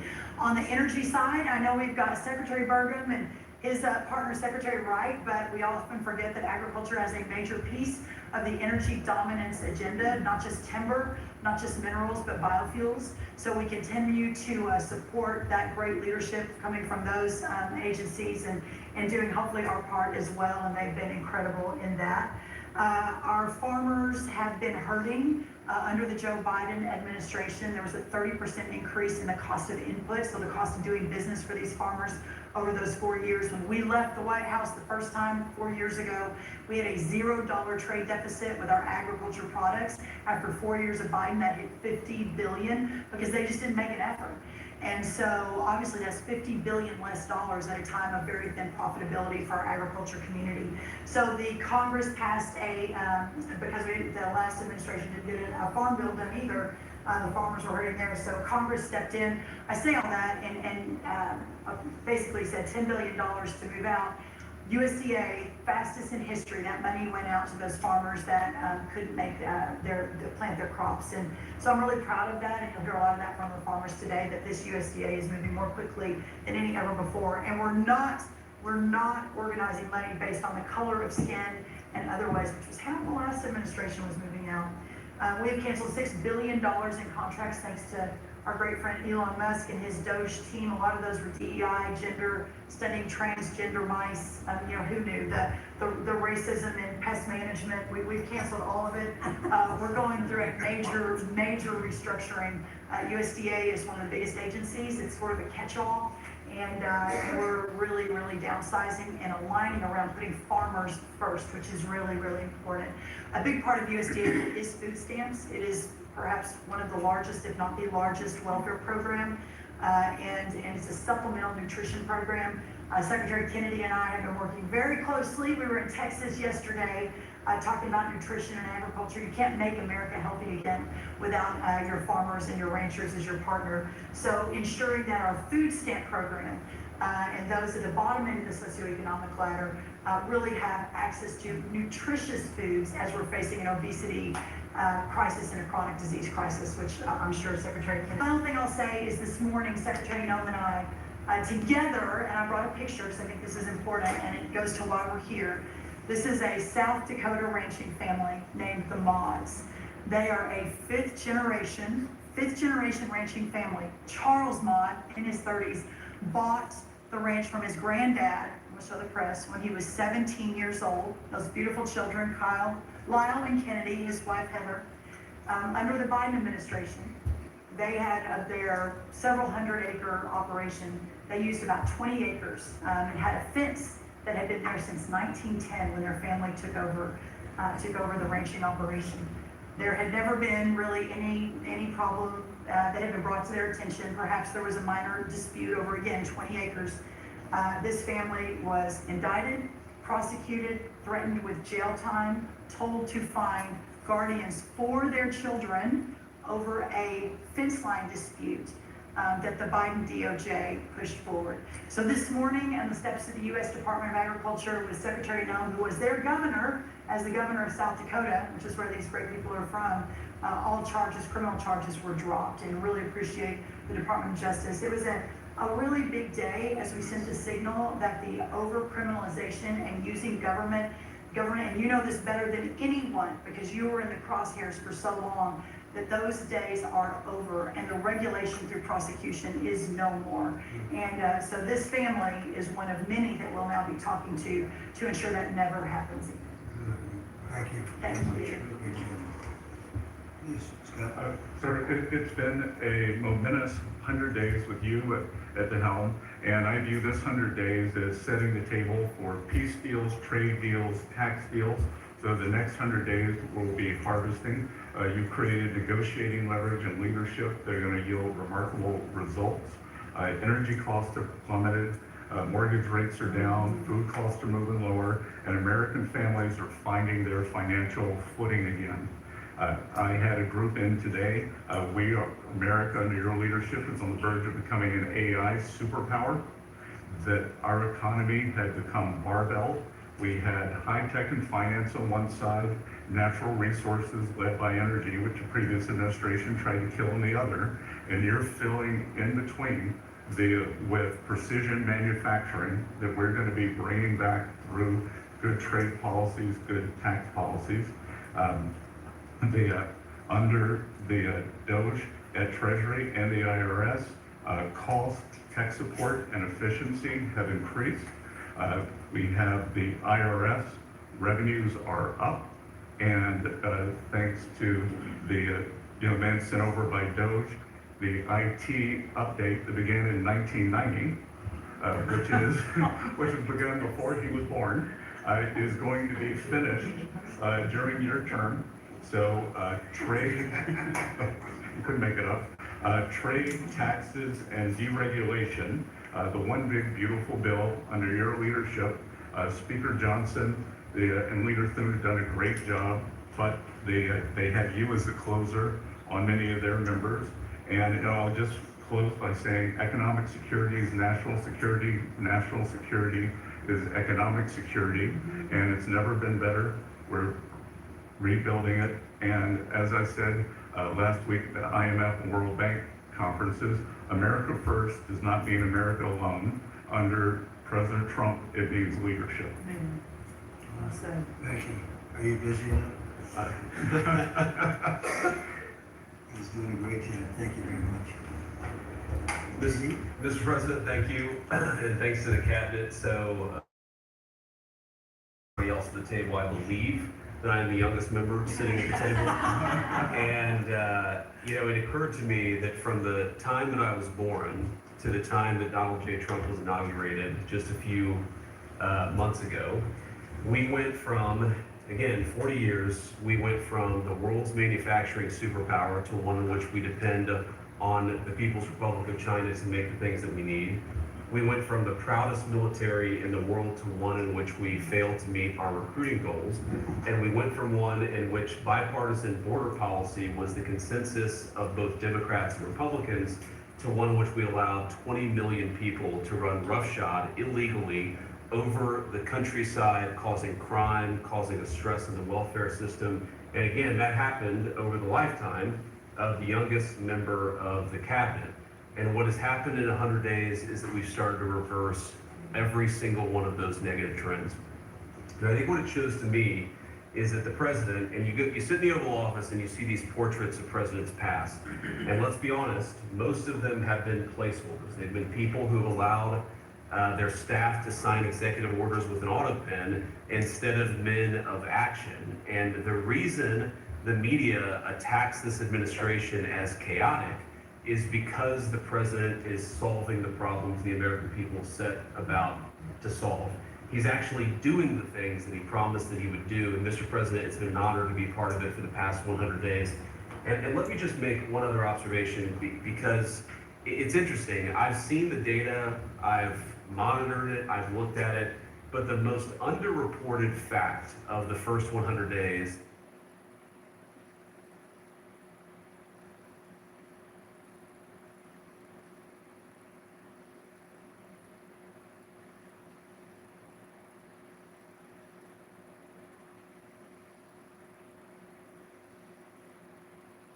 say, or I think that President Trump deserves political credit for it, why did we go from a military where people didn't want to serve to now all of a sudden they do want to serve? That's a story you guys should cover, but compared to that, how much time have you instead focused on the fact that we deported an MS-13 gang member with a valid deportation order, and why is it that the press is so focused on the fake BS rather than what's really going on in the country? I think that what we've shown, sir, is that you can do a lot. You can do a lot in 100 days, but you've also unfortunately revealed that too much of the American media hasn't learned the lessons of the past 40 years. Thank you, sir.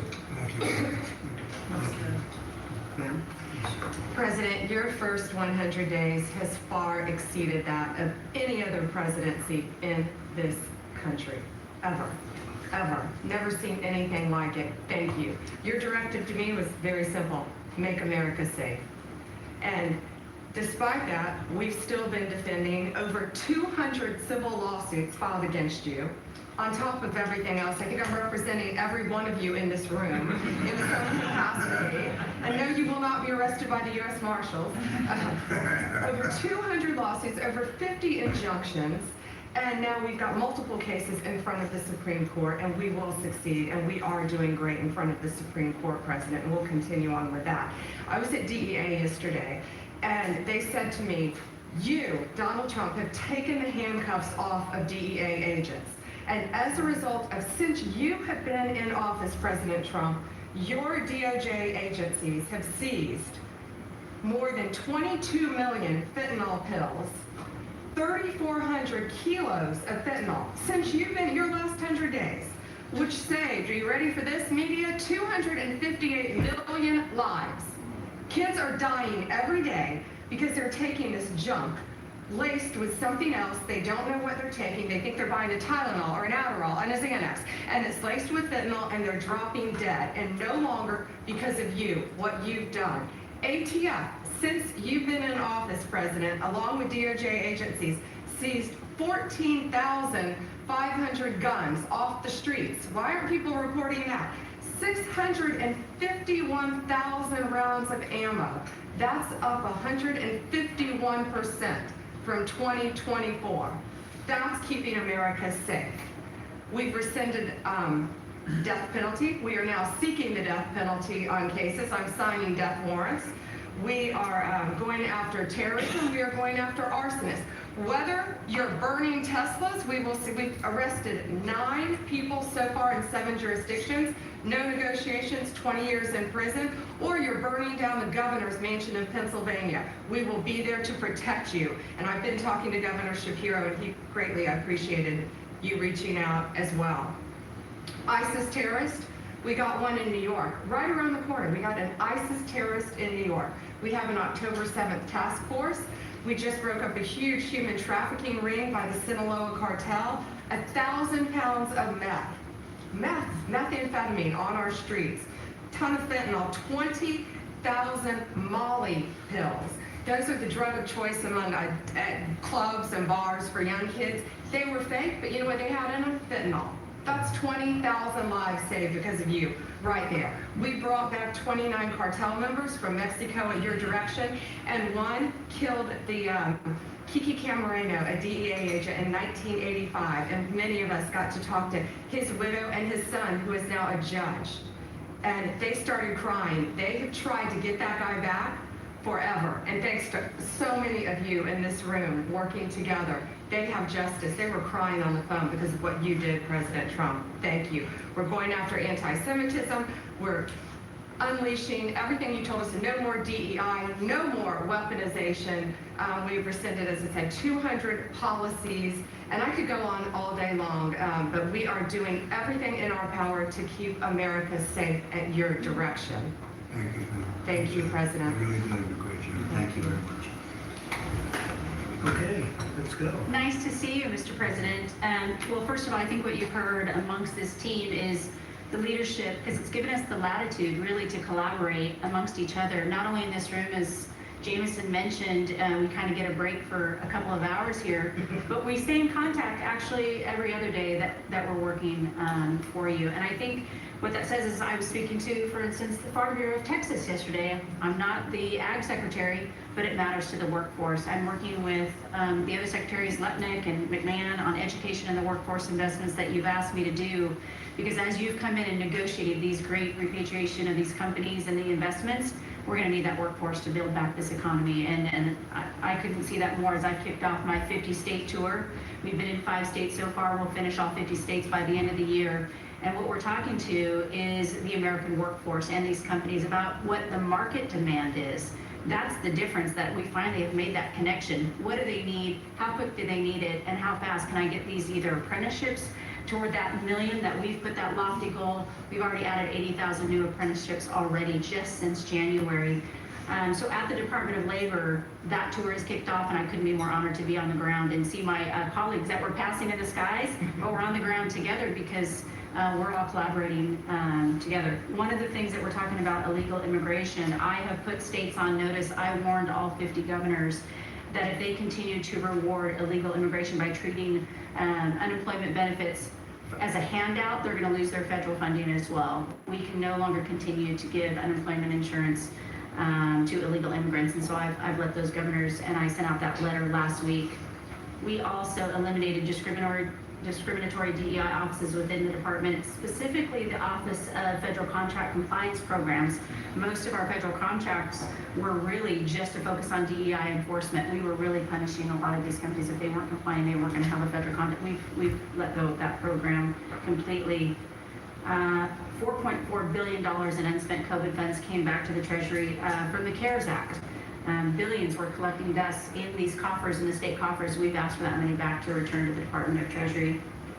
We saved $250 million by canceling America Last, is what I call it, foreign handouts, including funding for things like transparency and accountability for Uzbekistan cotton industry. It doesn't make sense that we're funding these foreign, and thank you to DOJ and to the government efficiency of what we have found with the fraud that we're seeing. Some of these things are so ridiculous, you can't believe it. No, I write them down. You're just based on cotton farmers?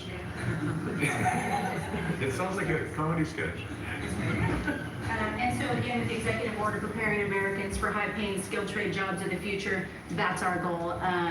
The trades is where we're being focused, but all companies, and we want to make sure we're on hand for that. And what I want to say is thank you to government efficiency, because you asked us, when this transitions out, will our departments and our agencies continue that government efficiency? And I think that we surpassed that in the Department of Labor. Out of our 14,000 federal employees, 3,000 have taken the DRP, and we offered it again. So over 21% have taken that offer. And we'll keep our critical workforce, MSHA, OSHA, and wage and hour, and make sure our workers stay safe. So with your leadership, Mr. President, I couldn't be more honored to serve. I know we were probably the last to know each other, but we're getting to know each other well. And the team that you have assembled is really an honor to serve with. So thank you, Mr. President. Doing great. Thank you very much. Chris, please. Mr. President, you ran on unleashing American energy, and 100 days have shown the tremendous impacts that can arise from the unleashing you have enabled. I'll hit a few highlights. Number one, oil, gasoline, and diesel prices are the lowest they've been in years. How does that happen in 100 days? That's a messaging. Your message that we're pro-energy. We're not against energy, we're for it. That sends a message to the marketplace that supply is easier to grow now and supply will be coming, and that's already led to tremendous savings for American consumers across the country. And we need not only more affordable energy, but we need a lot more energy. One highlight I think a couple of us have touched on is AI. This is a new emerging critical industry that's very energy intensive.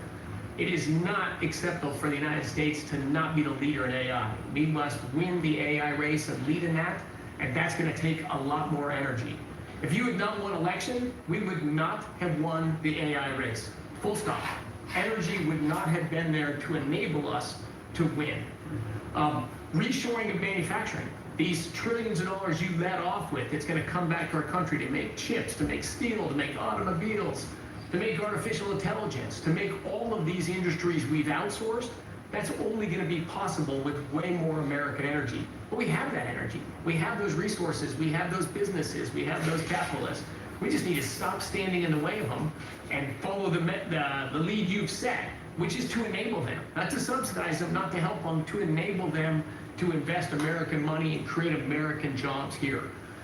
Regarding our balance of trade, the second largest export of the United States is liquefied natural gas. Second fastest. In the next few years, it'll be our largest export in our country. But yet, 18 months ago, the Biden administration said, we're going to stop issuing permits for new LNG export terminals. That's just nuts. That's a great competitive advantage we have, huge balance of trade driver, a huge industry just coiled and ready to go. I just came back from Poland last night. They are thrilled that America's back in business again and that the rest of Europe can get off of Russian energy and can enable their own economic growth with secure, reliable, affordable energy from the United States. Also witnessed the signing ceremony for a deal between two large American businesses to build a huge nuclear power plant in northeastern Poland. The first of this design built in Europe. It'll be the first of many. I spoke with many other nations over there. They want to buy more American gas. They want to get American technology. They want to have a partnership with us. And they shared the message I delivered to Europe in my keynote remarks is that unleashing energy is the way you make your society safer, more prosperous, more free, and that these sort of over-the-top climate alarmism doesn't do anything to help the environment of our world, but it does impoverish people, it does reduce the security of your nation, and it makes you weaker. I think that's a constant message many of us around this table have brought to Europe. We want our friends in Europe standing up again and leaning in. A lot great is happening under your leadership. We're unleashing consumer products that Americans wanted to buy that Biden was making illegal. I'll be in Georgia on Friday at Renai's manufacturing plant. Tankless natural gas water heaters.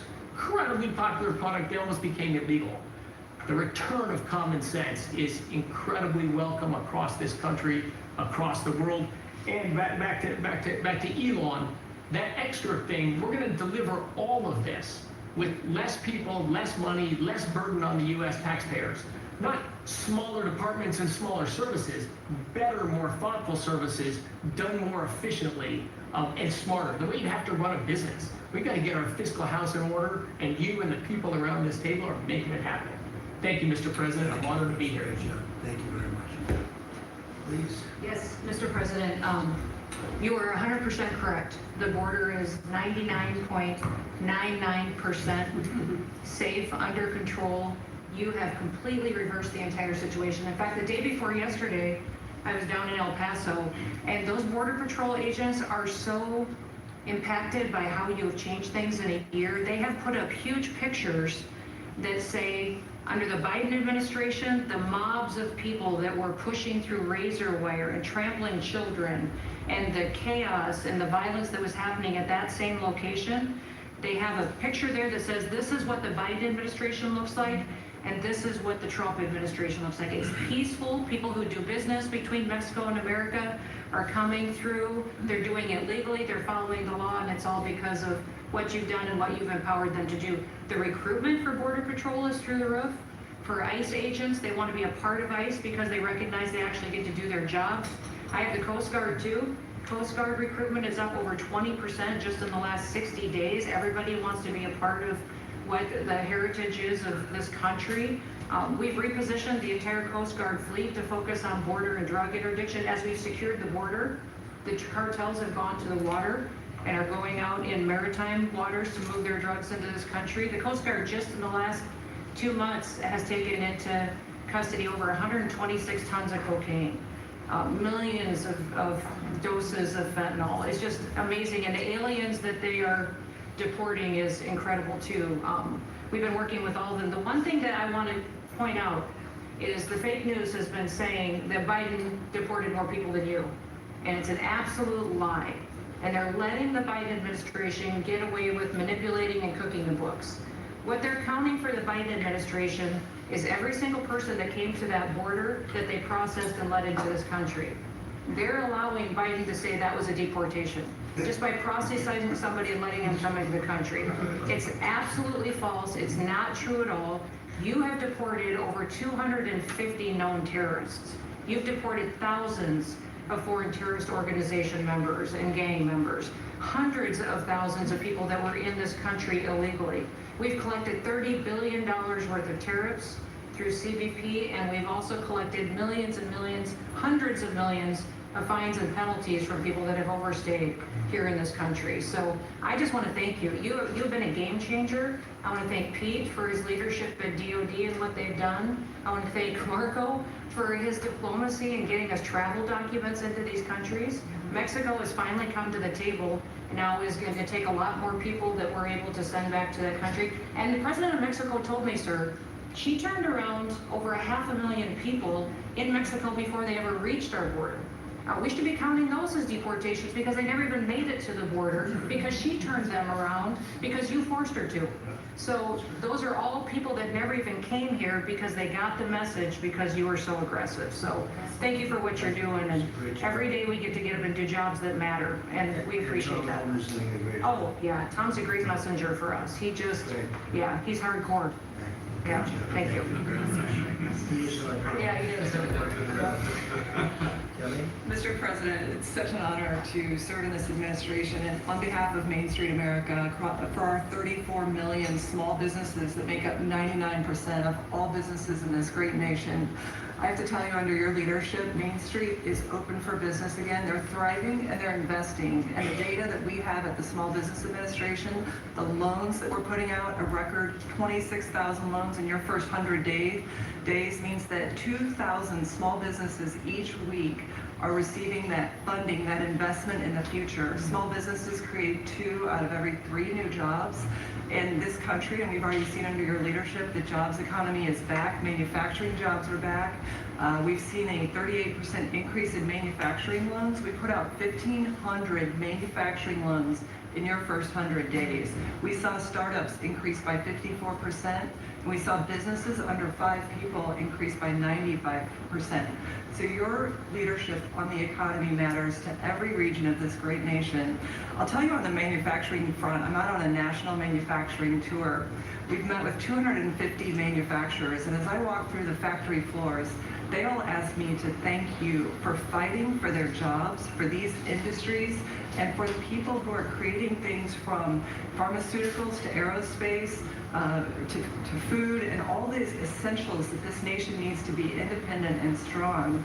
And to that end, I'm working with Congress. We'll be announcing tomorrow an upsizing of our manufacturing loans to make sure that that economic engine, because 98% of all manufacturers are small businesses. It's incredible to walk through these factories that are really creating what you had in your first administration, the blue-collar boom. It's now a new-collar boom because it's the intersection of technology and manufacturing and what they can create for our war fighters, for our aerospace, for pharmaceuticals with less than 300 to 500 employees, sometimes 100 employees. I was at a factory in Georgia on Monday that is creating machines to help with the Iron Dome in Israel. Less than 50 employees. This is the engine of our economy. It's the heartbeat of our communities. It's the small businesses that helped elect you because they needed your economic agenda. So thank you, Mr. President. It's such an honor, and congratulations on an epic 100 days. I do have to thank Elon. I do want to note, we just cut $3 billion in contracts because of Doge's work. That's $3 billion that hardworking families that won't have to work until April 15th to pay for the waste, fraud, and abuse that we continue to find in this government on behalf of taxpayers. So again, thank you, Elon, as well. Thank you. Great job, Kelly. Thank you very much. Elon, I love the double act. Well, Mr. President, they say I wear a lot of hats. And as you can see, it's true. Even my hat has a hat.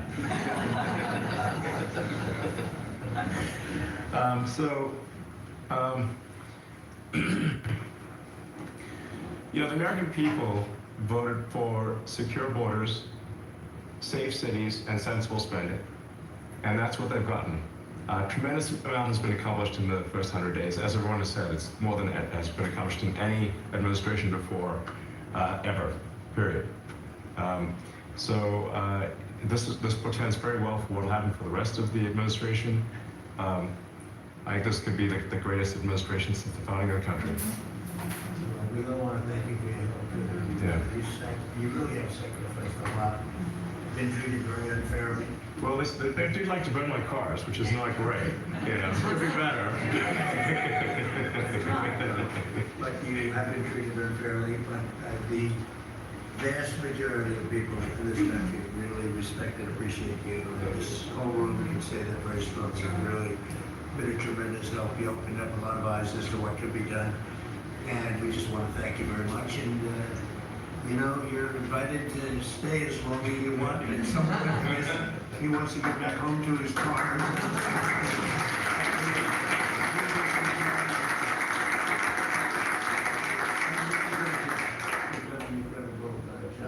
$150 billion. Think of that. Yeah. 160 now. Yeah. Yeah, who's coming?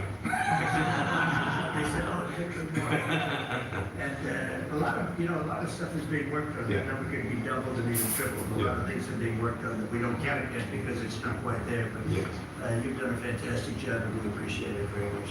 Thank you. And it's also an honor to work with your incredible cabinet. I just like to say thank you, everyone, for your, it's great to work with you. Thank you very much. Sure. Thank you. Mr. President, congratulations on this truly historic first 100 days of your administration, really only made possible by your focused leadership in delivering the mandate the American people gave you. You've empowered all of us to deliver that mandate, and I'm grateful to have the privilege of leading the intelligence community towards ending the weaponization, politicization of the intelligence community that's gone on for far too long. And building out what is truly a lean and agile and effective intelligence community that is helping you deliver that promise to the American people of safety, security, and freedom. So, Mr. President, I'd like to highlight just 3 of the areas where we are helping to support your leadership and your work in making America safe again and bringing about these changes.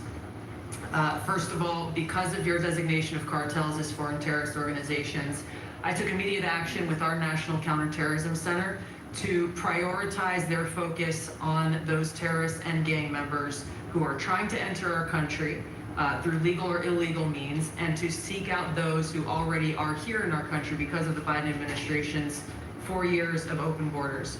We've been working very closely with your great Attorney General's team at the DEA to get these known cartels into our systems, to be able to stop them at the border, and turning over names to Department of Homeland Security and the FBI to be able to find those who are already here in our country.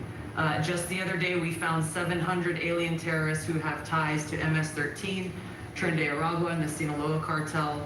Just yesterday, our NCTC identified almost 600 individuals with ties to other terrorists who came through our borders illegally, claimed asylum, and under the Biden administration were paroled here within our borders.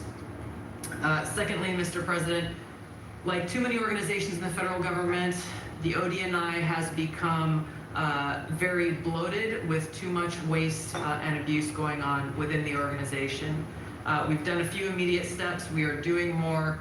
The ODNI is 25% smaller and more lean today than it was when I walked in the door and when you took office. Secondly, we have just this morning actually shut down a human capital office. As soon as you issued the executive order to stop all DEI activities, we did that, shut down the DEI office. We discovered this human capital office that was essentially a slush fund for DEI initiatives, hidden under the guise of human capital, that closed down this morning, saving taxpayers $150 million. We'll soon be announcing an additional $2.6 billion in savings with other programs and contracts that do nothing to ensure our national security interests. And lastly, we're working every day to hold the deep state accountable, to end the politicization, weaponization of the intelligence community. This past week, I sent 3 criminal referrals for illegal and unauthorized leaks to the media of classified intelligence for prosecution. We have 11 more that are under investigation. We've revoked, at your direction, 67 security clearances, and we continue the work of declassifying documents, as we have already around the JFK assassination, We have more coming for the assassination of Bobby's father, Senator Kennedy, and MLK assassination. And we continue our extensive investigations around exposing the very serious issues we have related to election integrity, illegal abuses of FISA, Crossfire, Hurricane.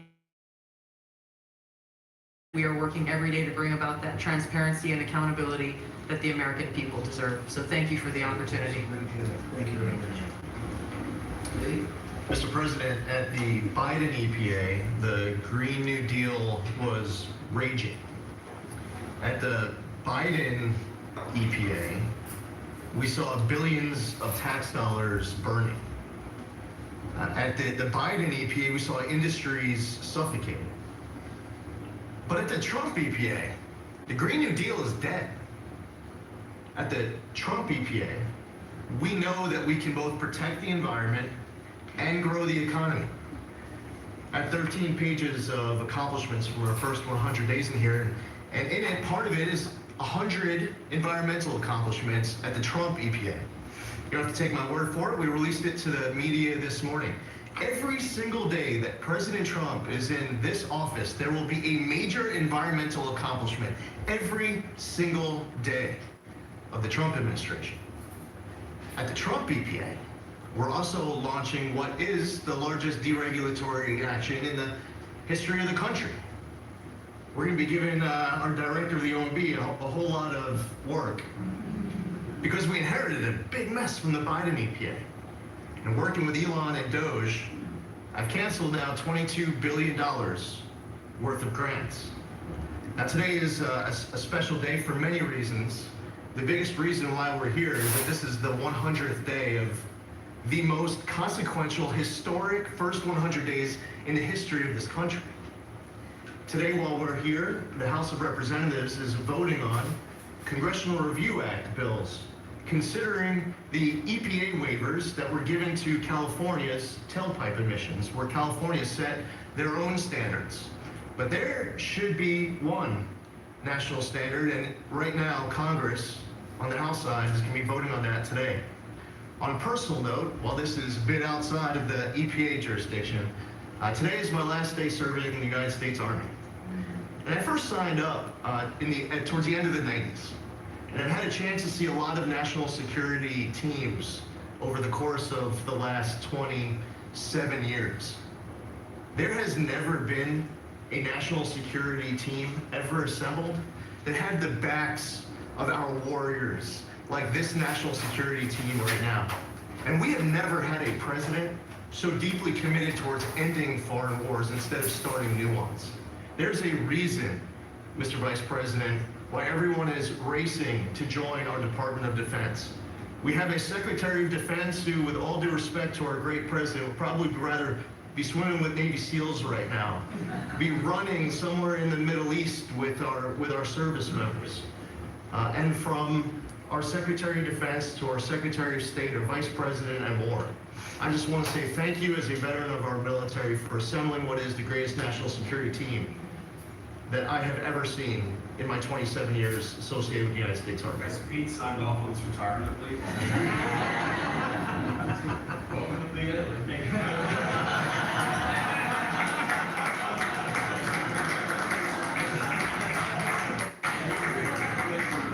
Thank you for service, Lee. Absolutely. So, well, Mr. President, I don't think I have ever worked so hard to try to fire myself. But we're certainly making great strides in that. We've reduced the folks over at the Department of Education by about 50% now through our RIF program, and so we've closed a lot of the district offices, consolidated, so there are a lot fewer people working a lot more efficiently in the Department of Education. The commissioners of education in every state, and I was at a meeting with them not too long ago for not only our states but our territories. They are thrilled with the opportunity now to be able to have more control over the education in their states, to get rid of a lot of the red tape and regulation that's kept them from doing what they're doing. So we're seeing, I think, great improvements. We'll see test scores. I believe it'll take a bit for them to be able to go up, but I think now that they're going to have the opportunity to put in their own programs, we'll see that grow. At the same time, we've been focused on higher education for our universities. We've returned proper enforcement of Title IX protections to schools. We have stopped funding to Columbia, for instance, and some other schools for not only Title IX but Title VI infractions. And those are moving along. I think we've brought people to the table. They know that you're serious. You meant what you said. They're going to make changes. They're making their campuses safer again. Anti-Semitism was just out of control in many of our universities. And so some tried to, in fact, Harvard is sued and they're saying that it's, First Amendment infraction. No, this is civil rights, safety on our campuses for our young students, who are there. And with Pam's help and the task force that we formed with HHS, with GSA, with other agencies, we're going to make sure that our campuses are safe. And so there's a lot of good work going on. I think one of the biggest things, you'll be very happy to hear this, Mr. Vogt, that we are putting back into place collecting on our student loans that have been delinquent since March of 2020. Been no effort to recollect on those loans. As of May 5th, the letter goes out that the loan recollection is beginning again. So for those people who have borrowed money and who have not been paid, and that's just not to be punitive. There are many ways that they can go online to understand how they can get back into the right payment structure, because when they're in default, they can't buy a house, they can't buy a car because their credit scores are down. So it's helpful to them as well as to get this money back into the country. I mean, with $60 billion of increased student loan debt since 2020. And in total, we've got almost $1.7 trillion in student debt. So we're gonna start getting that back. And Scott and his team have been incredibly helpful. We appreciate that so very, very much. And so a lot's going on in the department. And what I would really like, as I'm firing myself, I'd like for you to be known as the education president, because of the best in practice systems that we want to put in every state to incorporate AI, so that we are training these new entrepreneurs and business leaders in our country. We can't do it with the infrastructure we have in place today, so we have to be working on that at the same time. So we're going to be doing that. So thank you for your charge to elevate education so that we are providing for every student access to excellent education. Thank you, sir. Thank you very much, Lynn. What's going on with Harvard and some of these colleges that are taking vast amounts of money, who also have vast amounts? They've got $52 billion and really scamming the public and hiring people like de Blasio and Lori Lightfoot, who are certainly two of the worst mayors in the history of our country, paying them a fortune of salary and having them teach our children how to manage cities and how to manage government.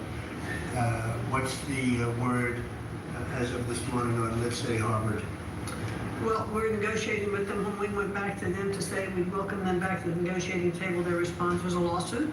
So Pam and her team are helping work with that. And I am, enjoying the fact not only am I firing myself, but I'm now being sued fairly regularly by different departments of education. But we're staying tough with them. The other thing that we're looking at also are the 117 violations of these big universities like Harvard and others who are not reporting, as they're required to do by law, foreign money that comes in and how much that is and where it comes from. And so that is and it's very serious. Where are these people coming from? Yeah, Yes, exactly. sir, we pulled back their grants because Harvard isn't responding to us criminal activity by their students. And until they give us that list, they're not getting any more grants from Homeland Good. Security. I think we should put it back. We do. The students they have, the professors they have, That's right. the attitude they have is not American, and That's right. I think a grant is a grant. We don't have to give grants. Exactly right. So we'll pull back the grant. All right. Very good. Thank you very much, sir. Thank you. Mr. President, thank you for your extraordinary leadership over the past 100 days. We are already making America healthy again. We announced last week the ban on the 9 petroleum-based synthetic dyes, food dyes. Within 2 years, within 2 months, we're going to ban the worst 2 of them. I am working with Secretary Rollins on dietary guidelines. The dietary guidelines that the President Biden's administration gave us are 453 pages. They're basically unreadable, and they are the product of the same kind of politicized science that drove Fruit Loops to the top of the food pyramid. And we're going to do real science, gold standard science. We're going to develop we have till December to do it. We are working very, very fast together. We're going to get it done by the end of the summer in time to drive change, major dramatic changes in the school foods, the school lunch programs over the next school year.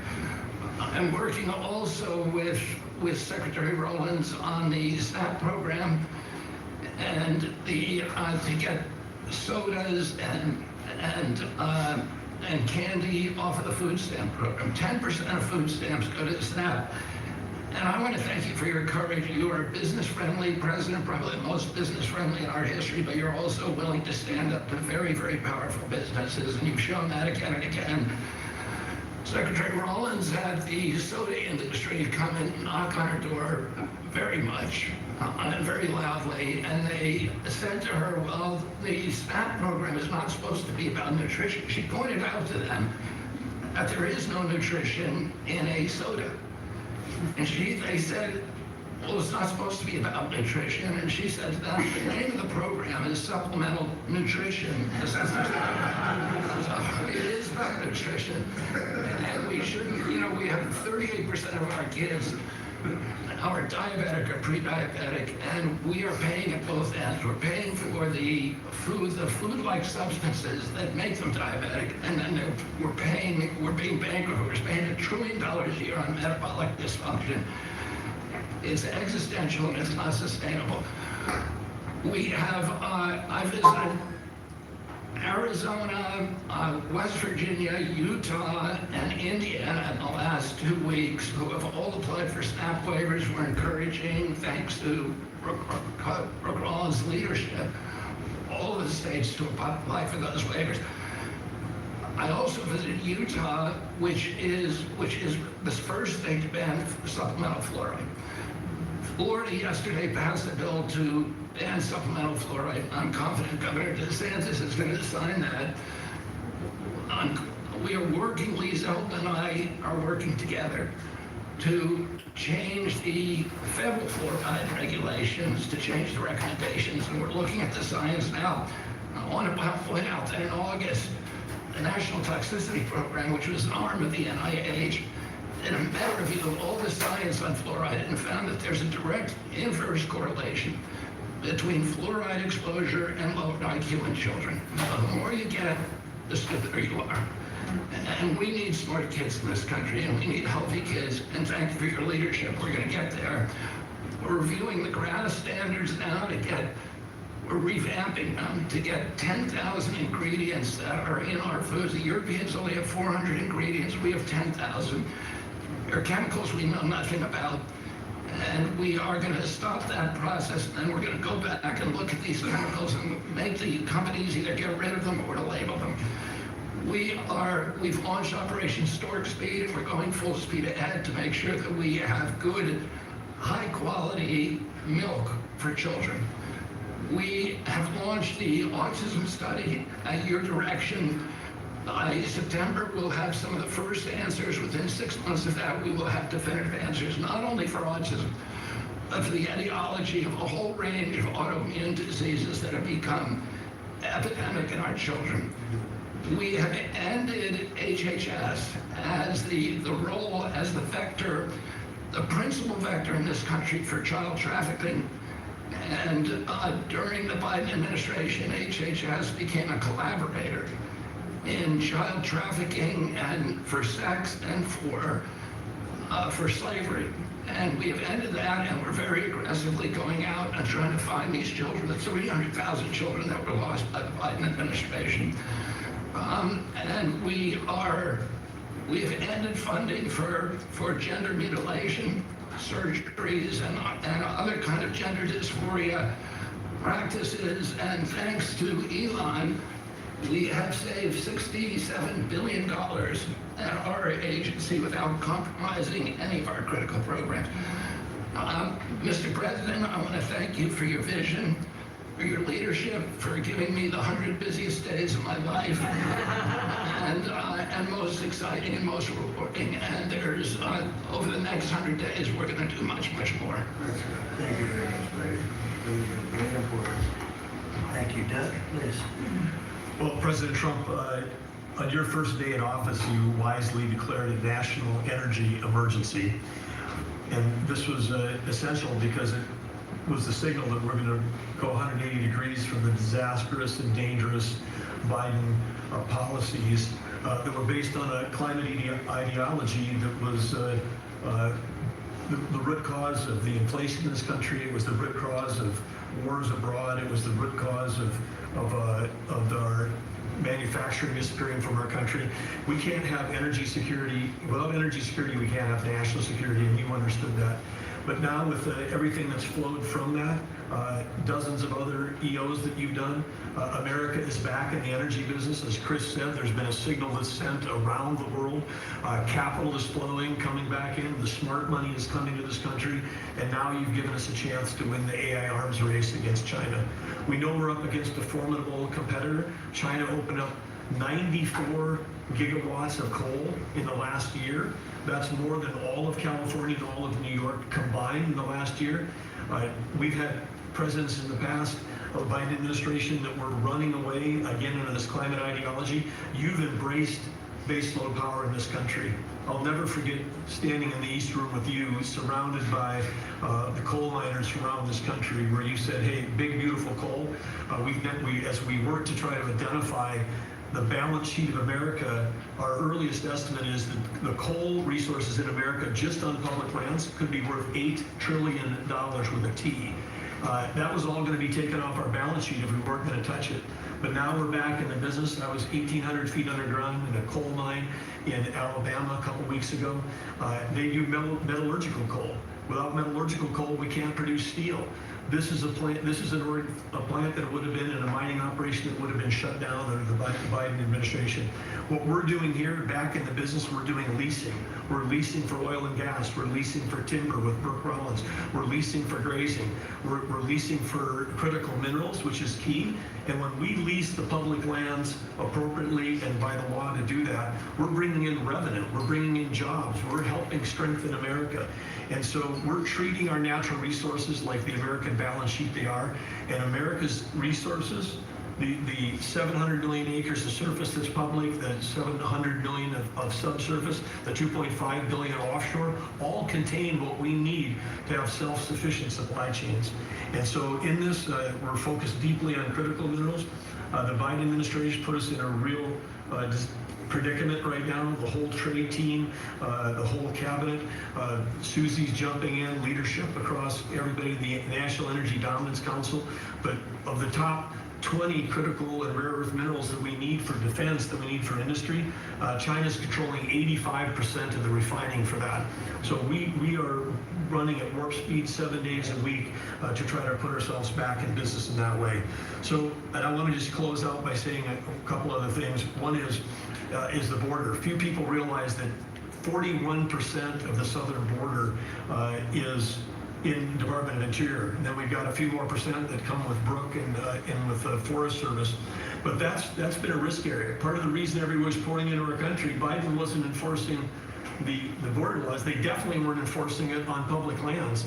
And so again, using tying two presidents that had a great propensity for action, Theodore Roosevelt in 1907 created what was called the Roosevelt Reservation, 60-foot strip that go from Texas all the way to the Pacific Ocean, because he was worried in some future state there might be smuggling. I don't think he was anticipating human smuggling and fentanyl trafficking, but that has been largely unused. gave us the authority to transfer that. And so working with Christy and working with Pete, we've transferred that to the DOD. So transferring land from the other agencies like Interior to the Department of Defense, then as Pete said, they can do the detain and assist with the military. And having been down at the border multiple times in recent week, I can confirm everything Christy said. The enthusiasm, the morale of that group is exactly 100% opposite of when Christy and I were down there as governors. I had Border Patrol people say that they were multi-generational service in that law enforcement that said, my wife and I are telling our children never to go into this thing, to go into Border Patrol. And people this time were saying, I got a 17-year-old. As soon as they turn 18-year-old, they're signing up. My wife is thrilled. They're going into law enforcement. They're so proud to be serving with you. Everybody I've met, whether it's in a coal mine or at the border, law enforcement, the one thing they say on those trips is, please thank President Trump from all of us, the change that you're making. And I want to say especially this became very dear when we last week renamed a U.S. wildlife refuge in honor of Jocelyn Nungare. Jocelyn Nungare, of course, lost her life tragically to illegal Venezuelan gang members in this country in a horrific way. But her mother, Alexis, was at that ceremony. Her grandmother was there, and Jocelyn's great-grandmother was there. There 3 other generations of that family were there. They all wanted to pass on their thank you to you too, and we've secured her name forever as a sanctuary. And really is saying that every child, every 12-year-old, every child in America should be safe in their own communities. And you've dedicated a beautiful piece on the coast in honor of her. So, President Trump, in your first term, when I had a chance to work with you as governor, you were courageous. The thing that's empowering this amazing group of people around this table, and you've probably assembled the greatest cabinet ever, is that this time you're not just courageous, you're actually fearless. And it's your fearlessness to take on the issues that other presidents would not touch. Whether it's the work that we're doing with successfully streamlining and right-sizing government, or whether it's taking on the issues at the border, or whether it's embracing the power we need to win the AIDS race, you're fearlessly doing that, and that creates just all of us can sprint because you're running ahead. So thank you. Thank you, Jeff. You're doing a great job, and with Chris, that's a pretty much unbeatable combination, I have to tell you. So thank you both very much. Thank you, Doug. It's great. Marco? Well, it's not easy to go last after all these reports that have come here. First of all, it's Mr. So I better be good, and I'll be short as well. A couple things, Mr. President. I think you deserve a lot of credit for 2 things. The first is assembling this great team of people. Some of whom I've known for a long time, others who I've gotten to know during this period of time, but putting together a team, not just of talented individuals, but that work well together, is something never going to be reported on in the media or fully seen, but it happens every single day. For the most part, I interact with almost everyone around this table at some level, and because of Secretary Kennedy, I'm afraid to eat anything, so he said Tootsie Rolls are okay in moderation. But it's a great team. And here's the second, and I tell this to people all the time, this is incredibly rewarding service, and you hear it in everyone's voices. That traditionally in the past, and it's one of the problems we got in as a country, is presidents would say, okay, let's go do something, and then they would have to do a study, and then a study on the study, and then a long internal deliberative process, and by the time you got to it, it was too late, or somebody had forgotten it. In this administration, it's moving. You know the direction because you know why you were elected. The American people elected you very clearly, and basically it's measured, I used to say by days and weeks, now it's measured by hours and minutes, but action is happening. And that's what people want to see. And let me talk about foreign policy in particular, because I'm not sure this is fully appreciated. This president inherited 30 years of foreign policy that was built around what was good for the world. In essence, the decisions we made as a government in trade and foreign policy was basically, is it good for the world? Is it good for the global community? And under President Trump, we're making a foreign policy now was it good for America? I was appointed by you and confirmed by the Senate to be the head of the United States Department of State. Not the World Department of State, not the Global Department of State, the United States Department of State. And what that means is our foreign policy is guided by 3 things. Does it make America stronger? Does it make America safer? And does it make America richer? If something doesn't do one of those 3 things, and hopefully all 3 of those things, we're not doing it. Now, we went out and hired a consulting firm to help us organize ourselves. Luckily, they were free. They're called the Department of Government Efficiency. And they helped us do a couple things. Number 1 is our foreign aid. We were funding some crazy stuff. Crazy stuff.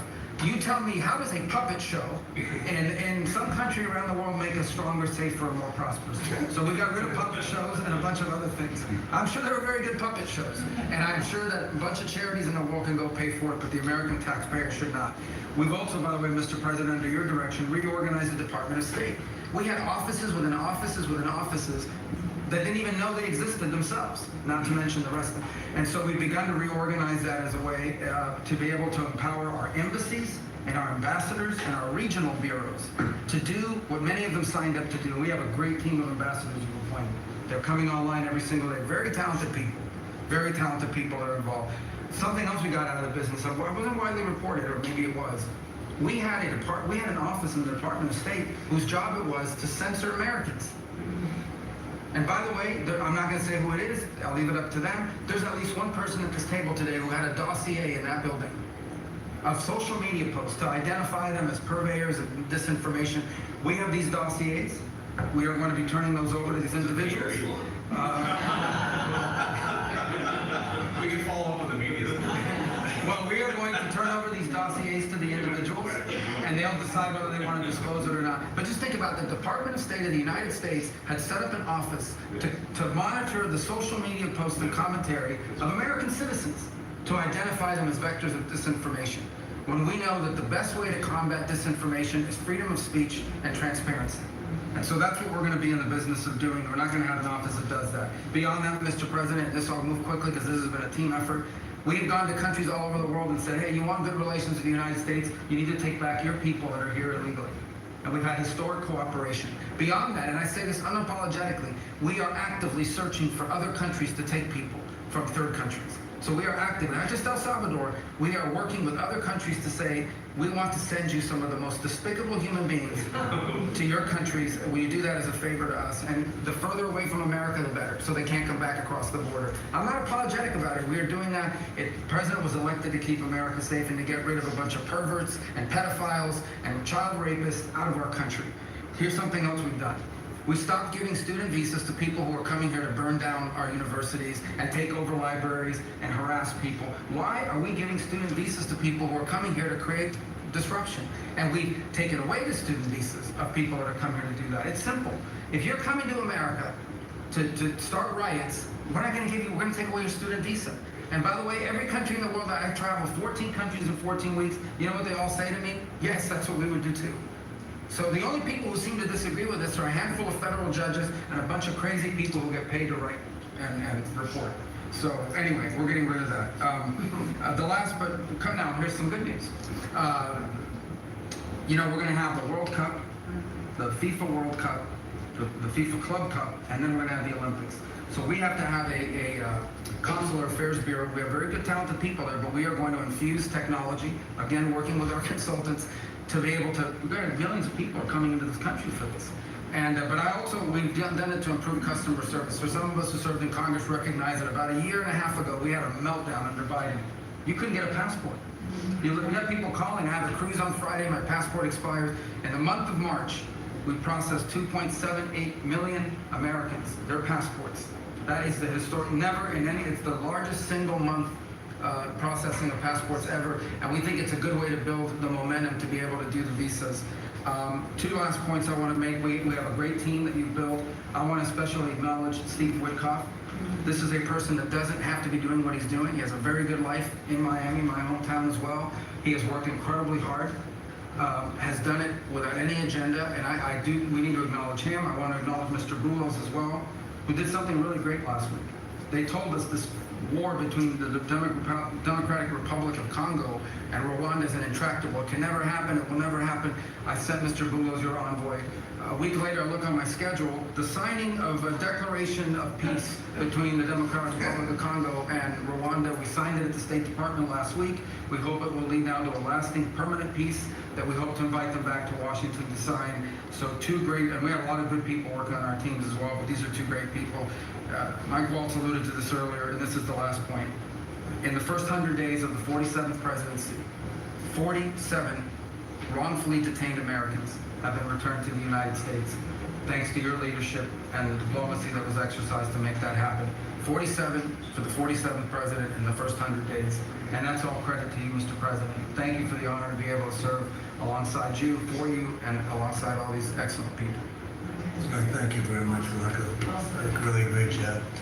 So, I've been involved in a lot of groups of people over the years, good groups, bad groups, all types of groups, but I have been involved in some incredible groups, but I've never been more proud and impressed, frankly. Impressed is maybe even more important, but I've never been more proud or impressed than I am with this group. This is an amazing group of people, and I hope some of those television cameras were blazing and it was on so people could watch this because, frankly, no matter who you are, no matter where you come from, this is an impressive group of people. I sat around being somewhat competitive. I said, well, let's see, who did the best job, who did the worst job? And I determined that everybody's like the same, and there was no worst job. Everybody was outstanding. Everybody did a job. You couldn't pick a winner. The only thing you can say is nobody did a bad job or even a fair job. You're outstanding. And so I want to just congratulate you all. This is really something. And, we have a job to do. We've done a lot of work in this 100 days. We've established things that are going to start taking place in the next 100 days. I want to see what it's going to be like. I think we're going to have to do this in 100 days, Susie, and we're going to see some very big results from the things that we've done. But I just want to thank everybody. This is really very impressive, and I hope the people at home got to see some of it. Nobody's ever done public cabinet meetings. They were quiet for a reason, because they weren't impressive, and especially in the last administration, they weren't impressive. But I just want to say that we're very proud of you, and I am in particular. Thank you all very much. Great job, and I think we're going to have some tremendous success for our country. And I don't know, it doesn't seem like a time to be asking questions. I was so impressive that to be taking questions. Why did you do this? Why did you do that? It just doesn't seem to be appropriate. I guess we probably have to take a couple because that was the purpose. But if you'd like to ask some, I think they should be very respectful questions at this point. This was an amazing meeting. And so if you'd like to ask a couple, if you'd like to pinpoint them to some of the secretaries, etc., would be fine. Yes. Secretary Rubio, can I ask you a question? You brought up El Salvador in your remarks. Have you been in touch with El Salvador about returning Abrego Garcia as a formal request from this administration to make? Well, I would never tell you that. And you know who else I'll never tell? A judge. Because the conduct of our foreign policy belongs to the President of the United States and the executive branch, not some judge. So we will conduct foreign policy appropriately if we need to. But I'll never discuss it. And no one will ever make us discuss it because that's how foreign policy works. Mr. President, you told ABC News yesterday that you could get Abrego Garcia back if you wanted to. Do you think President Bukele would turn you down if you made that request? I really don't know. I know that he's been a great friend of our country. He's gotten a lot less money than this would take from us if we were going to build these jails and do what he's doing. And they run a very professional operation. I don't know. I haven't spoken to him. I really leave that to the lawyers, and I take my advice from Pam and everybody that is very much involved. They know the laws, and we follow the laws exactly. Yeah, the transition, sir. You frequently took credit for the stock market highs. Like you said, it was a reflection of how well you were doing in the polls, and then after you were elected, you said that the stock market highs were a reflection of how well the transition is going and the American people's confidence in your incoming administration. Now, the stock market's not doing so well, and you're saying that's the Biden stock market, yet you are the president. Can you explain that? Yeah, I'm not taking credit or discredit for the stock market. I'm just saying that we inherit here, and no matter who it is, they're doing better, and they are far superior to what took place 4 years before us. When you look at prisoners being allowed to come into our country at will, just at will, people from mental institutions, gang members, drug dealers, when you look at that, what they've done to our country, and also having to do with finance, look at what happened with inflation. We had the worst inflation probably in the history of our country. They say 48 years, but I would say, in the history of our country. It ate away at people. And even though you saw a stock market going up somewhat, because in my case, I had the biggest stock market increase, 88% in the last term, in my last term. But I don't view the stock market as the end of all. It's an indicator. But what the stock market really tells you, and when you look at the stock market in this case, is it says how bad a situation we inherited. I took place, this is the quarter that we looked at today, and we took all of us together.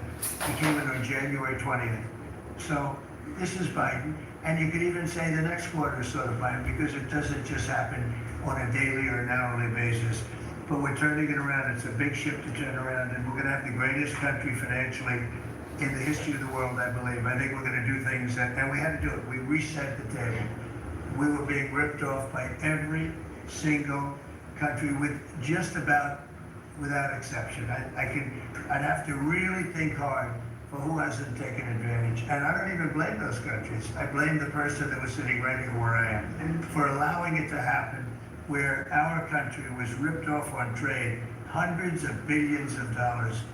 And now we're doing better than we've done in a long time. You know, we were losing $4 to $5 to even $6 billion a day on trade with Biden. And now we have it down to a very manageable number, and the tariffs, for the most part, haven't even kicked in yet. So that's the way. Stock markets to me are an indication, but the big indication is what's happening, and the people around the table know what's happening. Deal is set to be signed in 24 hours or What's so. that? Is it true that the Ukraine minerals deal is about to be signed in the next 24 hours or so? There's some reports saying that. And if it's true, has the deal changed at all from the last time you heard about it? Well, I'll ask Scott to answer the question because he is responsible for it. Yeah, our side is ready to sign. Ukrainians decided last night to make some last-minute changes. Well, we're sure that they will reconsider that, and we are ready to sign this afternoon if they are. Can you talk about those last-minute changes? What was removed or put in its place? Nothing's been removed. It's the same agreement that we agreed to on the weekend. No changes on our side. Just to put that in perspective, though, when I came here, I said, how much money have we given to Ukraine? The real number is about $350 billion. It's unthinkable. And we had no security. We had no nothing. We were just pouring money there, unsecured money, putting it in banks, and anybody could have taken it out. Anybody over there, it was their decision. I've never seen anything like it. Europe, on the other hand, which is obviously that whole situation is much more important to Europe because we have an ocean in between. But Europe gave about $100 billion. It's a lot of money. It's a big sacrifice they made also. But they gave much less than we did. And their money is secured, totally secured, by deposits in banks. The deposits are largely Russian deposits. That's what Europe did, but their money is secured. So they gave $100 billion totally secured. We gave money like it's throwing it out the window. And it was done by Biden, and this is Biden's war. This isn't Trump's war. I'm trying to get out. And more than the money, they're losing about 5,000 young Russian and Ukrainian soldiers a week, mostly. There's some people also being killed in towns where missiles should not have been shot, small cities and towns. But we are trying to save the lives of about 5,000 young, mostly soldiers, that are losing their lives a week. I see satellite photos, probably on one of his satellites, come to think of it. But I see satellite photos every week of fields with arms and heads and legs scattered all over. It's a violent, violent, horrible situation. And more important than the money, I want to save the lives of people from other countries that are dying so stupidly, so needlessly, and they're dying. When I said, what are we doing? Or how did we get into this war? It would have never happened if I were president. Everybody knows, and it didn't happen for 4 years. Wasn't even thought of. I discussed it with President Putin a lot. Ukraine was the apple of his eye, but there was no way he was going to do anything. Zero chance. And I said, you know, we feel foolish. The Europeans are putting up money. It's totally secure. They get the money back. We're putting up much more money. We have absolutely nothing. And I didn't want to make a complicated deal. I didn't want to make a deal that couldn't be made because Ukraine doesn't have very much money, and yet they're going through a very bad period of time. It's been brutal. But I felt very foolish being a judge. So I said, well, we want something for our efforts beyond what you would think would be acceptable. And we said rare earth. They're very good rare earth. As you know, we're looking for rare earth all the time. Rare earth is called rare for a reason. And they have a lot. And we made a deal where our money is secure, where we can start digging and doing what we have to do. It's also good for them because you'll have an American presence at the site, Chris. And the American presence will, I think, keep a lot of bad actors out of the country, or certainly out of the area where we're doing the digging. So we made a deal, and I assume they're going to honor the deal. I put Scott in charge, and Scott's done it beautifully, but we haven't really seen the fruits of that deal yet. I suspect we will. I suspect we will. You had set a 90-day deadline to an executive order for Secretary Sextet and known to review whether to recommend to you whether to invoke the Insurrection Act to send troops to the southern border. Is that something you're still considering? Well, I'm talking to them, and it's not hard and fast, but I'm talking to them, and I will tell you that the border is the most secure it's ever been. We have never had anything like it. And when you said, Christy, before, it's 99.999, and I guess that means one person maybe, or two people. It's actually turned out to be 3 people came across the border versus hundreds of thousands of people under Biden.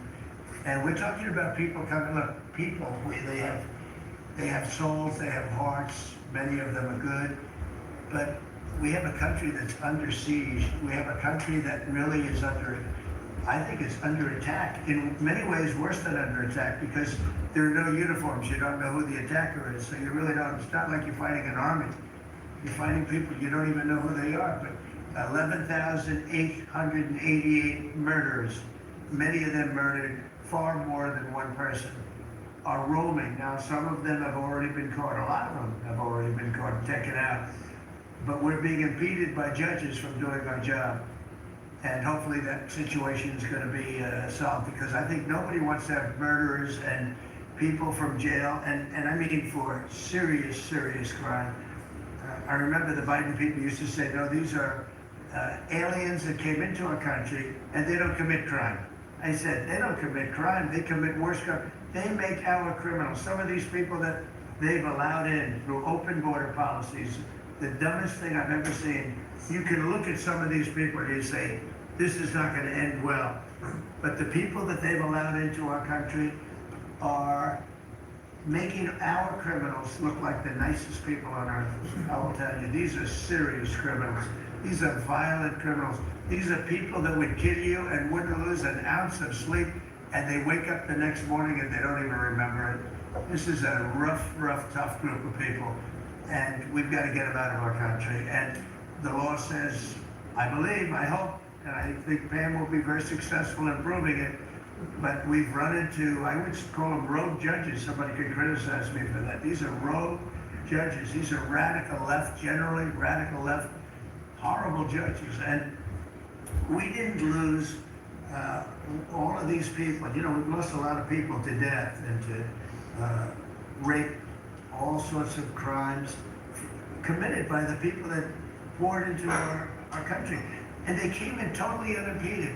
Just come on in. And you see it every night. You see thousands and tens of thousands of people pouring into our country. We have no idea who they are. And to this day, we're looking for people. We have no idea. We hear that we have terrorists in our country that are so bad, they couldn't stay in any other country. We're getting them out. And the group between Pete and Christie and Tom Holman and everybody working together, people that you would least suspect are reporting them, getting, you know, and the public is reporting them. The public is saying, the public is calling and they're saying, you know, I live in a house and next to me moved in a group of people and they are very violent. And we'd go and would find out and would say, yeah, you're right, they were really violent. And we have information on most of them. So I just think it's incredible what's taken place. But we right now have a very, very secure border. Right now, we have the most secure border in the history of our country, so I don't think we have to worry about your question too much. Mr. President, Canada ran against, not only against the conservatives, but also against you. Yesterday, yesterday he spoke about American betrayal. Are you interested in rebuilding relations with Canada, and if so, how? No, well, I think we're going to have a great relationship. He called me up yesterday, he said, let's make a deal. You know, he was running for office. They both hated Trump. And it was the one that hated Trump, I think the least that won. I actually think the conservative hated me much more than the so-called liberal. He's a pretty liberal guy. But no, I spoke to him yesterday. He couldn't have been nicer. And I congratulated him. You know, it was a very mixed signal because it's almost even, which makes it very complicated for the country. It's a pretty tight race. But he's a very nice gentleman, and he's going to come to the White House very shortly, within the next week or less. Mr. President, what is your speech to President Xi of China? Look, right now, and I told you before, they're having tremendous difficulty because their factories are not doing business. They made $1 trillion with Biden, $1 trillion, even $1.1 trillion with Biden selling us stuff. Much of it we don't need. You know, somebody said, oh, the shelves are going to be open. Well, maybe the children will have $2 instead of $30, you know? And maybe the $2 will cost a couple of bucks more than they would normally. But we're not talking about something that we have to go out of our way. They have ships that are loaded up with stuff, much of which, not all of it, but much of which we don't need. And we have to make a fair deal. We've been ripped off by every country in the world, but China, I would say, is the leading candidate for the chief ripper offer. There has never been a country that's been ripped off more than the United States of America under some of the dumbest leadership. And it usually starts with the president. And you can go back, and I'm not just talking about Biden. That's been the worst. I mean, the trade deficits and everything else, he's been the worst. But he had no idea what he was doing. And I think somebody ought to look at the auto pen to find out who was really running this country, because it wasn't Biden. Because nobody could agree to what he agreed to. I mean, he put our country at risk, at tremendous risk, and fiscal risk, financial risk. So I think we have it very much. I really believe that the next 100 days is going to be even better than this. Look, I read an editorial yesterday from a group that normally wouldn't write a good, that this is the most consequential presidency in history, in the history of our country. This is not a particular group that would write that kind of an editorial, but they see what we're doing and what we had to do. And I believe if this group, not just me, if this group wasn't here, I think our country was going to be in, if it was lucky, just serious trouble, but a lot worse than that. I think our country could have been a total disaster. Bad things were happening with our country, and we've stemmed the tide, we've turned it around, but we're going to really turn it around over the next 3 years, 3.5 years, we're going to turn it around, and then hopefully it'll be in such great shape. That's my goal, to put it in such great condition that it can't be destroyed. You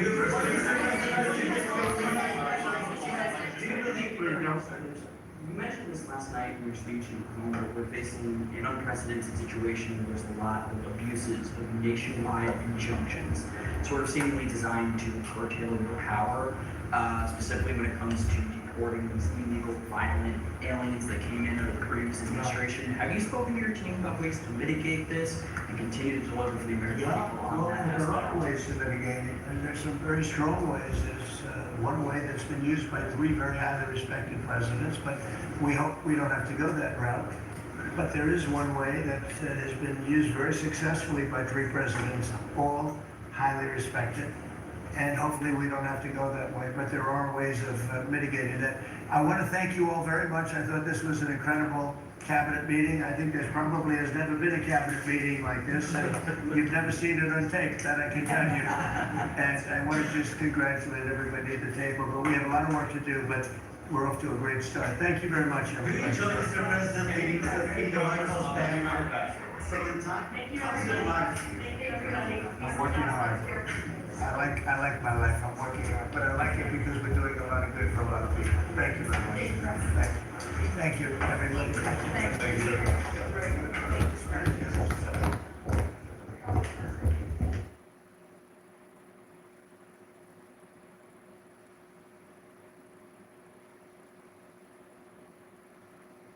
At Wayfair, we bring style to every get-together. We brought wings. You mean these wingback chairs? Dive in, everyone. We brought plenty. We brought the ranch. Wings and ranch? Now it's a party. Wayfair, every style, every home. 2 years free from hair? Discover Bronze Smart IPL. The smart alternative to laser. Enjoy 2 years free from hair and hair removal.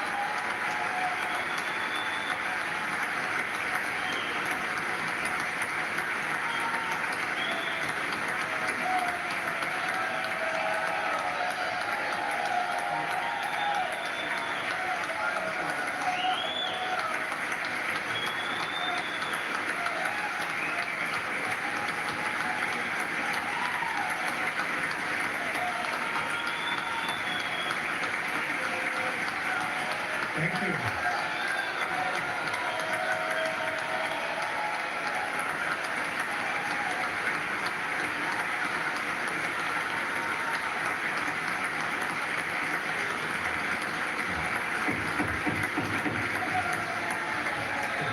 Thank you very much. Thank you very much. It's a great honor. Thank you very much. Speaker Johnson, Vice President Vance, the First Lady of the United States,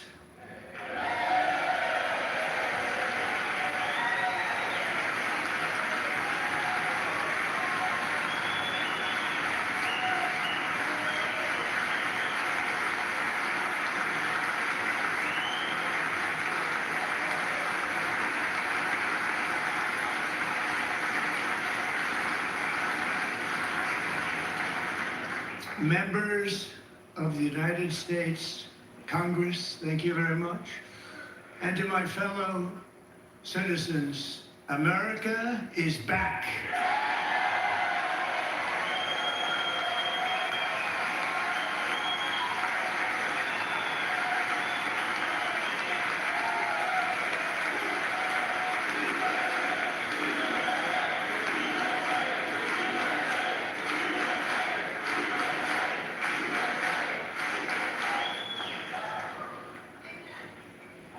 6 weeks ago, I stood beneath the dome of this Capitol and proclaimed the dawn of the golden age of America. From that moment on, it has been nothing but swift and unrelenting action to usher in the greatest and most successful era in the history of our country. We have accomplished more in 43 days than most administrations accomplished in 4 years or 8 years, and we are just getting started.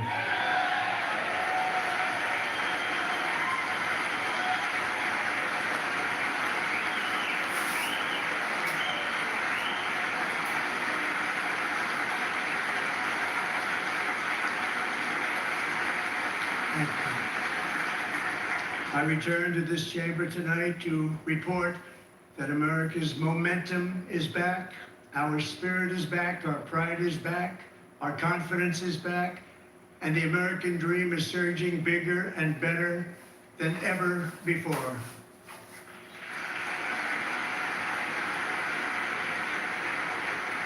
The American dream is unstoppable, and our country is on the verge of a comeback, the likes of which the world has never witnessed and perhaps will never witness again. There's never been anything like it. The presidential election of November 5th was a mandate like has not been seen in many decades. We won all 7 swing states, giving us an electoral college victory of 312 votes.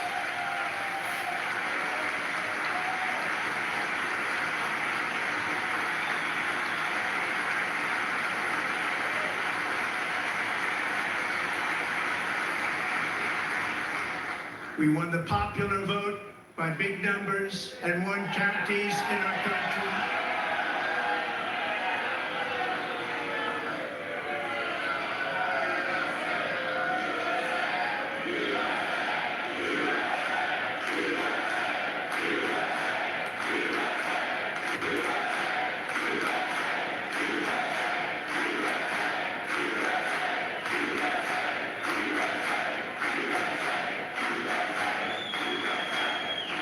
Counties in our country, 2,700 to 525, on a map that reads almost completely red for Republican.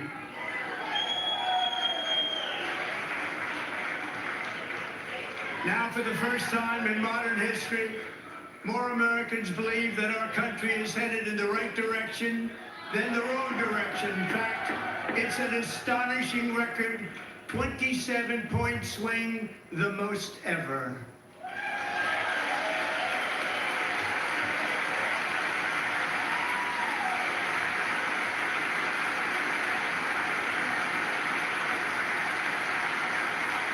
Likewise, small business optimism saw its single largest one-month gain ever recorded, a 41-point jump.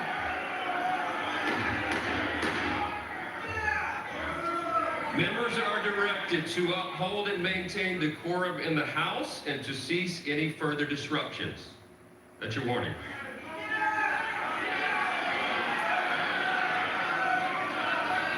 Members are engaging in willful and continuing breach of decorum, and the chair is prepared to direct the Sergeant-at-Arms to restore order to the joint session.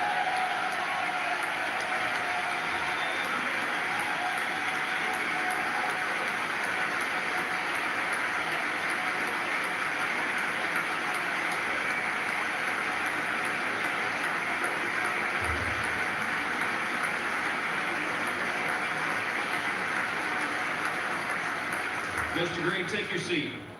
Take your seat, sir. Take your seat. Finding that members continue to engage in willful and concerted disruption of proper decorum, the chair now directs the Sergeant-at-Arms to restore order. Remove this gentleman from the chamber.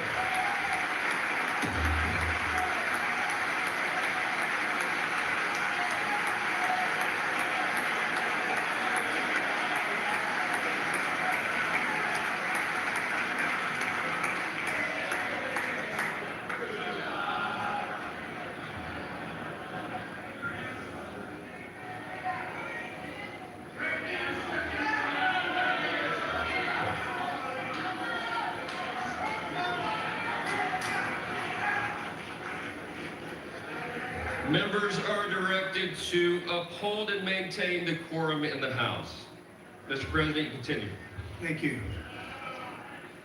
Over the past 6 weeks, I have signed nearly 100 executive orders and taken more than 400 executive actions, a record to restore common sense, safety, optimism, and wealth all across our wonderful land. The people elected me to do the job, and I'm doing it.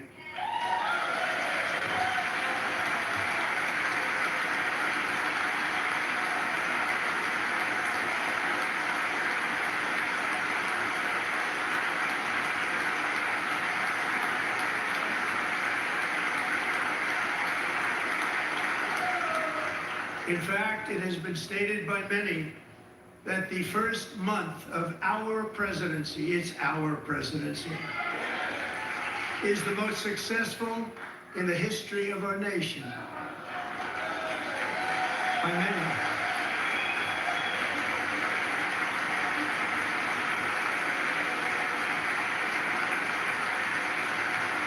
And what makes it even more impressive is that, do you know who number 2 is?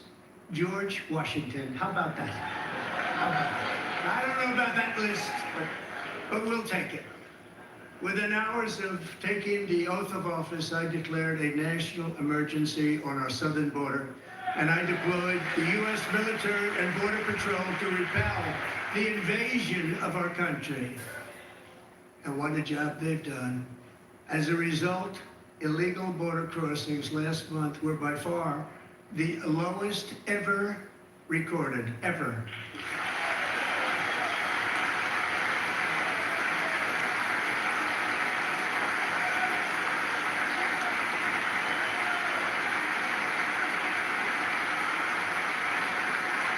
They heard my words and they chose not to come. Much easier that way.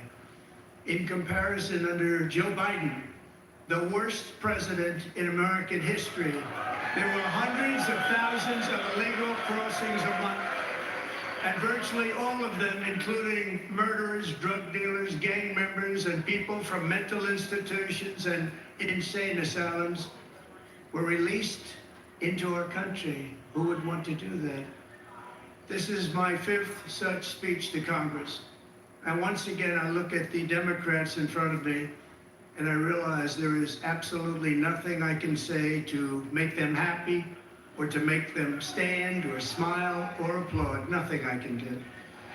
I could find a cure to the most devastating disease, a disease that would wipe out entire nations, or announce the answers to the greatest economy in history, or the stoppage of crime to the lowest levels ever recorded.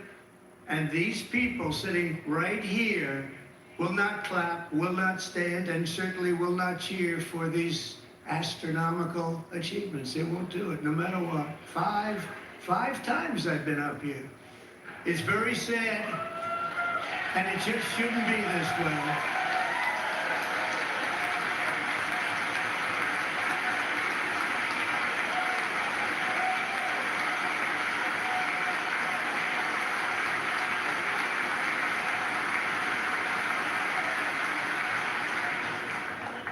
So Democrats sitting before me, for just this one night, why not join us in celebrating so many incredible wins for America?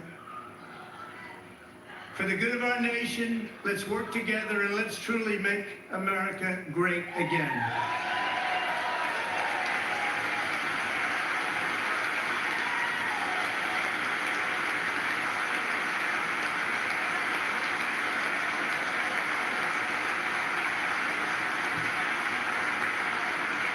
Every day my administration is fighting to deliver the change America needs to bring a future that America deserves, and we're doing it. This is a time for big dreams and bold action. Upon taking office, I imposed an immediate freeze on all federal hiring, a freeze on all new federal regulations, and a freeze on all foreign aid.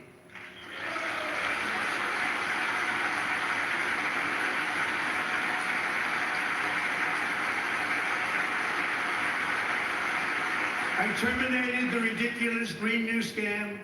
I withdrew from the unfair Paris Climate Accord, which was costing us trillions of dollars that other countries were not paying.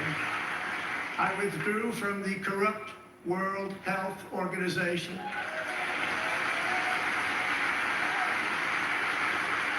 And I also withdrew from the anti-American UN Human Rights Council.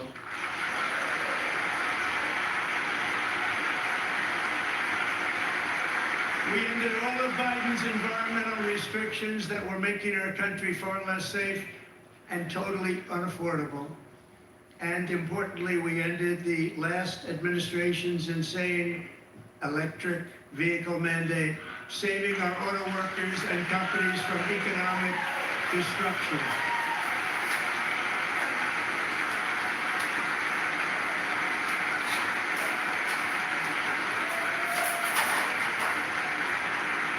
To unshackle our economy, I have directed that for every one new regulation, 10 old regulations must be eliminated, just like I did in my very successful first term.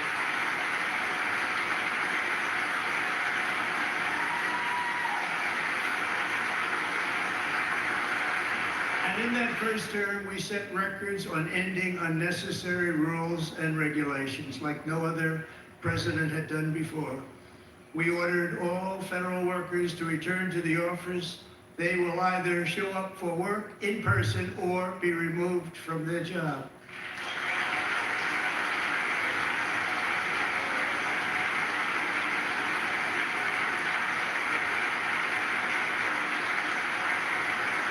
And we've ended weaponized government where, as an example, a sitting president is allowed to viciously prosecute his political opponent, like me. How did that work out? Not too good. Not too good.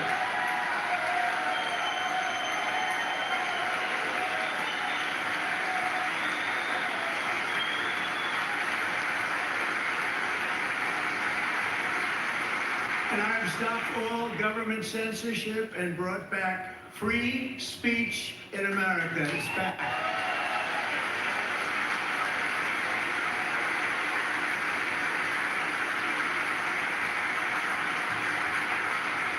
And 2 days ago, I signed an order making English the official language of the United States of America.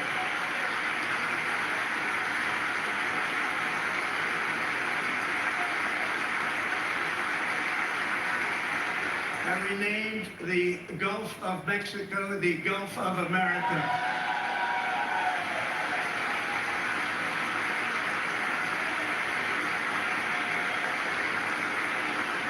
And likewise, I renamed, for a great president, William McKinley, Mount McKinley again. Beautiful Alaska. We love Alaska. We've ended the tyranny of so-called diversity, equity, and inclusion policies all across the entire federal government and indeed the private sector and our military. And our country will be woke no longer.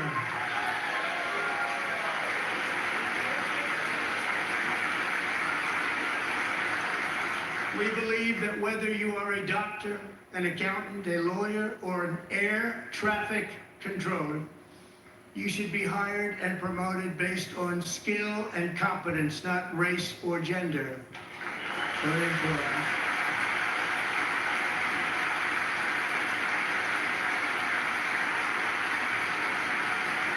You should be hired based on merit. And the Supreme Court, in a brave and very powerful decision, has allowed us to do so. Thank you. Thank you very much. We have removed the poison of critical race theory from our public schools, and I signed an order making it the official policy of the United States government that there are only two genders, male and female.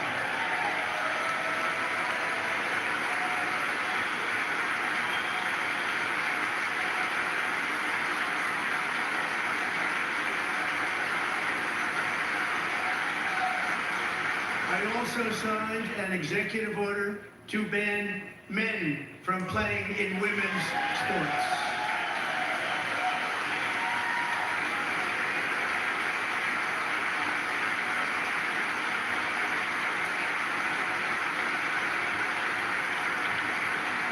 Years ago, Peyton McNabb was an all-star high school athlete, one of the best, preparing for a future in college sports. But when her girls' volleyball match was invaded by a male, he smashed the ball so hard in Peyton's face, causing traumatic brain injury, partially paralyzing her right side and ending her athletic career. It was a shot like she's never seen before. She's never seen anything like it. Peyton is here tonight in the gallery, and Peyton, from now on, schools will kick the men off the girls' team, or they will lose all federal funding.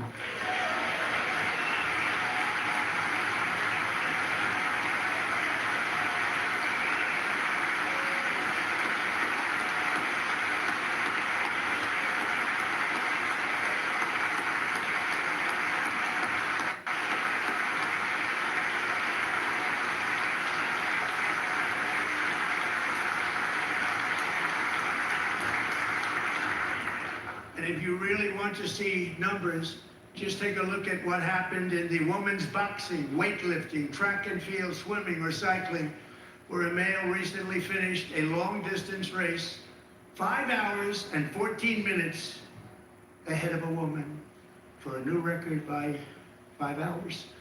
Broke the record by 5 hours. It's demeaning for women, and it's very bad for our country. We're not going to put up with it any longer.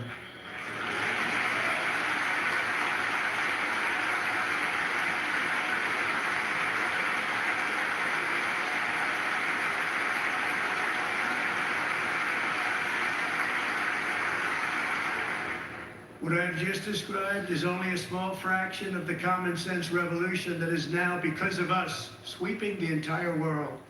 Common sense has become a common theme, and we will never go back. Never. Never going to let that happen. Among my very highest priorities is to rescue our economy and get dramatic and immediate relief to working families. As you know, we inherited from the last administration an economic catastrophe and an inflation nightmare. Their policies drove up energy prices, pushed up grocery costs, and drove the necessities of life out of reach for millions and millions of Americans. It never had anything like it. We suffered the worst inflation in 48 years, but perhaps even in the history of our country. They're not sure. As president, I'm fighting every day to reverse this damage and make America affordable again.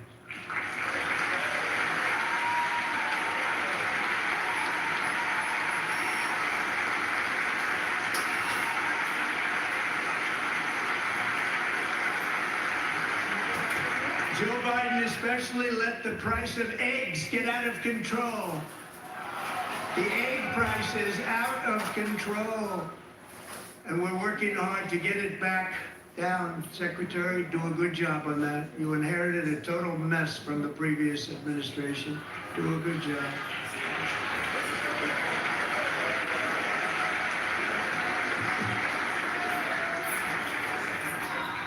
A major focus of our fight to defeat inflation is rapidly reducing the cost of energy.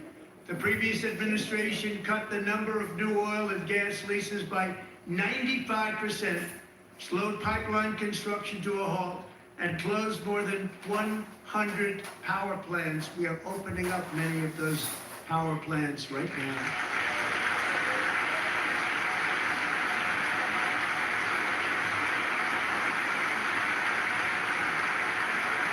And frankly, we have never seen anything like it.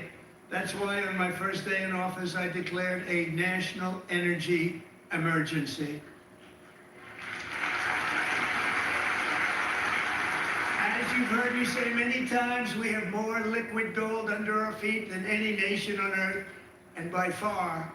And now I fully authorize the most talented team ever assembled to go and get it. It's called Drill, Baby, Drill.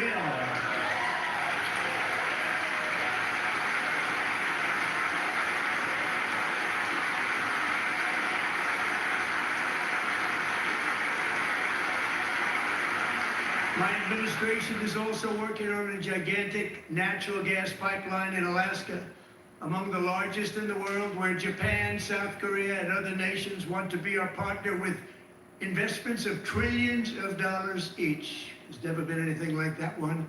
It will be truly spectacular. It's all set to go. The permitting is gotten. And later this week, I will also take historic action to dramatically expand production of critical minerals and rare earths here in the USA.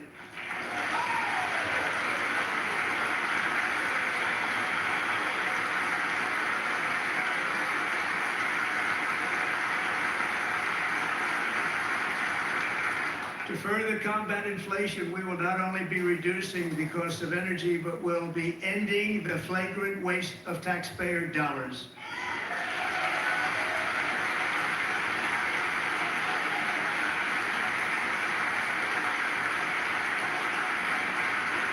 And to that end, I have created the brand new Department of Government Efficiency. DOGE.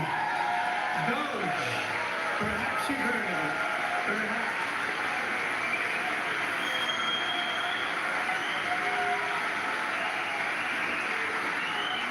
Which is headed by Elon Musk, who is in the gallery tonight.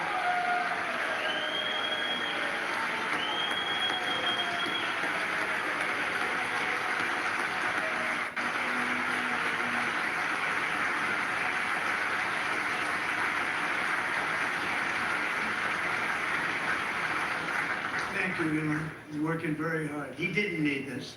He didn't need this. Thank you very much. We appreciate it. Everybody here, even this side, appreciates it. I really. They just don't want to admit that. Just listen to some of the appalling waste we have already identified. $22 billion from HHS to provide free housing and cars for illegal aliens. $45 million for diversity, equity, and inclusion scholarships in Burma.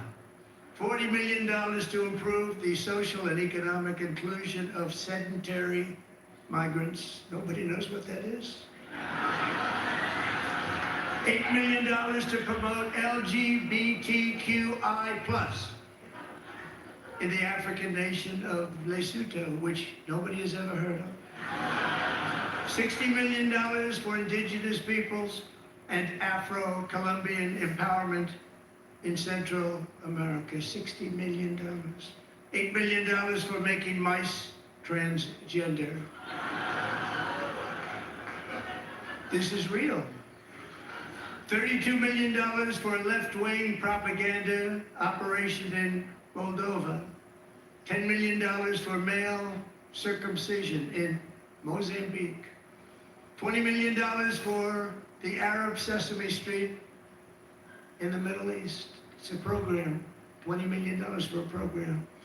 $1.9 billion to recently created Decarbonization of Homes Committee, headed up, and we know she's involved. Just at the last moment, the money was passed over by a woman named Stacey Abrams. Have you ever heard of her? A $3.5 million consulting contract for lavish fish monitoring.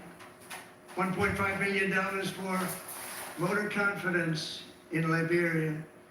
$14 million for social cohesion in Mali. $59 million for illegal alien hotel rooms in New York City. He's a real estate developer. He's done very well. $250,000 to increase vegan local climate action innovation in Zambia. $42 million for social and behavior change in Uganda. $14 million for improving public procurement in Serbia. $47 million for improving learning outcomes in Asia. Asia's doing very well with learning. You know what we're doing. Should use it ourselves. And $101 million for DEI contracts at the Department of Education. The most ever paid, nothing even like it. Under the Trump administration, all of these scams, and they're far worse, but I didn't think it was appropriate to talk about them. They're so bad. Many more have been found out and exposed and swiftly terminated by a group of very intelligent, mostly young people, headed up by hundreds of billions of dollars of fraud.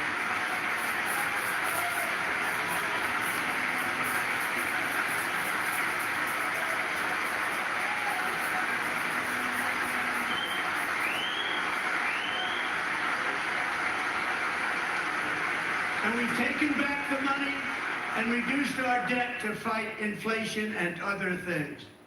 Taken back a lot of that money. We got it just in time. This is just the beginning. The Government Accountability Office, a federal government office, has estimated annual fraud of over $500 billion in our nation, and we are working very hard to stop it. We're going to. We're also identifying shocking levels of incompetence and probable fraud in the Social Security program for our seniors, and that our seniors and people that we love rely on. Believe it or not, government databases list 4.7 million Social Security members from people aged 100 to 109 years old. It lists 3.6 million people from ages 110 to 119. I don't know any of them. I know some people that are rather elderly, but not quite that elderly. 3.47 million people from ages 120 to 129. 3.9 million people from ages 130 to 139. 3.5 million people from ages 140 to 149. And money is being paid to many of them, and we're searching right now. In fact, Pam, good luck. Good luck. You're going to find it. But a lot of money is paid out to people because it just keeps getting paid, and nobody does, and it really hurts Social Security. It hurts our country. 1.3 million people from ages 150 to 159, and over 130,000 people, according to the Social Security databases, are age over 160 years old. We have a healthier country than I thought, Bobby.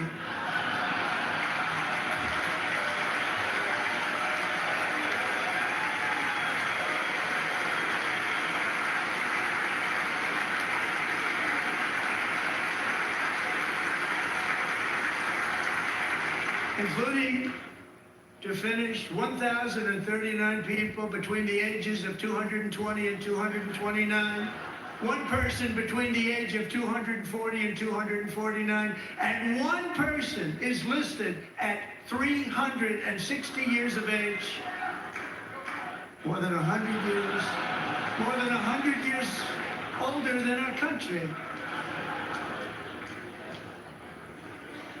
But we're going to find out where that money's going, and it's not going to be pretty. By slashing all of the fraud, waste, and theft we can find, we will defeat inflation, bring down mortgage rates, lower car payments and grocery prices, protect our seniors, and put more money in the pockets of American families.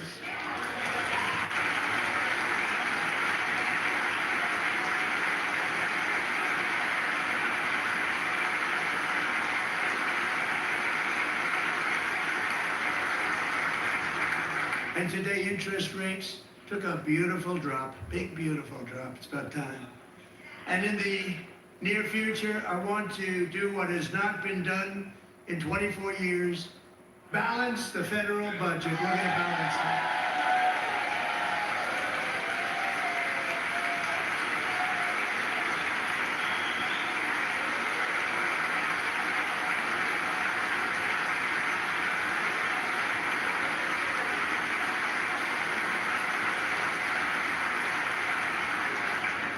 With that goal in mind, we have developed in great detail what we're calling the Gold Card, which goes on sale very, very soon. For $5 million, we will allow the most successful job-creating people from all over the world to buy a path to U.S. citizenship. It's like the green card, but better and more sophisticated. And these people will have to pay tax in our country. They won't have to pay tax from where they came. The money that they've made, you wouldn't want to do that, but they have to pay tax, create jobs. They'll also be taking people out of colleges and paying for them so that we can keep them in our country instead of having them being forced out. Number one, at the top school, as an example, being forced out and not being allowed to stay and create tremendous numbers of jobs and great success for a company out there. So while we take out the criminals, killers, traffickers, and child predators who are allowed to enter our country under the open border policy of these people, the Democrats, the Biden administration, the open border insane policies that you've allowed to destroy our country, we will now bring in brilliant, hardworking, job-creating people. They're going to pay a lot of money, and we're going to reduce our debt with that money.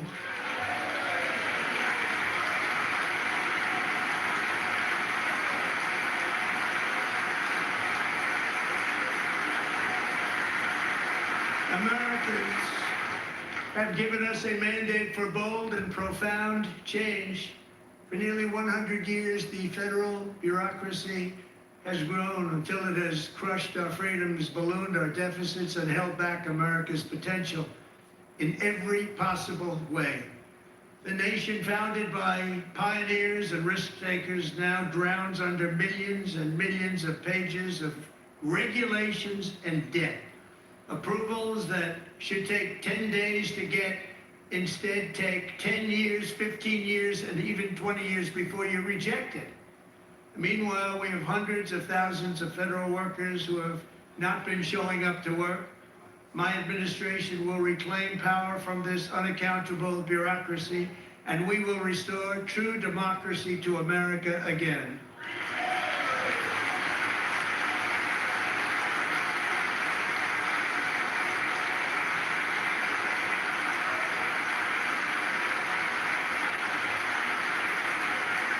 Any federal bureaucrat who resists this change will be removed from office immediately.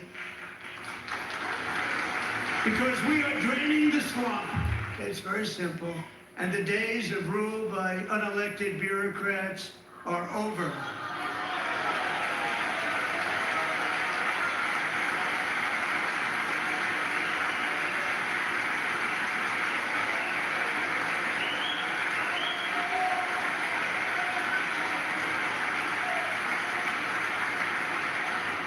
And the next phase of our plan to deliver the greatest economy in history is for this Congress to pass tax cuts for everybody. They're in there, they're waiting for you to vote. And I'm sure that the people on my right, I don't mean the Republican right, but my right here, I'm sure you're going to vote for those tax cuts, because otherwise I don't believe the people will ever vote you into office. So I'm doing you a big favor by telling you that. But I know this group is going to be voting for the tax.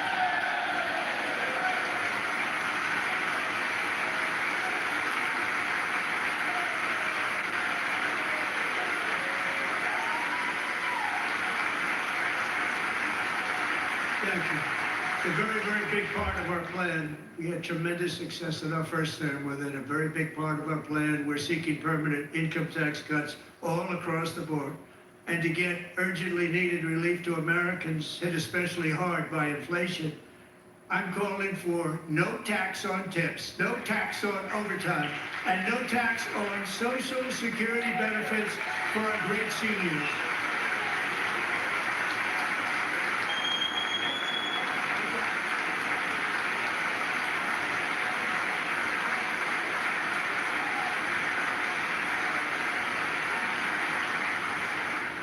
And I also want to make interest payments on car loans tax deductible, but only if the car is made in America.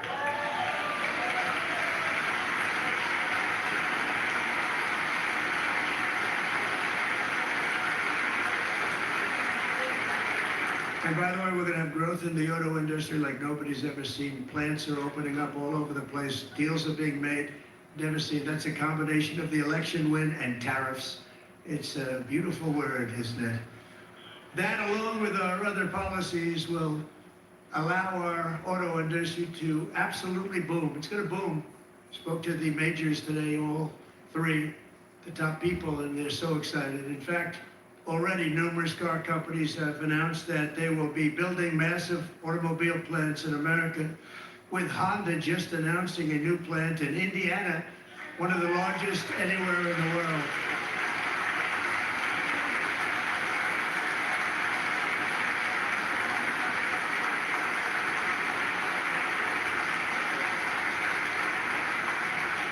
And this has taken place since our great victory on November 5th, a date which will hopefully go down as one of the most important in the history of our country. There are a lot of ways to curb cravings while quitting vaping. Or you could outsmart nicotine with X Program and find what works best for you. Join for free. Text X Program to 88709. It's a Poshmark here, and it's half off. Find the best deals today. Yes, Poshmark. I knew Poshmark would have it. Find everything you want on Poshmark. Download the app to start shopping today. Your job depends on reliable tools. That's why Harbor Freight is committed to offering quality tools to pros like yourself at a fraction of the price. Stop by today and put us to the test. Harbor Freight, your pro tools destination.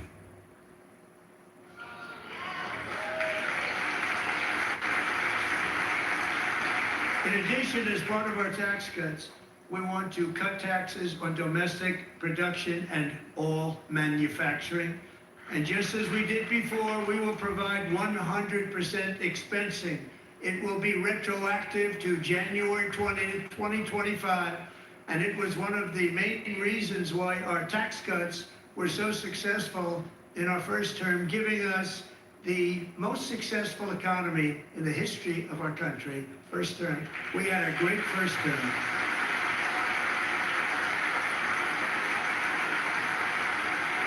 If you don't make your product in America, however, under the Trump administration, you will pay a tariff, and in some cases, a rather large one. Other countries have used tariffs against us for decades, and now it's our turn to start using them against those other countries.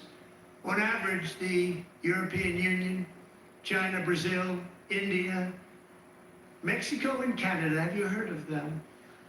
And countless other nations charge us tremendously higher tariffs than we charge them. It's very unfair. India charges us auto tariffs higher than 100%. China's average tariff on our products is twice what we charge them. And South Korea's average tariff is 4 times higher. Think of that, 4 times higher. And we give so much help militarily and in so many other ways to South Korea, but that's what happens. This is happening by friend and foe.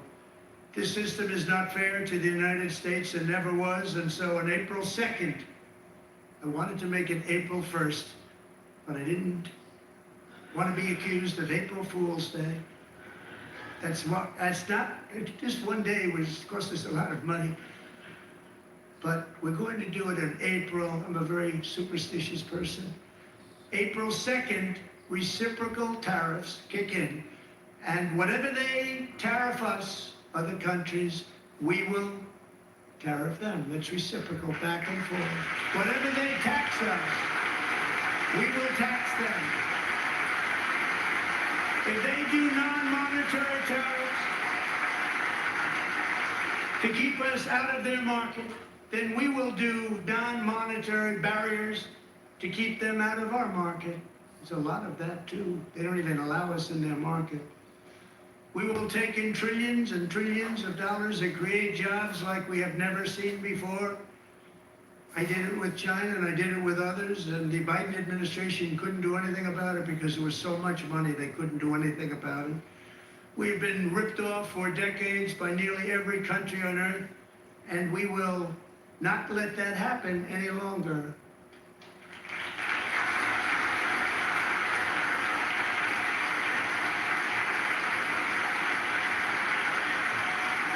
Much has been said over the last 3 months about Mexico and Canada, but we have very large deficits with both of them. But even more importantly, they've allowed fentanyl to come into our country at levels never seen before, killing hundreds of thousands of our citizens and many very young, beautiful people, destroying families. Nobody's ever seen anything like it. They are, in effect, receiving subsidies of hundreds of billions of dollars. We pay subsidies to Canada and to Mexico of hundreds of billions of dollars, and the United States will not be doing that any longer. We're not going to do it any longer.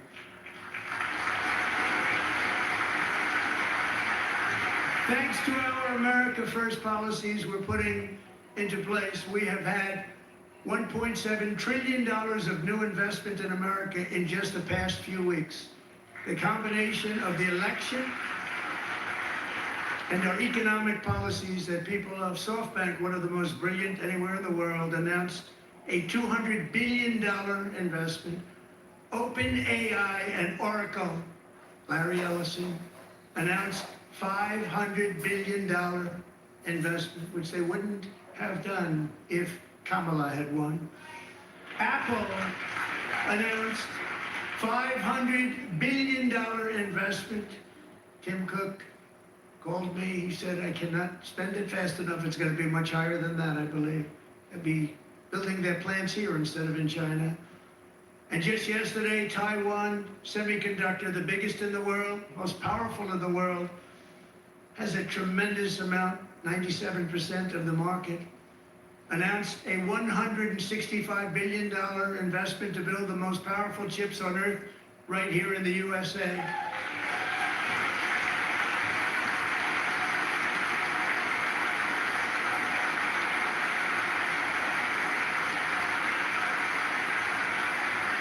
And we're not giving them any money. Your CHIPS Act is a horrible, horrible thing. We give hundreds of billions of dollars, and it doesn't mean a thing. They take our money and they don't spend it. All that meant to them, we're giving them no money. All that was important to them was they didn't want to pay the tariffs, so they came and they're building, and many other companies are coming. We don't have to give them money. We just want to protect our businesses and our people. And they will come because they won't have to pay tariffs if they build in America. So it's very amazing. You should get rid of the CHIP Act, and whatever's left over, Mr. Speaker, you should use it to reduce debt or any other reason you want to.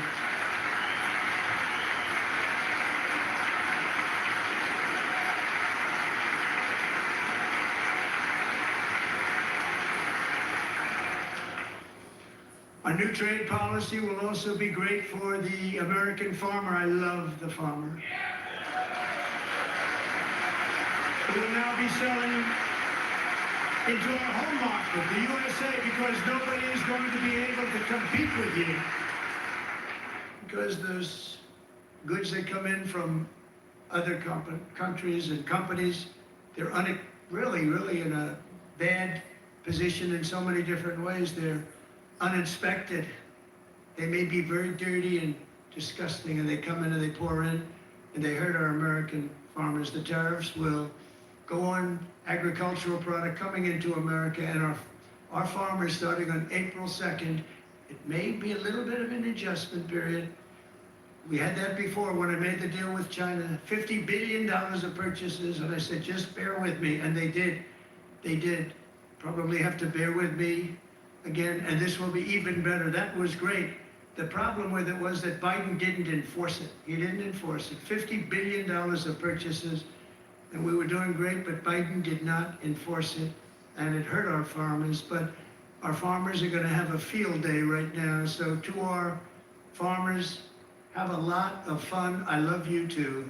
I love you too. All going to happen.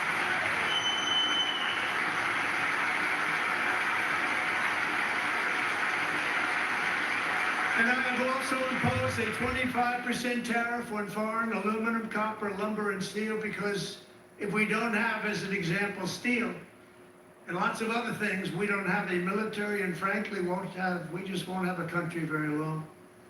Here today is a proud American steelworker, fantastic person from Decatur, Alabama, Jeff Denard.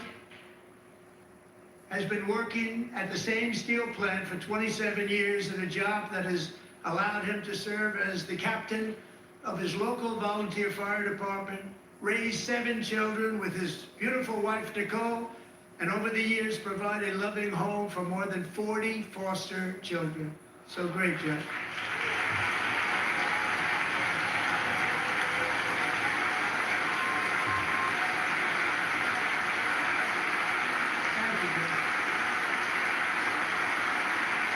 Thank you, Jeff.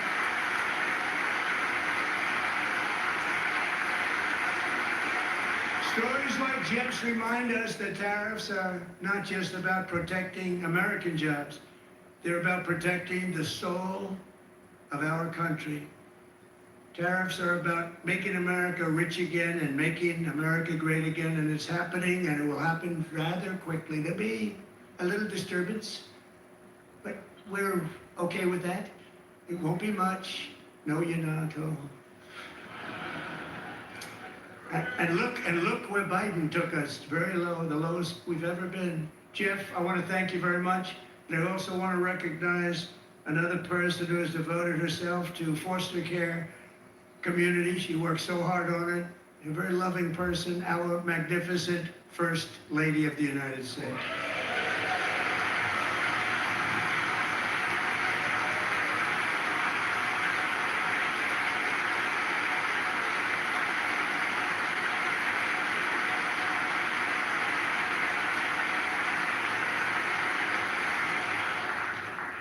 Melania's work has yielded incredible results, helping prepare our nation's future leaders as they enter the workforce.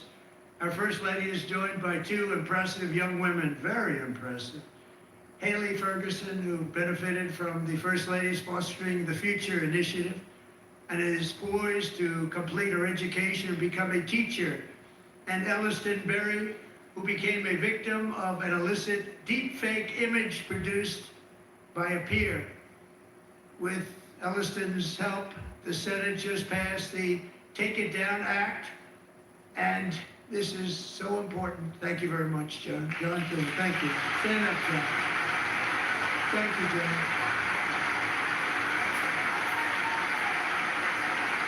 Thank you all very much.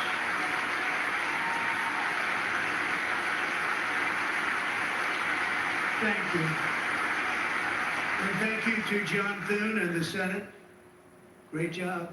To criminalize the publication of such images online is terrible, terrible thing.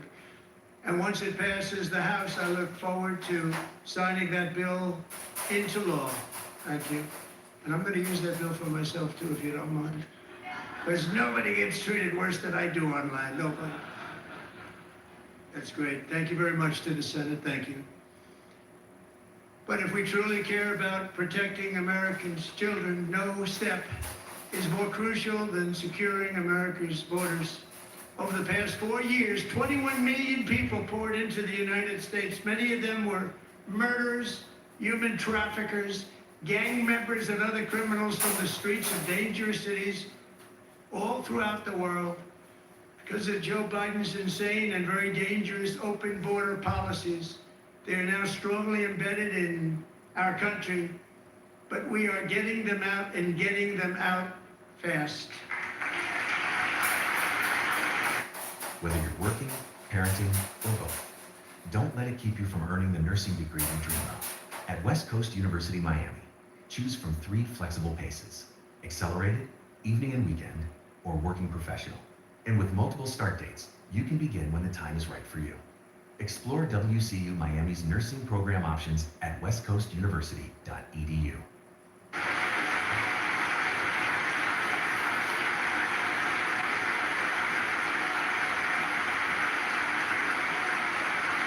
And I want to thank Tom Holman and Christy. I want to thank you and Paul of Border Patrol. I want to thank you. What a job they've all done. Everybody, Border Patrol, ICE, law enforcement in general is incredible. We have to take care of our law enforcement. Have to.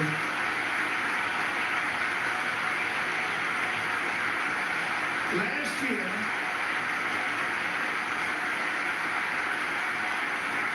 a brilliant 22-year-old nursing student named Lakin Riley, the best in her class, admired by everybody, went out for a jog on the campus of the University of Georgia.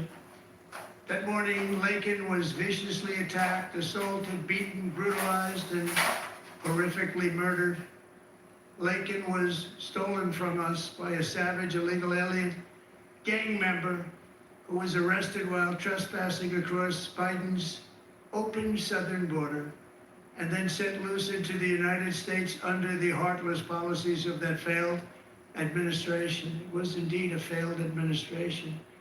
He had then been arrested and released in a Democrat-run sanctuary city, a disaster, before ending the life of this beautiful young angel.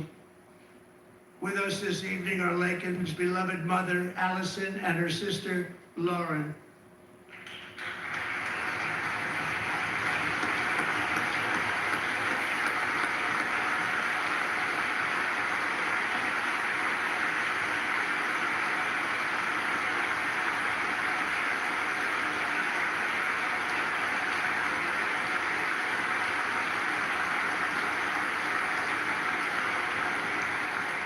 Last year, I told Lincoln's grieving parents that we would ensure their daughter would not have died in vain. That's why the very first bill I signed into law as your 47th president mandates the detention of all dangerous criminal aliens who threaten public safety. It's a very strong, powerful act.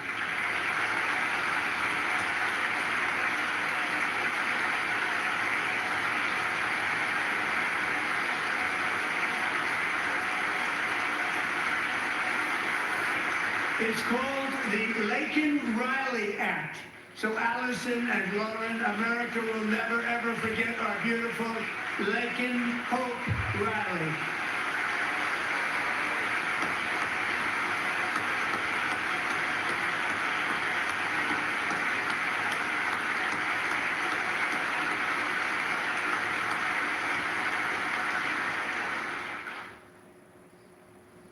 Thank you very much. Since taking office, my administration has launched the most sweeping border and immigration crackdown in American history, and we quickly achieved the lowest numbers of illegal border crossers ever recorded. Thank you.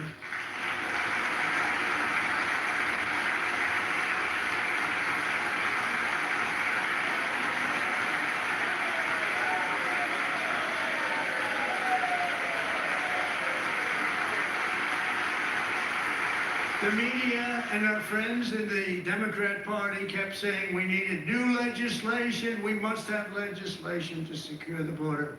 But it turned out that all we really needed was a new president.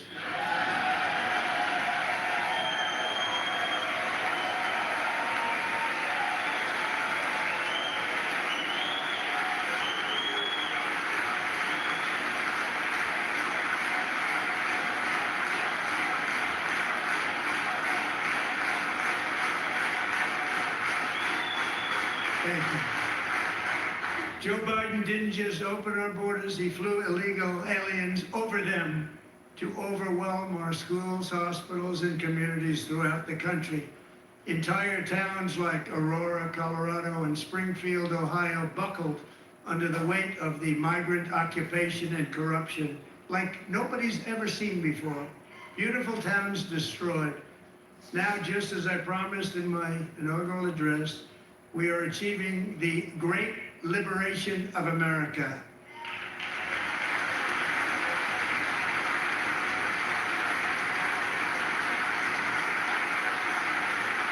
But there still is much work to be done. Here tonight is a woman I have gotten to know, Alexis Nungari from Houston. Wonderful woman. Last June, Alexis's 12-year-old daughter, her precious Jocelyn, walked to a nearby convenience store. She was kidnapped, tied up, assaulted for 2 hours under a bridge, and horrifically murdered. Arrested and charged with this heinous crime are 2 illegal alien monsters from Venezuela, released into America by the last administration through their ridiculous open border. The death of this beautiful 12-year-old girl and the agony of her mother and family touched our entire nation greatly. Alexis, I promised that we would always remember your daughter, your magnificent daughter, and earlier tonight, I signed an order keeping my word to you. One thing I have learned about Jocelyn is that she loved animals so much, she loved nature. Across Galveston Bay, from where Jocelyn lived in Houston, you will find a magnificent national wildlife refuge, a pristine, peaceful, 34,000-acre sanctuary for all of God's creatures on the edge of the Gulf of America. Alexis, moments ago, I formally renamed that refuge in loving memory of your beautiful daughter, Jocelyn. So, Mr. Vice President, if you would, may I have the order?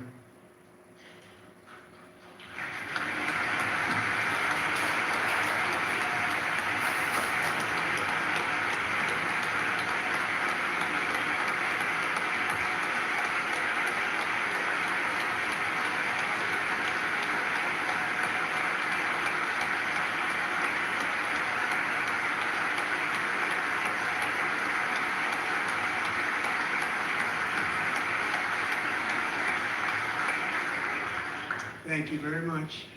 All 3 savages charged with Jocelyn and Lakin's murders were members of the Venezuelan prison gang, the toughest gang, they say, in the world, known as Tren de Aragua. 2 weeks ago, I officially designated this gang, along with MS-13 and the bloodthirsty Mexican drug cartels, as foreign terrorist organizations.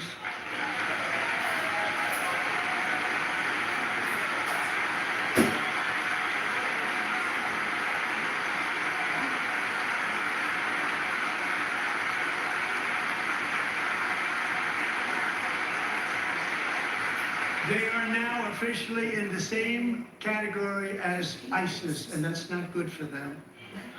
Countless thousands of these terrorists were welcomed into the U.S. by the Biden administration. But now every last one will be rounded up and forcibly removed from our country, or, if they're too dangerous, put in jails, standing trial in this country, because we don't want them to come back ever. With us this evening is a warrior on the front lines of that battle, Border Patrol Agent Roberto Ortiz. Great guy.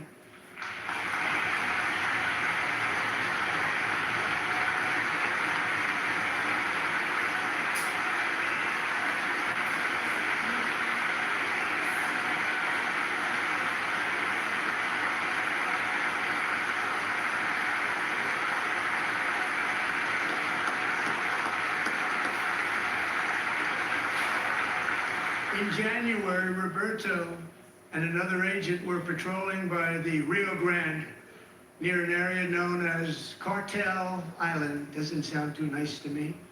When heavily armed gunmen started shooting at them, Roberto saw that his partner was totally exposed, great danger, and he leapt into action, returning fire and providing crucial seconds for his fellow agent to...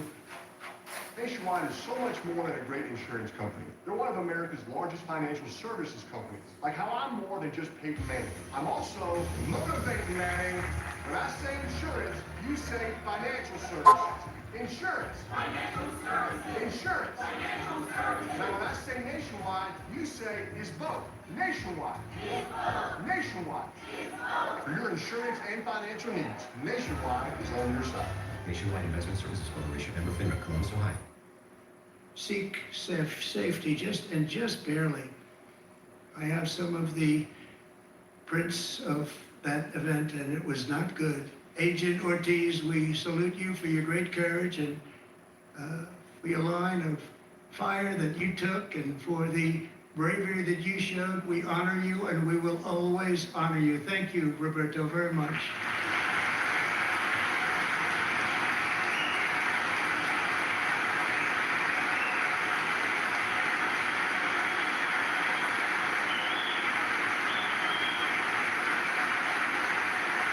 Thank you, Roberto. And I actually got to know him on my many calls to the border. He's a great gentleman.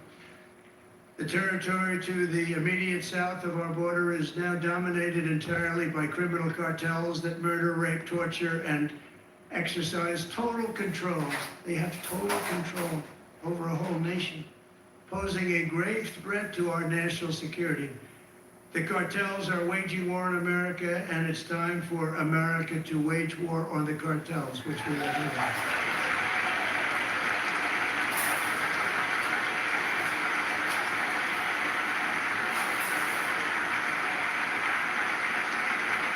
Five nights ago, Mexican authorities, because of our tariff policies being imposed on them, think of this, handed over to us 29 of the biggest cartel leaders in their country. That has never happened before. They want to make us happy. First time ever. But we need Mexico and Canada to do much more than they've done, and they have to stop the fentanyl and drugs pouring into the USA. They're going to stop it. I have sent Congress a detailed funding request laying out exactly how we will eliminate these threats to protect our homeland and complete the largest deportation operation in American history, larger even than current record holder President Dwight D. Eisenhower, a moderate man, but someone who believed very strongly in borders. Americans expect Congress to send me this funding without delay so I can sign it into law. So, Mr. Speaker, John Thune, both of you, I hope you're going to be able to do that, Mr. Speaker. Thank you. Mr. Leader, thank you. Thank you very much. And let's get it to me. I'll sign it so fast, you won't even believe it.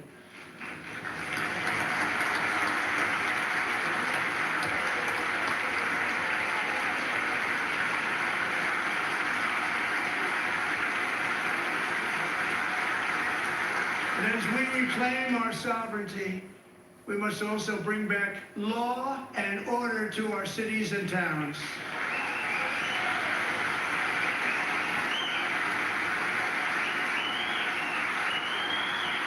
In recent years, our justice system has been turned upside down by radical left lunatics.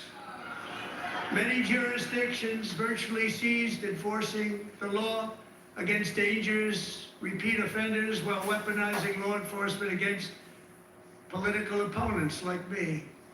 My administration has acted swiftly and decisively to restore fair, equal, and impartial justice under the constitutional rule of law, starting at the FBI and the DOJ. Pam, good luck. Cash, wherever you may be, good luck. Good luck. Pam Bondi. Good luck. So important. Going to do a great job. Cash, thank you. Thank you, Cash.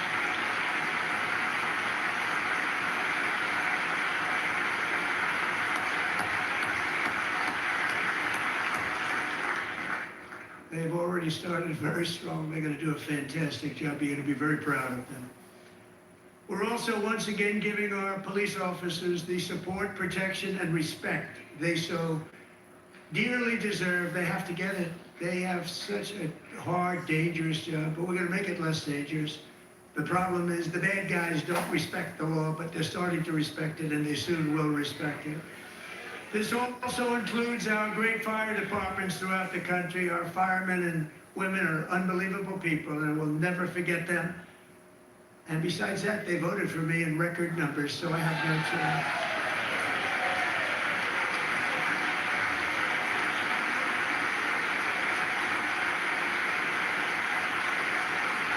1 year ago this month, 31-year-old New York police officer Jonathan Diller, unbelievably wonderful person and a great officer, was gunned down at a traffic stop on Long Island. I went to his funeral.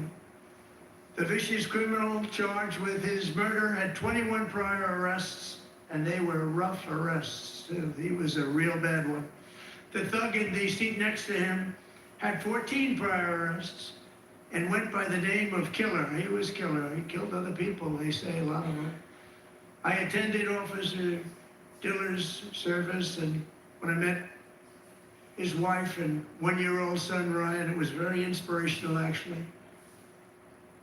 His widow's name is Stephanie, and she is here tonight. Stephanie, thank you very much, Stephanie. Thank you very much.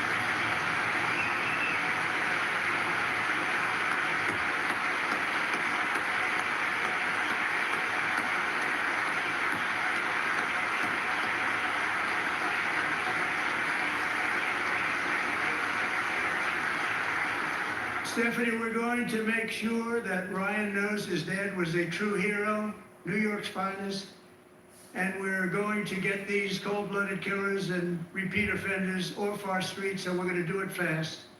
Got to stop it. They get out with 28 arrests. They push people into subway trains. They hit people over the head, back of the head with baseball bats.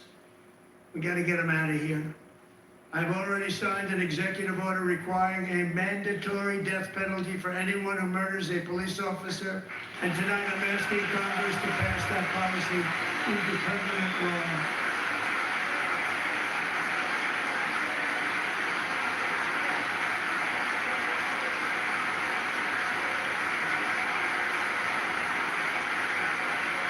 I'm also asking for a new crime bill getting tough on repeat offenders while enhancing protections for America's police officers so they can do their jobs without fear of their lives being totally destroyed.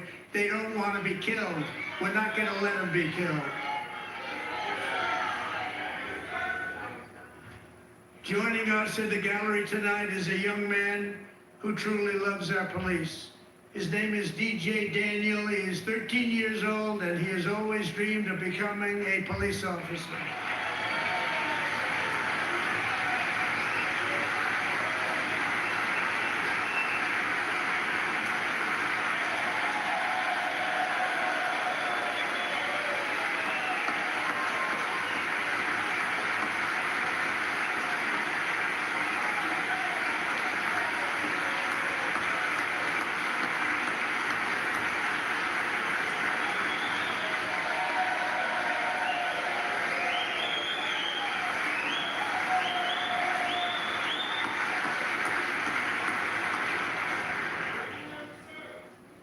But in 2018, DJ was diagnosed with brain cancer. The doctors gave him 5 months at most to live. That was more than 6 years ago.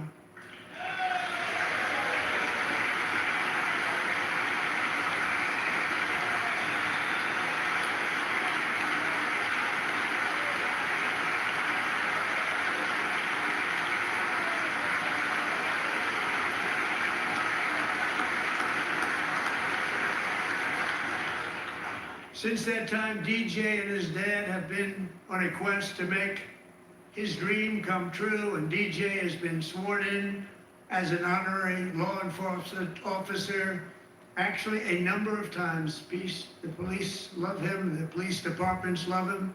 And tonight, DJ, we're going to do you the biggest honor of them all. I am asking our new Secret Service Director, Sean Curran, to officially make you an agent of the United States Secret Service.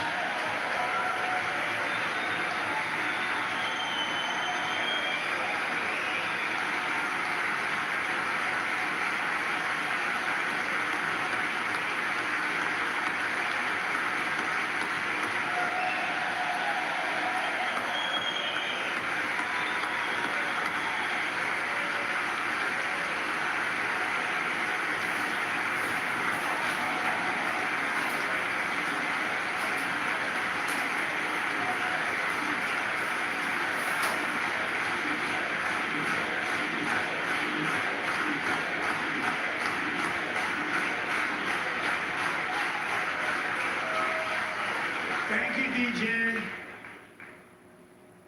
DJ's doctors believe his cancer likely came from a chemical he was exposed to when he was younger. Since 1975, rates of child cancer have increased by more than 40%.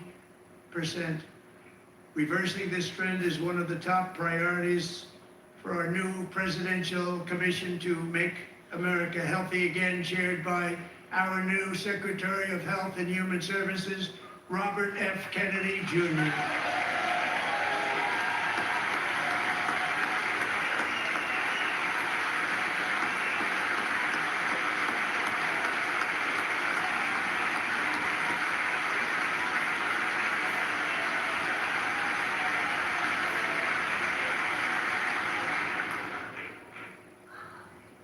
With the name Kennedy, you would have thought everybody over here would have been cheering.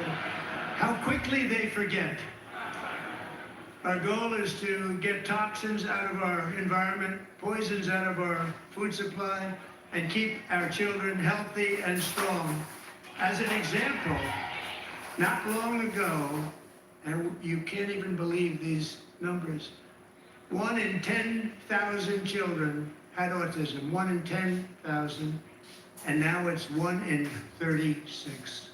There's something wrong, 1 in 36, think of that. So we're gonna find out what it is, and there's nobody better than Bobby and all of the people that are working with you. You have the best to figure out what is going on. Okay, Bobby, good luck. It's a very important job, thank you.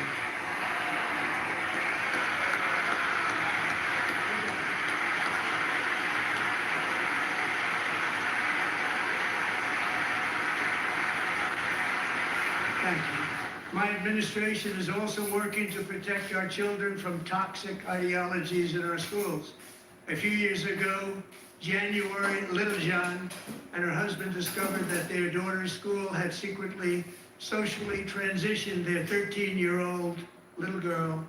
Teachers and administrators conspired to deceive January and her husband while encouraging her daughter to use a new name and pronouns.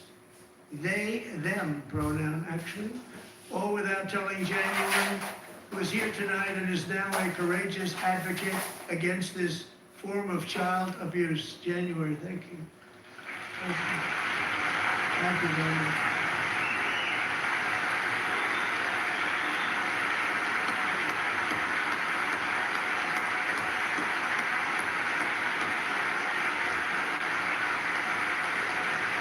Thank you. Stories like this are why, shortly after taking office, I signed an executive order banning public schools from indoctrinating our children with transgender ideology.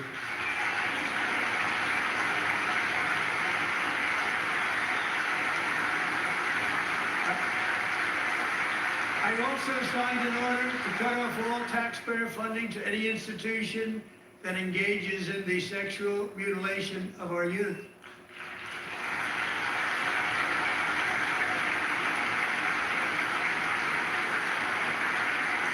And now I want Congress to pass a bill permanently banning and criminalizing sex changes on children and forever ending the lie that any child is trapped in the wrong body. This was a big lie.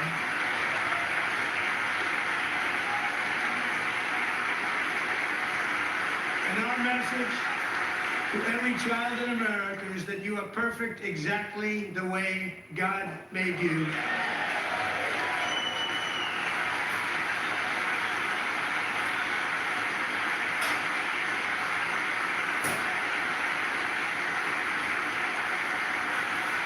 Because we're getting wokeness out of our schools and out of our military, and it's already out, and it's out of our society. We don't want it. Wokeness is trouble. Wokeness is bad. It's gone. It's gone. And we feel so much better for it, don't we? Don't we feel better? Our service members won't be activists and ideologues. They will be fighters and warriors. They will fight for our country. And Pete, congratulations. Secretary of Defense, congratulations.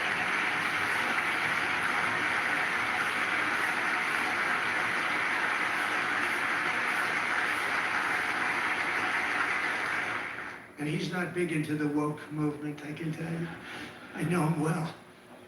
I am pleased to report that in January, the U.S. Army had its single best recruiting month in 15 years, and that all armed services are having among the best recruiting results ever in the history of our services.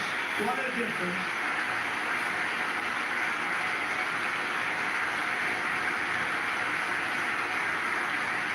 And you know, it was just a few months ago where the results were exactly the opposite. We couldn't recruit anywhere. We couldn't recruit. Now we're having the best results just about that we've ever had. What a tremendous turnaround. It's really a beautiful thing to see. People love our country again. It's very simple. They love our country and they love being in our military again. So it's a great thing, and thank you very much. Great job. Thank you.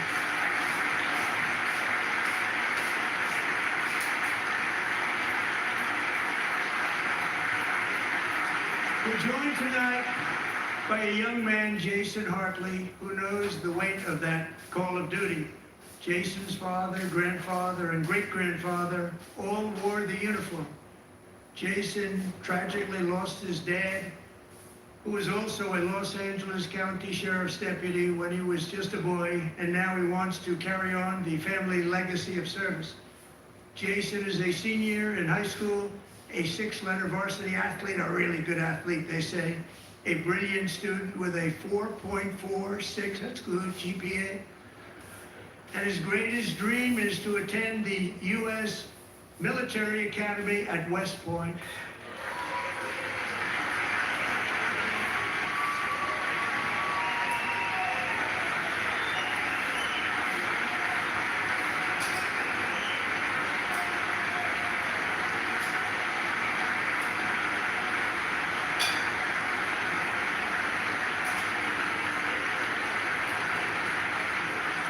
And Jason, that's a very big deal getting in. That's a hard one to get into, but I'm pleased to inform you that your application has been accepted. You will soon be joining the Corps of Cadets.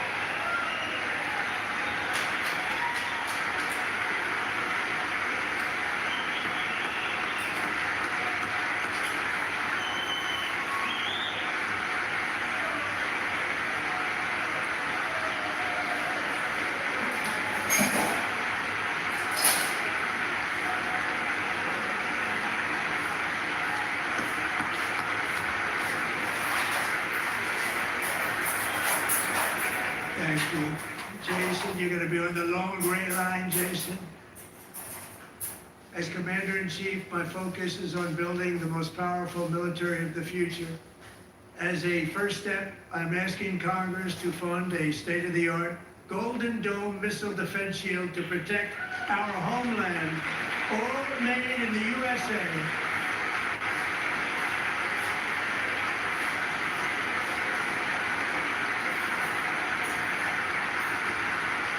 Ronald Reagan Wanted to do it long ago, but the technology just wasn't there, not even close. But now we have the technology. It's incredible, actually. And other places they have it. Israel has it. Other places have it. And the United States should have it too, right, Tim? Right? They should have it too. So I want to thank you. But it's a very, very important. This is a very dangerous world. We should have it. We want to be protected, and we're going to protect our citizens like never before. To boost our defense industrial base, we are also going to resurrect the American shipbuilding industry, including commercial shipbuilding and military shipbuilding.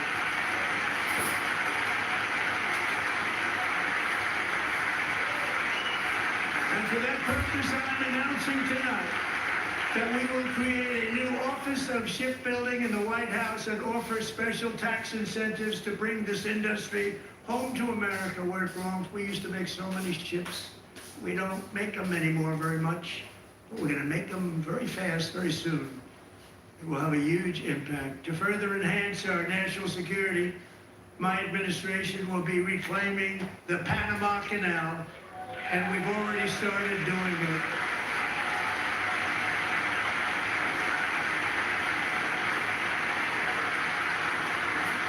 Just today, a large American company announced they are buying both ports around the Panama Canal and lots of other things having to do with the Panama Canal and a couple of other canals. The Panama Canal was built by Americans for Americans, not for others, but others could use it. But it was built at tremendous cost of American blood and treasure. 38,000 workers died building the Panama Canal. They died of malaria, they died of snake bites and mosquitoes. Not a nice place to work. They paid them very highly to go there, knowing there was a 25% chance that they would die. The most expensive project also that was ever built in our country's history, if you bring it up to modern day costs. It was given away by the Carter administration for $1. But that agreement has been violated very severely. We didn't give it to China. We gave it to Panama, and we're taking it back.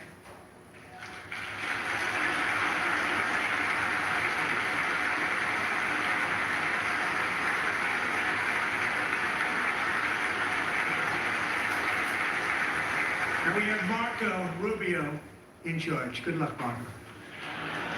Now, we know who to blame if anything goes wrong.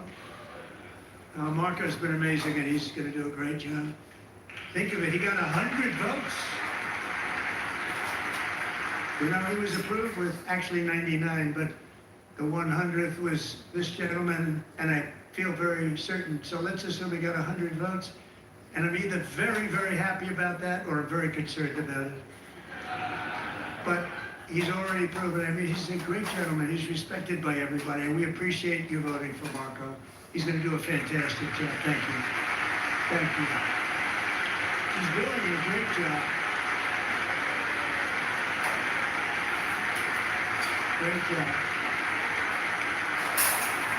And I also have a message tonight for the incredible people of Greenland. We strongly support your right to determine your own future. And if you choose, we welcome you into the United States of America. We need Greenland for national security and even international security, and we're working with everybody involved to try and get it. But we need it really for international world security. And I think we're going to get it. One way or the other, we're going to get it.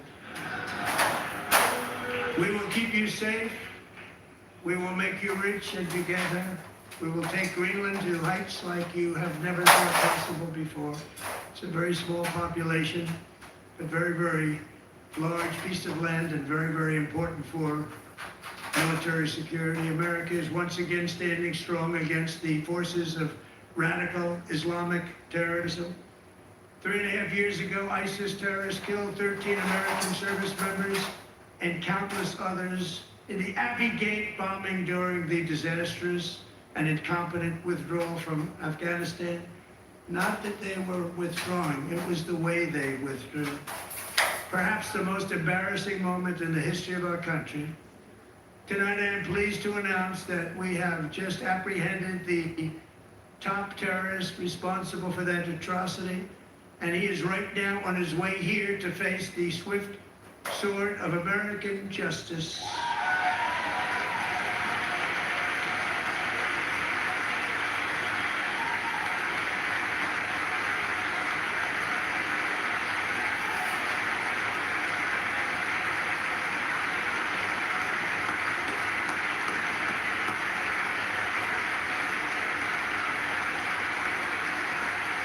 And I want to thank especially the government of Pakistan for helping arrest this monster. This was a very momentous day for those 13 families who I actually got to know very well, most of them, whose children were murdered, and the many people that were so badly, over 42 people, so badly injured on that fateful day in Afghanistan. What a horrible day. Such incompetence was shown. That when Putin saw what happened, I guess he said, wow, maybe this is my chance. That's how bad it was. Should have never happened. Grossly incompetent people. I spoke to many of the parents and loved ones, and they're all in our hearts tonight. Just spoke to them on the phone. We had a big call. Every one of them called, and everybody was on the line, and they did nothing but cry with happiness. They were very happy, as happy as you can be under those circumstances. Their child, brother, sister, son, daughter was killed for no reason whatsoever. In the Middle East, we're bringing back our hostages from Gaza. In my first term, we achieved one of the most groundbreaking peace agreements in generations, the Abraham Accords.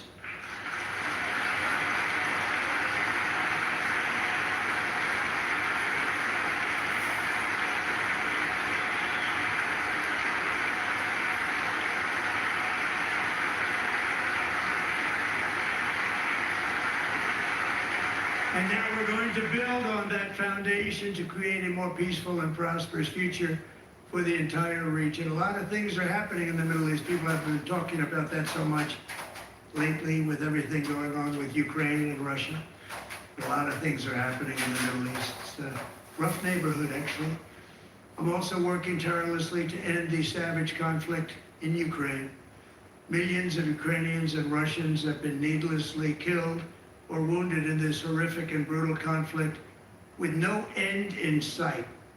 The United States has sent hundreds of billions of dollars to support Ukraine's defense, with no security, with no anything.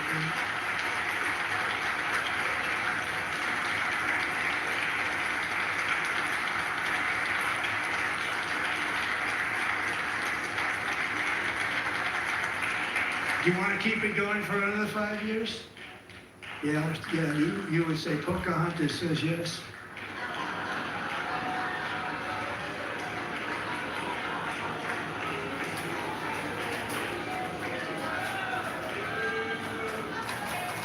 $2,000 people are being killed every single week. More than that. They're Russian young people, they're Ukrainian young people. They're not Americans, but I want it to stop. Meanwhile, Europe has sadly spent more money buying Russian oil and gas than they have spent on defending Ukraine, by far. Think of that. They've spent more buying Russian oil and gas than they have defending. And we've spent perhaps $350 billion, like taking candy from a baby. That's what happened. And they've spent $100 billion. What a difference that is. And we have an ocean separating us, and they don't. But we're getting along very well with them, and lots of good things are happening. Biden has authorized more money in this fight than Europe has spent, by billions and billions of dollars. It's hard to believe that they wouldn't have stopped it and said at some point, come on, let's equalize. You got to be equal to us. That didn't happen. Earlier today, I received an important letter from President Zelensky of Ukraine. The letter reads, Ukraine is ready to come to the negotiating table as soon as possible to bring lasting peace closer. Nobody wants peace more than the Ukrainians, he said. My team and I stand ready to work under President Trump's strong leadership to get a peace that lasts. We do really value how much America has done to help Ukraine maintain its sovereignty and independence. Regarding the agreement on minerals and security, Ukraine is ready to sign it at any time that is convenient for you. I appreciate that he sent this letter, just got it a little while ago. Simultaneously, we've had serious discussions with Russia and have received strong signals that they are ready for peace. Wouldn't that be beautiful? Wouldn't that be beautiful?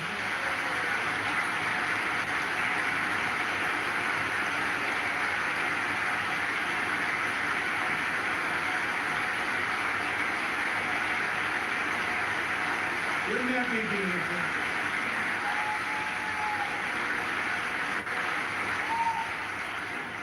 It's time to stop this madness. It's time to halt the killing. It's time to end this senseless war. If you want to end wars, you have to talk to both sides. Nearly 4 years ago, amid rising tensions, a history teacher named Mark Fogel was detained in Russia and sentenced to 14 years in a penal colony. Rough stuff. The previous administration barely lifted a finger to help him. They knew he was innocent, but they had no idea where to begin. But last summer, I promised his 95-year-old mother, Malphine, that we would bring her boy safely back home. After 22 days in office, I did just that, and they are here tonight.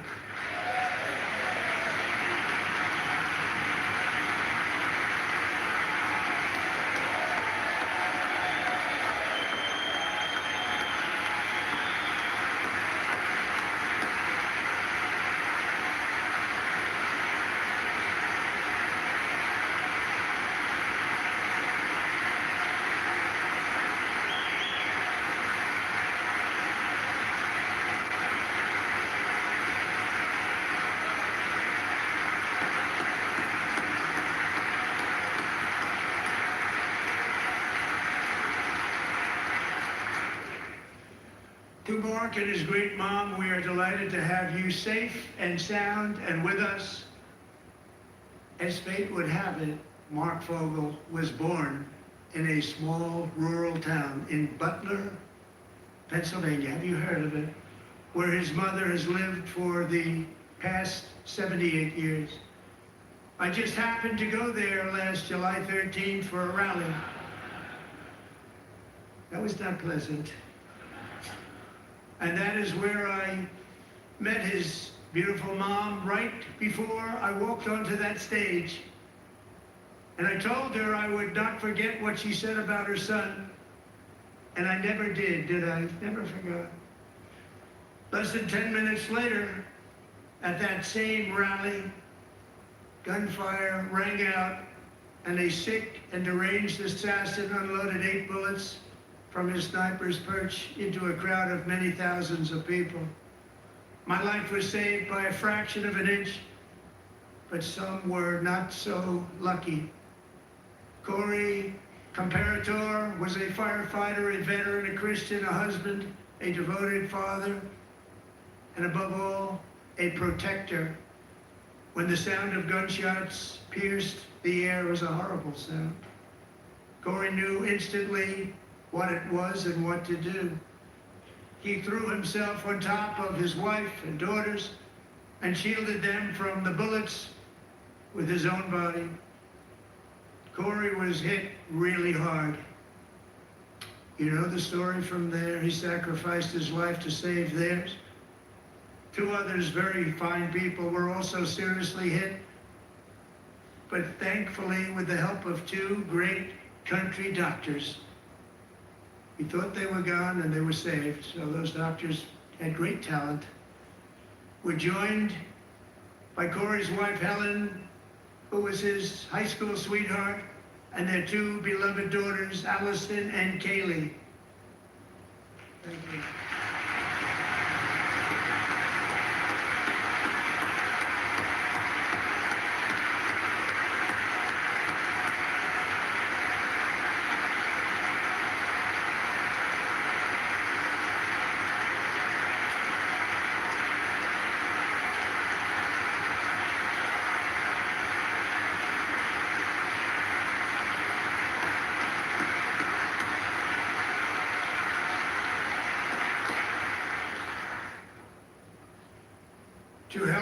Allison and Kaylee, Corey is looking down on his 3 beautiful ladies right now, and he is cheering you on. He loves you.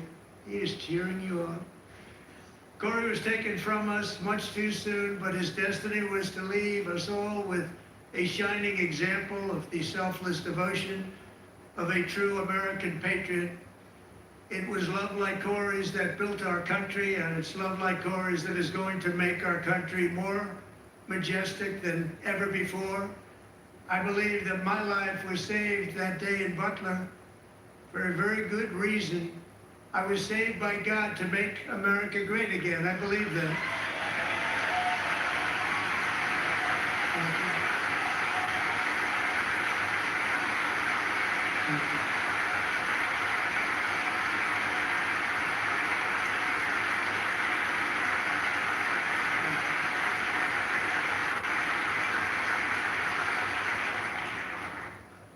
Thank you very much. From the patriots of Lexington and Concord to the heroes of Gettysburg and Normandy, from the warriors who crossed the Delaware to the trailblazers who climbed the Rockies, and from the legends who soared at Kitty Hawk to the astronauts who touched the moon, Americans have always been the people who defied all odds, transcended all dangers, made the most extraordinary sacrifices, and did whatever it took to defend our children, our country, and our freedom.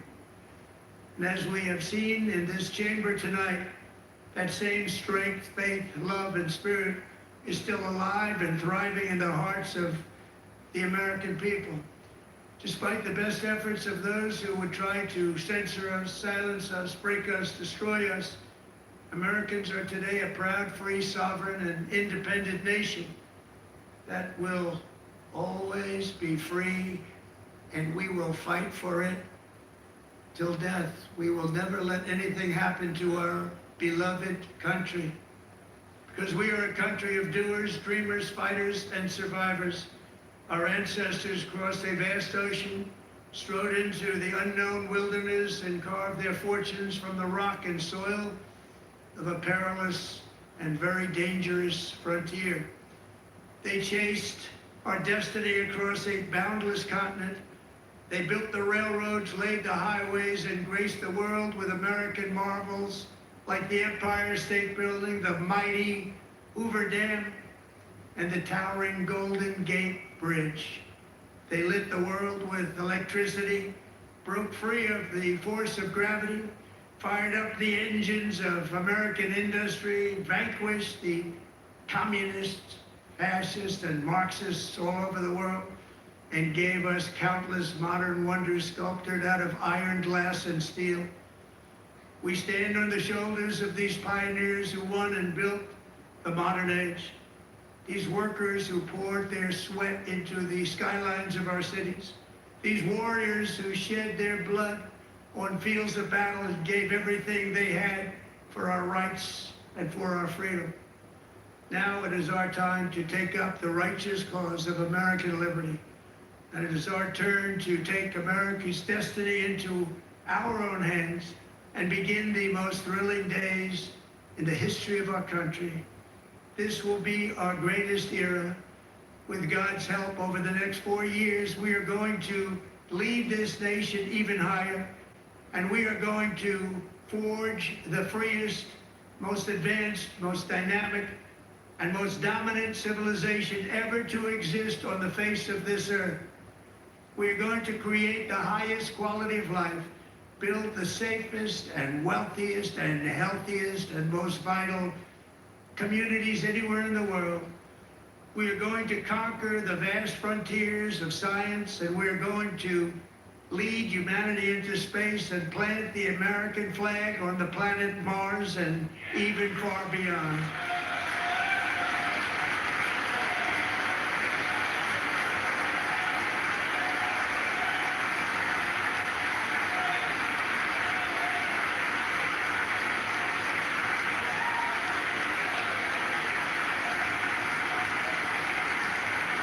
And through it all, we are going to rediscover the unstoppable power of the American spirit. And we are going to renew unlimited promise of the American dream. Every single day we will stand up and we will fight, fight, fight for the country our citizens believe in and for the country our people deserve.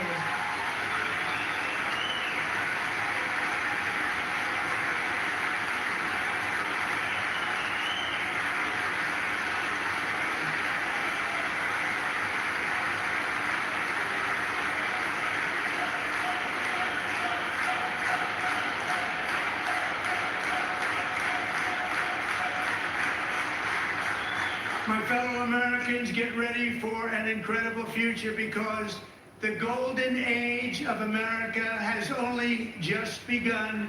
It will be like nothing that has ever been seen before. Thank you, God bless you, and God bless America.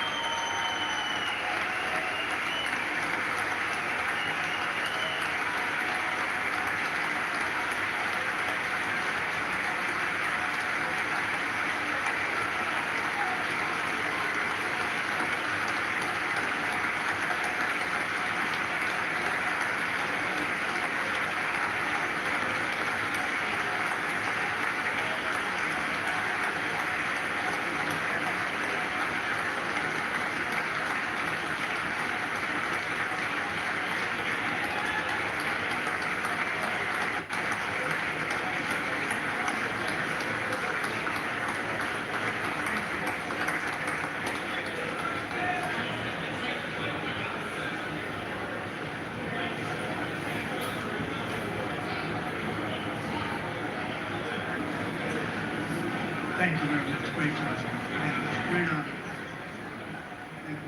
All right, there you have it. Andrew Kraft here now in the anchor chair with some of the recap of what we just heard for a little over an hour and 40 minutes.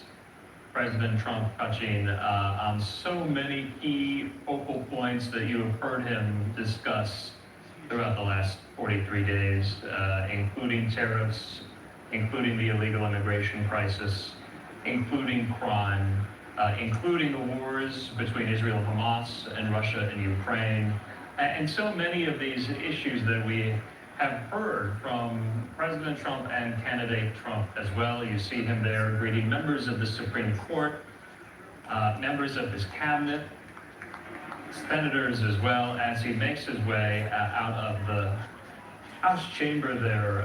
We're going to keep this shot up because we have joining us now my colleague Austin Westfall here on the Live Now newsroom, and our friend there at 24/7 News, Tom Lobianco, who helped us get through the 2024 campaign season here. I'm just going to bring down the audio there on the House floor. I'm going to ask Tom this first. You know, Tom, a lot of these speeches, sometimes they're about, or most times they're about, the theatrics and the showbiz quality and the partisan antics, so to speak, because you can make the argument that this was somewhat of a cookie-cutter Trump speech. We've heard him say a lot of these things before, but some of the antics being proffered there by some of these Democrats, I'm talking about Al Green, the Democrat of Texas, who was escorted out of the chamber by the Sergeant at Arms. Does that redound to Democrats in their favor at all? You and I have discussed so.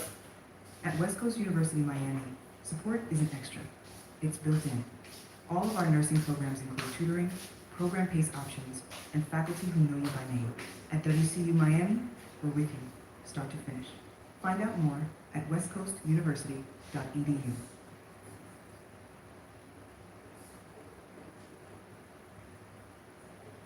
The Assembly will hear an address by His Excellency Donald Trump, President of the United States of America. I request protocol to escort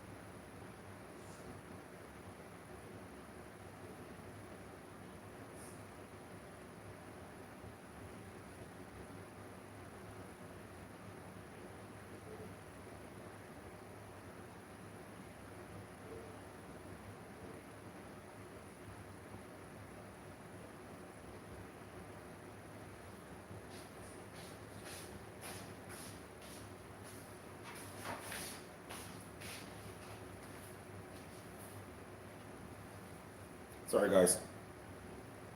His Excellency and invite him to address the Assembly.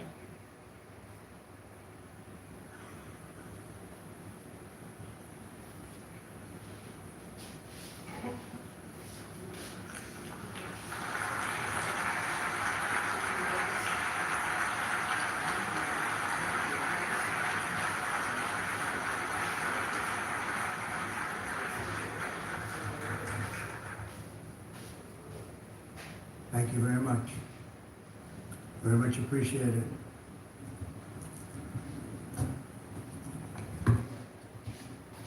And I don't mind making this speech without a teleprompter, because the teleprompter is not working. That was a setup. I feel very happy to be up here with you nevertheless. And that way you speak more from the heart. I can only say that whoever's operating this teleprompter is in big trouble. And he 100% means it. He means it.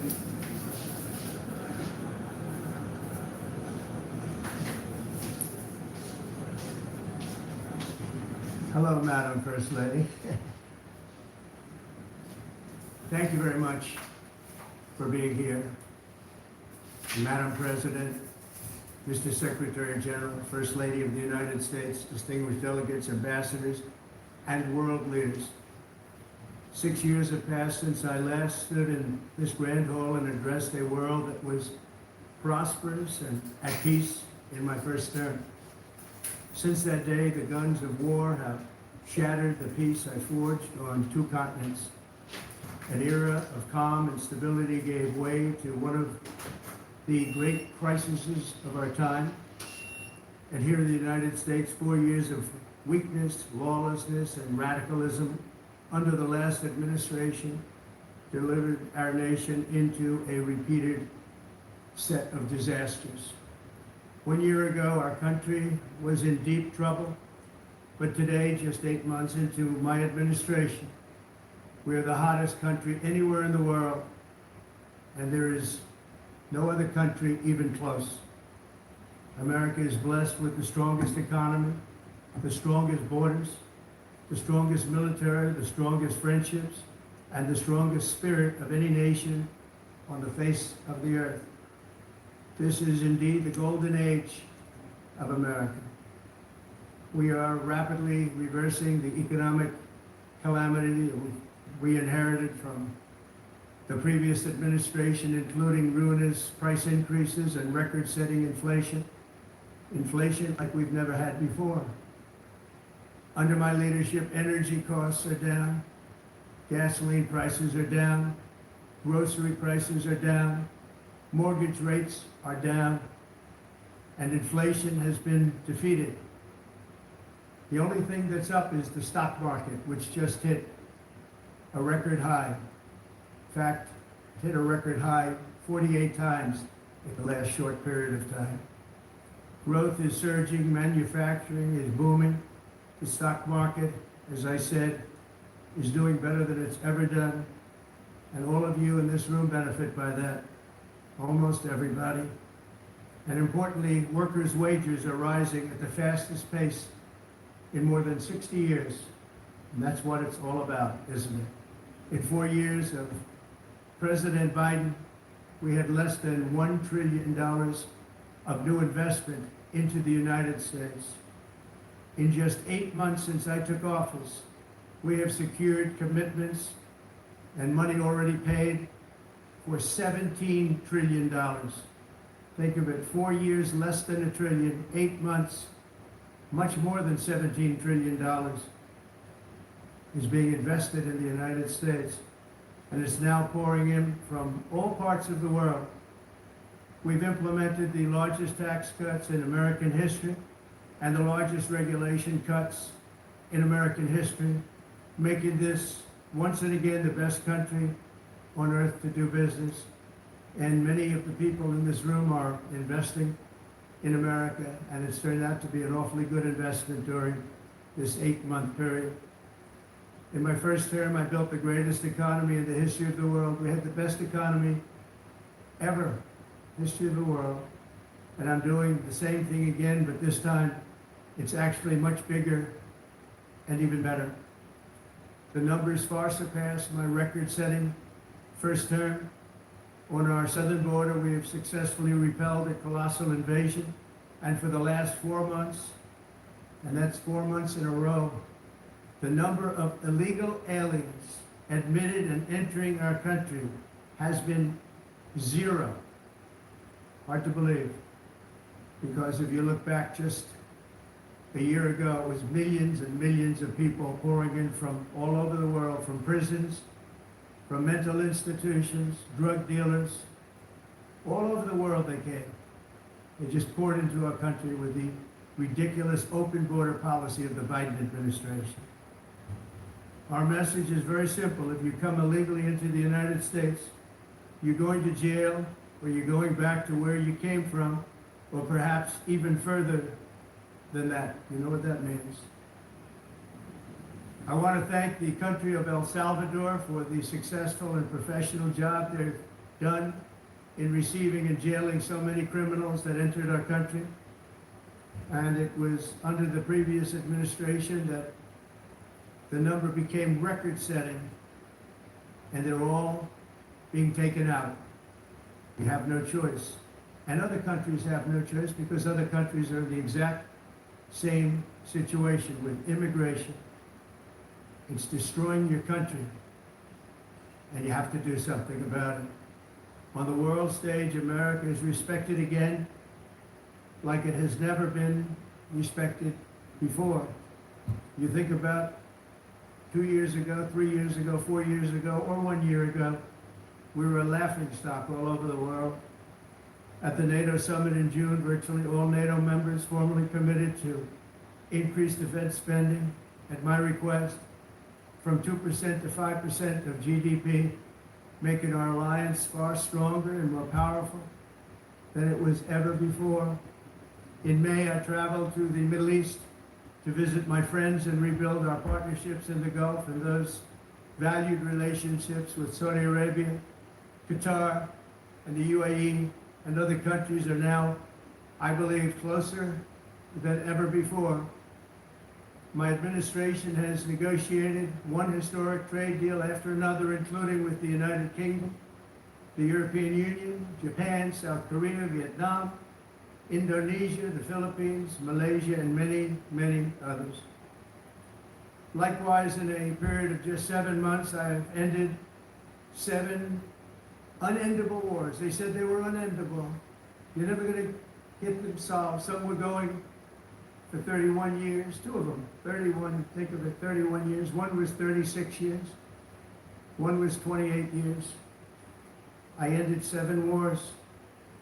And in all cases, they were raging with countless thousands of people being killed. This includes Cambodia and Thailand, Kosovo and Serbia, the Congo and Rwanda, a vicious, violent war that was, Pakistan and India, Israel and Iran, Egypt and Ethiopia, and Armenia and Azerbaijan. It included all of them. No president or prime minister, and for that matter, no other country has ever done anything close to that. And I did it in just 7 months.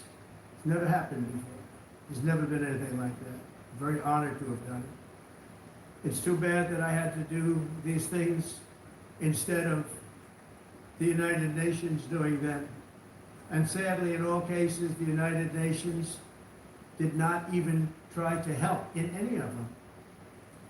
I ended 7 wars, dealt with the leaders of each and every one of these countries, and never even received a phone call from the United Nations offering to help in finalizing the deal. All I got from the United Nations was an escalator that on the way up stopped right in the middle. If the First Lady wasn't in great shape, she would have fallen, but she's in great shape. We're both in good shape. We both stood.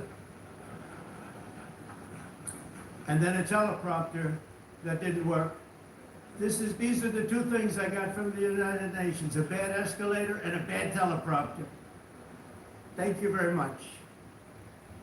And by the way, it's working now. Just went off. Thank you. I think I should just do it the other way. It's easier. Thank you very much. I didn't think of it at the time because I was too busy working to save millions of lives. That is the saving and stopping of these wars. But later I realized that the United Nations wasn't there for us. They weren't there. I thought of it really after the fact, not during these negotiations, which were not easy. That being the case, what is the purpose of the United Nations? The UN has such tremendous potential. I've always said it. It has such tremendous, tremendous potential, but it's not even coming close to living up to that potential. For the most part, at least for now, all they seem to do is write a really strongly worded letter and then never follow that letter up. It's empty words, and empty words don't solve war. The only thing that solves war and wars is action. Now, after ending all of these wars and also earlier negotiating the Abraham Accords, which is a very big thing for which our country received no credit, never receives credit. Everyone says that I should get the Nobel Peace Prize for each one of these achievements. But for me, the real prize will be the sons and daughters who live to grow up with the mothers and fathers, because millions of people are no longer being killed in endless and unglorious wars. What I care about is not winning prizes, it's saving lives. We saved millions and millions of lives with the 7 wars. And we have others that we're working on, and you know that. Many years ago, a very successful real estate developer in New York, known as Donald J. Trump, I bid on the renovation and rebuilding of this very United Nations complex. I remember it so well. I said at the time that I would do it for $500 million, rebuilding everything. It'd be beautiful. I used to talk about, I'm going to give you marble floors. They're going to give you terrazzo. I'm going to give you the best of everything. You're going to have mahogany walls. They're going to give you plastic. But they decided to go in another direction, which was much more expensive at the time, and which actually produced a far inferior product.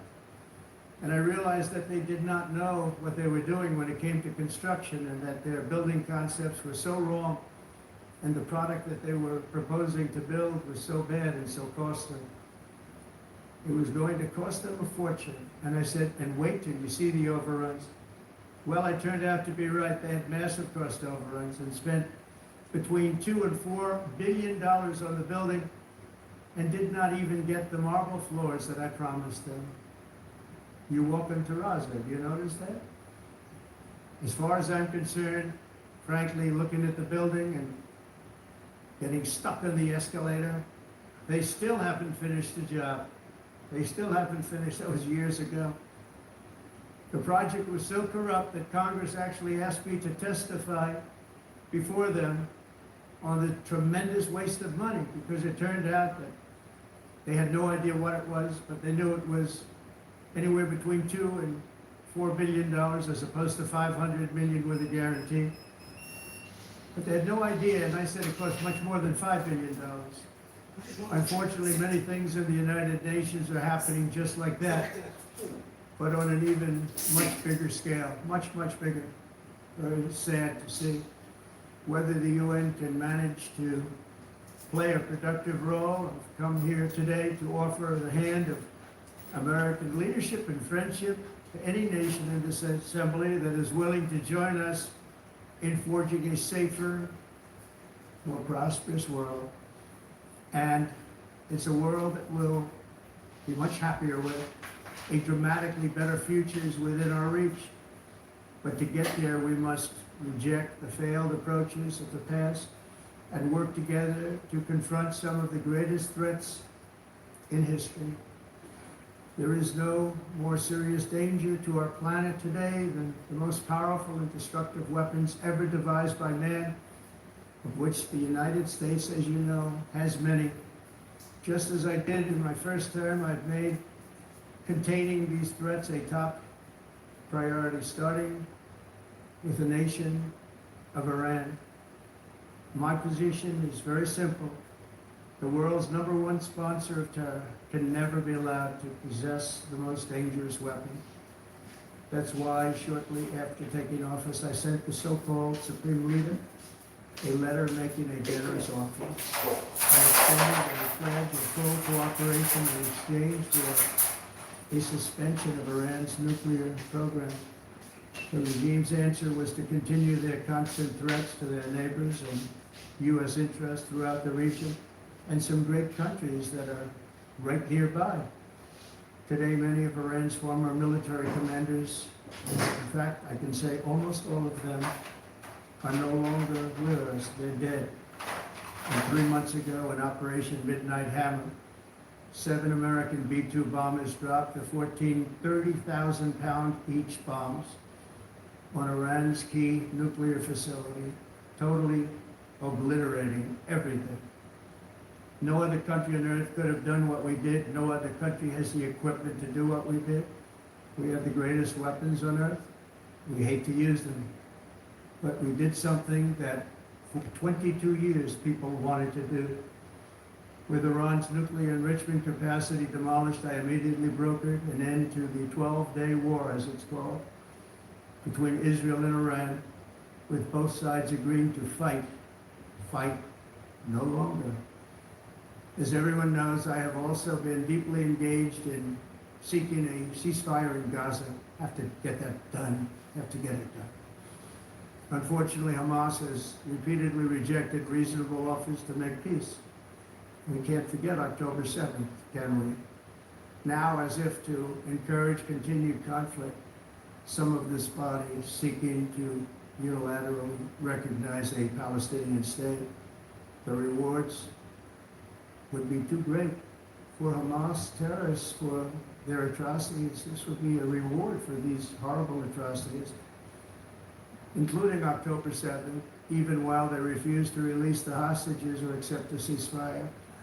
Instead of giving to Hamas and giving so much, because they've taken so much, they have taken so much. This could have been solved so long ago. But instead of giving in to Hamas's ransom demands, those who want peace should be united with one message: release the hostages now. Just release the hostages now.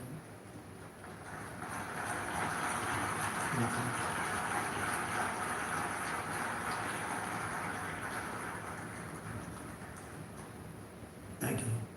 As we have got to come together, and we will come together to get it done, we have to stop the war in Gaza immediately. We have to stop it. We have to get it done. We have to negotiate. Immediately have to negotiate peace. We got to get the hostages back. We want all 20 back. We don't want 2 and 4. As you know, I got, along with Steve Witkoff and others that helped us, Marco Rubio, we got most of them back. We were involved in all of them. But I always said the last 20 are going to be the hardest, and that's exactly what happened. We have to get them back now. We don't want to get back 2, and then another 2, and then 1, and then 3. Have this process. No, we want them all back, and we want the actually 38 dead bodies back too. Those parents came to me and they want them back, and they want them back very quickly and very badly, as though they were alive. They want them every bit as much as if their son or daughter were alive. I've also been working relentlessly stopping the killing in Ukraine. I thought that would be, of the 7 wars that I stopped, I thought that would be the easiest because of my relationship with President Putin, which had always been a good one. I thought that was going to be the easiest one, but you know, in war, you never know what's going to happen. There are always lots of surprises, both good and bad. Everyone thought Russia would win this war in 3 days, but it didn't work out that way. It was supposed to be just a quick little skirmish. It's not making Russia look good. It's making them look bad. No matter what happens from here on out, this was something that should have taken a matter of days, certainly less than a week. And they've been fighting for 3.5 years and killing anywhere from 5,000 to 7,000 young soldiers, mostly soldiers, on both sides, every single week. from 5,000 to 7,000 dead young people, and some in cities, much smaller numbers, where rockets are shot, where drones are dropped. This war would never have started if I were president. This was a war that should have never happened. It shows you what leadership is, what bad leadership can do to a country. Look what happened to the United States, and look where we are right now in just a short period of time. The only question now is how many more lives will be needlessly lost on both sides. China and India are the primary funders of the ongoing war by continuing to purchase Russian oil. But inexcusably, even NATO countries have not cut off much Russian energy and Russian energy products, which, as you know, I found out about 2 weeks ago, and I wasn't happy. Think of it. They're funding the war against themselves. Who the hell ever heard of that one? In the event that Russia is not ready to make a deal to end the war, then the United States is fully prepared to impose a very strong round of powerful tariffs, which would stop the bloodshed, I believe, very quickly. But for those tariffs to be effective, European nations, all of you are gathered here right now, would have to join us in adopting the exact same measures. I mean, you're much closer to this city. We have an ocean in between. You're right there. And Europe has to step it up.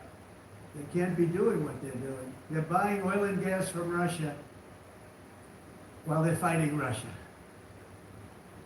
It's embarrassing to them. And it was very embarrassing to them when I found out about it, I can tell you that. They have to immediately cease all energy purchases from Russia. Otherwise, we're all wasting a lot of time. So I'm ready to discuss this. We're going to discuss it today with the European nations, all gathered here. I'm sure they're thrilled to hear me speak about it, but that's the way it is. I like to speak my mind and speak the truth. As we seek to reduce the threat of dangerous weapons today, I'm also calling on every nation to join us in ending the development of biological weapons once and for all. And biological is terrible, and nuclear is even beyond, and we include nuclear in that. We want to have a cessation of the development of nuclear weapons. We know, and I get to view it all the time. Sir, would you like to see? And I look at weapons that are so powerful that we just can't ever use them. If we ever use them, the world literally might come to an end. There would be no United Nations to be talking about. There would be no nothing. Just a few years ago, reckless experiments overseas gave us a devastating global pandemic. Yet despite that worldwide catastrophe, many countries are continuing extremely risky research into bioweapons and man-made pathogens. This is unbelievably dangerous. To prevent potential disasters, I'm announcing today that my administration will lead an international effort to enforce biological weapons convention, which is going to be meeting with the top leaders of the world by pioneering an AI verification system that everyone can trust. Hopefully the UN can play a constructive role, and it will also be one of the early projects under AI. Let's see how good it is, because a lot of people are saying it could be one of the great things ever, but it also can be dangerous, but it could be put to tremendous use and tremendous good, and this would be an example of that. Not only is the UN not solving the problems it should, too often, it's actually creating new problems for us to solve. The best example is the #1 political issue of our time, the crisis of uncontrolled migration. It's uncontrolled. Your countries are being ruined. The United Nations is funding an assault on Western countries and their borders. In 2024, the UN budgeted $372 million in cash assistance to support an estimated 624,000 migrants journeying into the United States. Think of that. The UN is supporting people that are illegally coming into the United States, and then we have to get them out. The UN also provided food, shelter, transportation, and debit cards to illegal aliens. Can you believe that? On the way to infiltrate our southern border. Millions of people came through that southern border. Just a year ago, millions and millions of people were pouring in, 25 million altogether over the 4 years of the incompetent Biden administration. And now we have it stopped, totally stopped. In fact, they're not even coming anymore because they know they can't get through. But what took place is totally unacceptable. The UN is supposed to stop invasions, not create them and not finance them. In the United States, we reject the idea that mass numbers of people from foreign lands can be permitted to travel halfway around the world, trample our borders, violate our sovereignty, cause unmitigated crime, and deplete our social safety net. We have reasserted that America belongs to the American people, and I encourage all countries to take their own stand in defense of their citizens as well. You have to do that because I see it. I'm not mentioning names, I see it, and I can call every single one of them out. You're destroying your countries. They're being destroyed. Europe is in serious trouble. They've been invaded by a force of illegal aliens like nobody's ever seen before. Illegal aliens are pouring into Europe. Nobody has ever, and nobody's doing anything to change it, to get them out. It's not sustainable. And because they choose to be politically correct, they're doing just absolutely nothing about it. And I have to say, I look at London where you have a terrible mayor, terrible, terrible mayor. And it's been so changed, so changed. Now they want to go to Sharia law. But you're in a different country. You can't do that. Both the immigration and their suicidal energy ideas will be the death of Western Europe if something is not done immediately. This cannot be sustained. What makes the world so beautiful is that each country is unique.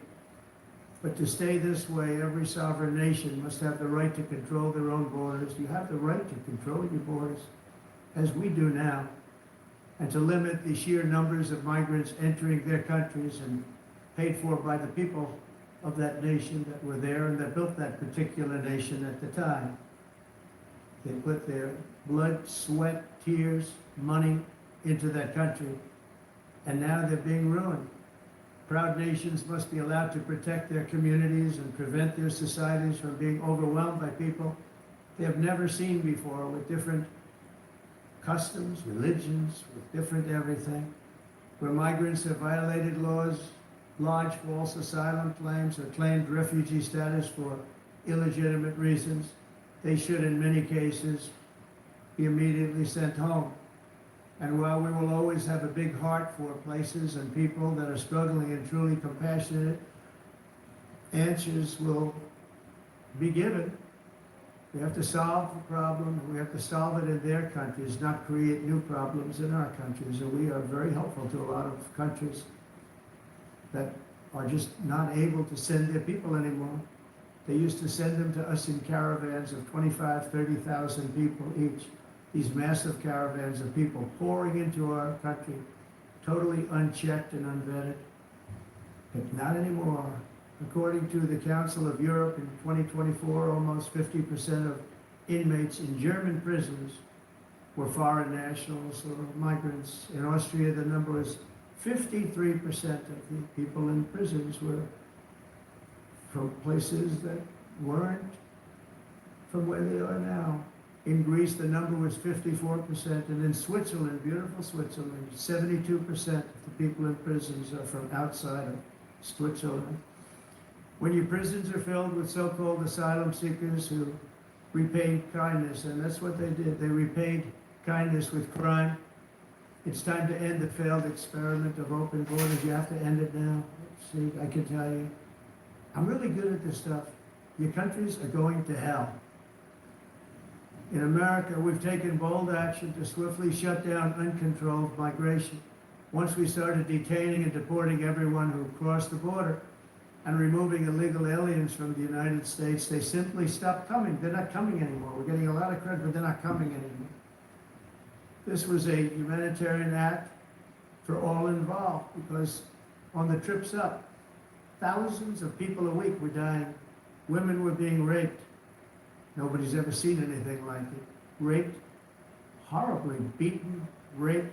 On the trip up, the journey up, it was a long walk. It was a long, arduous journey, indeed. And it was also a historic victory against human trafficking throughout the region. What we did was a victory, and we saved so many lives of people that wouldn't make the journey. That journey was loaded up with death. Loaded up with death. Dead bodies all along the roads of jungles to get up. They go through jungles, they go through areas so hot you couldn't breathe. They were dying of suffocation, areas so hot that you couldn't breathe. Dead bodies all over. By them not coming, we're saving tremendous numbers of lives. People have done a fantastic job in doing what they did, and the American public agrees with it. I mean, I was very proud to see this morning I have the highest poll numbers I've ever had. Part of it is because of what we've done on the border. I guess the other part is what we've done in the economy. Joe Biden's policies empowered murderous gangs, human smugglers, child traffickers, drug cartels, and prisoners from all over the world. The previous administration also lost nearly 300,000 children. Think of that. They lost more than 300,000 children, little children, who were trafficked into the United States on the Biden watch, many of whom have been raped, exploited, and abused, and sold. Sold. Nobody talks about that. The fake news doesn't write about it. With many others, young children who are missing or dead. And we found a lot of these children, and we're sending them back, and we've been sending them back to their parents. They said, nobody knows who they are. They said, where do you come from? And they'll give us a country, and we'll find out, and we'll figure it out, and we'll bring them back to their homes. And the mother and father rush to the door, and there are tears in their eyes. They can't believe that they're seeing their son or daughter, their little son or daughter again. We've done almost 30,000 of them so far. Any system that results in the mass trafficking of children is inherently evil. Yet that is exactly what the globalist migration agenda has done, and it's what it's all about. In America, those days, as you know, are over. The Trump administration is working, and we are continuing to work. The villains that are causing this problem, and also, as I said, to get back the 30,000 we've already returned. Now I think we're going to have another. We're going to find a lot. You're not going to find all of them. 300, more than 300,000. They're lost or they're dead. They're lost or they're dead because of the animals that did this. To protect our citizens, I've also designated multiple savage drug cartels as far as to, you see this, and you see it happening right before your eyes. Let's put it this way, people don't like taking big loads of drugs in boats anymore. There aren't too many boats that are traveling on the seas by Venezuela. They tend not to want to travel very quickly anymore. And we've virtually stopped drugs coming into our country by sea. We call them the water drugs. They kill hundreds of thousands of people. I've also designated multiple savage drug cartels as far as foreign terrorist organizations, along with two bloodthirsty transnational gangs, probably the worst gangs anywhere in the world, MS-13 and Tren de Aragua. Tren de Aragua is from Venezuela, by the way. Such organizations torture, maim, mutilate, and murder with impunity. They're the enemies of all humanity. For this reason, we've recently begun using the supreme power of the United States military to destroy Venezuelan terrorists and trafficking networks led by Nicolas Maduro.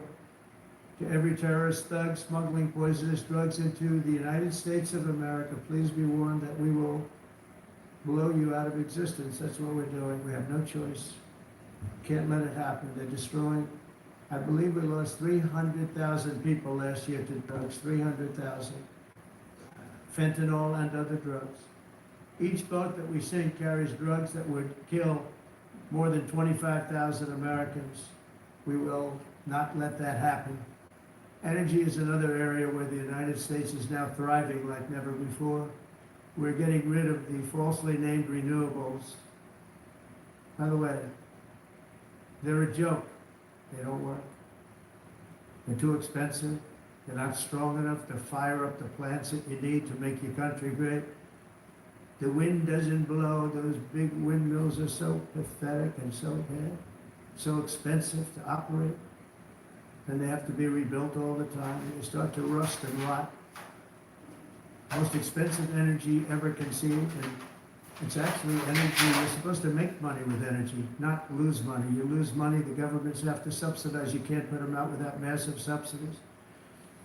And most of them are built in China, and I give China a lot of credit. They build them, but they have very few wind farms. So why is it that they build them and they send them all over the world, but they barely use them? You know what they use? Coal.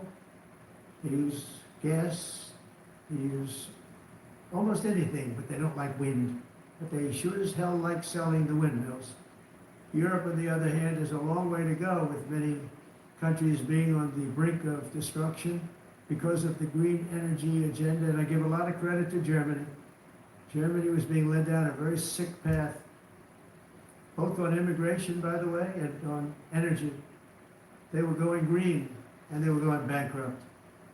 And the new leadership came in, and they went back to where they were, with fossil fuel and with nuclear, which is good. It's now safe. You can do it properly. But they went back to where they were. They opened up a lot of different plants, energy producing plants, and they're doing well. I give Germany a lot of credit for that. They've said this is a disaster, what's happening. They were going all green. All green is all bankrupt. That's what it represents. And it's not politically correct. I'll be very badly criticized for saying it, but I'm here to tell the truth. I don't care. It doesn't matter to me. I'm in New York City. I'm feeling a lot safer. Crime, we're getting crime down. And by the way, speaking of crime, Washington, D.C. was the crime capital of America. Now it's a totally, after 12 days, it's a totally safe city. Everyone's going out to dinner, they're going out to restaurants. Your wife can walk down the middle of the street with or without you. Nothing's going to happen. My people have done a fantastic job. And yes, I called in the National Guard, and the National Guard took care of business. And they weren't politically correct, but they took care of business. We got 1,700 career criminals out, brought them back to where they came from, the countries where they came from, or put them in jails. Washington, D.C. is now a totally safe city again, and I welcome you to come. In fact, we'll have dinner together at a local restaurant, and we'll be able to walk. We don't have to go by an armor-plated vehicle. We'll walk right over there from the White House. They've given up their powerful edge, a lot of the countries that we're talking about, in oil and gas, such as essentially closing the great North Sea oil. Oh, the North Sea, I know it so well. Aberdeen was the oil capital of Europe, and there's tremendous oil that hasn't been found in the North Sea. Tremendous oil. And I was with the Prime Minister I respect and like a lot, and I said, you're sitting with the greatest asset. They essentially closed it by making it so highly taxed that no developer, no oil company can go there. They have tremendous oil left, and more importantly, they have tremendous oil that hasn't even been found yet. And what a tremendous asset for the United Kingdom. And I hope the Prime Minister is listening, because I told it to him 3 days in a row. That's all he heard. North Sea oil, North Sea, because I want to see them do well. I want to stop seeing them ruining that beautiful Scottish and English countryside with windmills and massive solar panels that go 7 miles by 7 miles, taking away farmland. But we're not letting this happen in America. In 1982, the executive director of the United Nations Environmental Program predicted that by the year 2000, climate change would cause a global catastrophe. He said that it will be irreversible, as any nuclear holocaust would be. This is what they said at the United Nations. What happened? Here we are. Another UN official stated in 1989 that within a decade, entire nations could be wiped off the map by global warming. not happening. You know, it used to be global cooling. If you look back years ago in the 1920s and the 1930s, they said, global cooling will kill the world. We have to do something. Then they said global warming will kill the world, but then it started getting cooler, so now they could just call it climate change, because that way they can't miss. It's climate change. Because if it goes higher or lower, whatever the hell happens, is climate change. It's the greatest con job ever perpetrated on the world, in my opinion. Climate change, no matter what happens, you're involved in that. No more global warming, no more global cooling. All of these predictions made by the United Nations and many others, often for bad reasons, were wrong.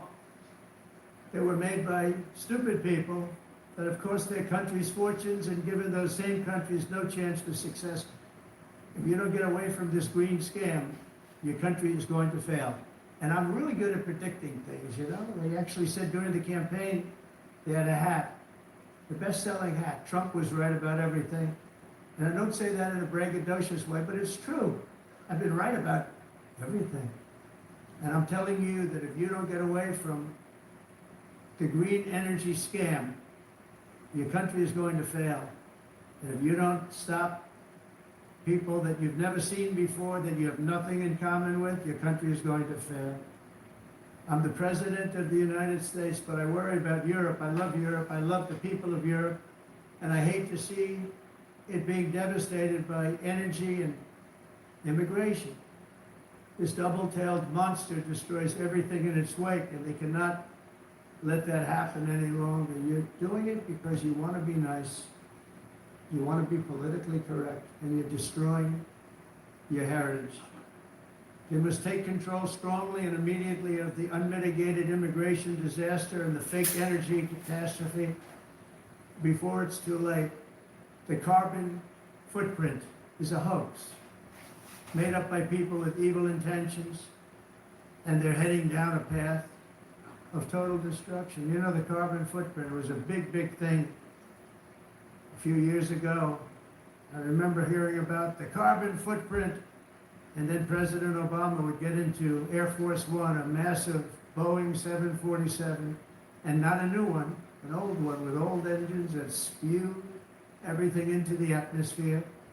He talked about the carbon footprint, we must do something. Then he'd get in and he'd fly from Washington to Hawaii to play a round of golf.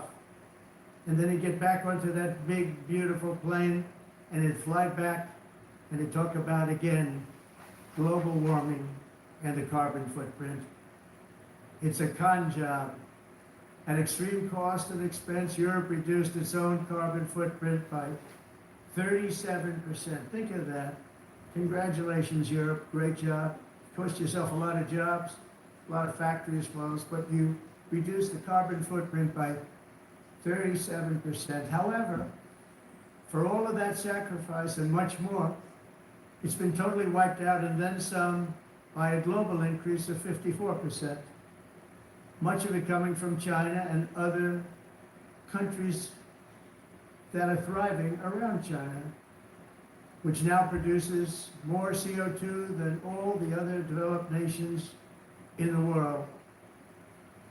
So all of these countries are working so hard on the carbon footprint, which is nonsense, by the way. It's nonsense. You know, it's interesting. In the United States, we have still radicalized environmentalists, and they want the factories to stop. Everything should stop. No more cows. We don't want cows anymore. I guess they want to kill all the cows. They want to do things that are just unbelievable, and you have it too. But you know, we have a border, strong, and we have a shape, and that shape doesn't just go straight up. That shape is amorphous when it comes to the atmosphere. And if we had the most clean air, and I think we do, we have very clean air. We have the cleanest air we've had in many, many years. But the problem is that other countries, like China, which has air that's a little bit rough, it blows.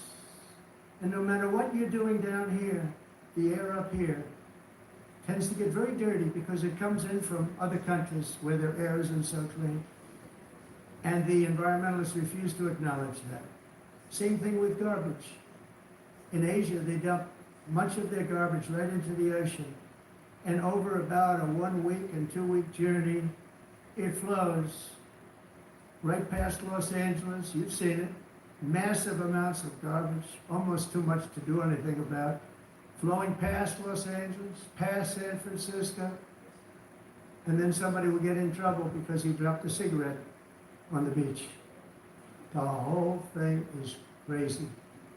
The primary effect of these brutal green energy policies has not been to help the environment, but to redistribute manufacturing and industrial activity from developed countries that follow the insane rules that are put down to polluting countries that break the rules and are making a fortune. They're making a fortune. European electricity bills are now 4 to 5 times more expensive than those in China, and 2 to 3 times higher than the United States. And our bills are coming way down. You probably see that our gasoline prices are way down. You know, we have an expression, drill, baby, drill, and that's what we're doing. We're going to be much lower in a year from now. But they've come way down over the last year. As a result, every air conditioner is like very uncommon to see one in some of these countries because the electric cost is so high. So while the U.S. has approximately 1,300 heat-related deaths annually, it's a lot, Europe loses more than 175,000 people to heat deaths each year.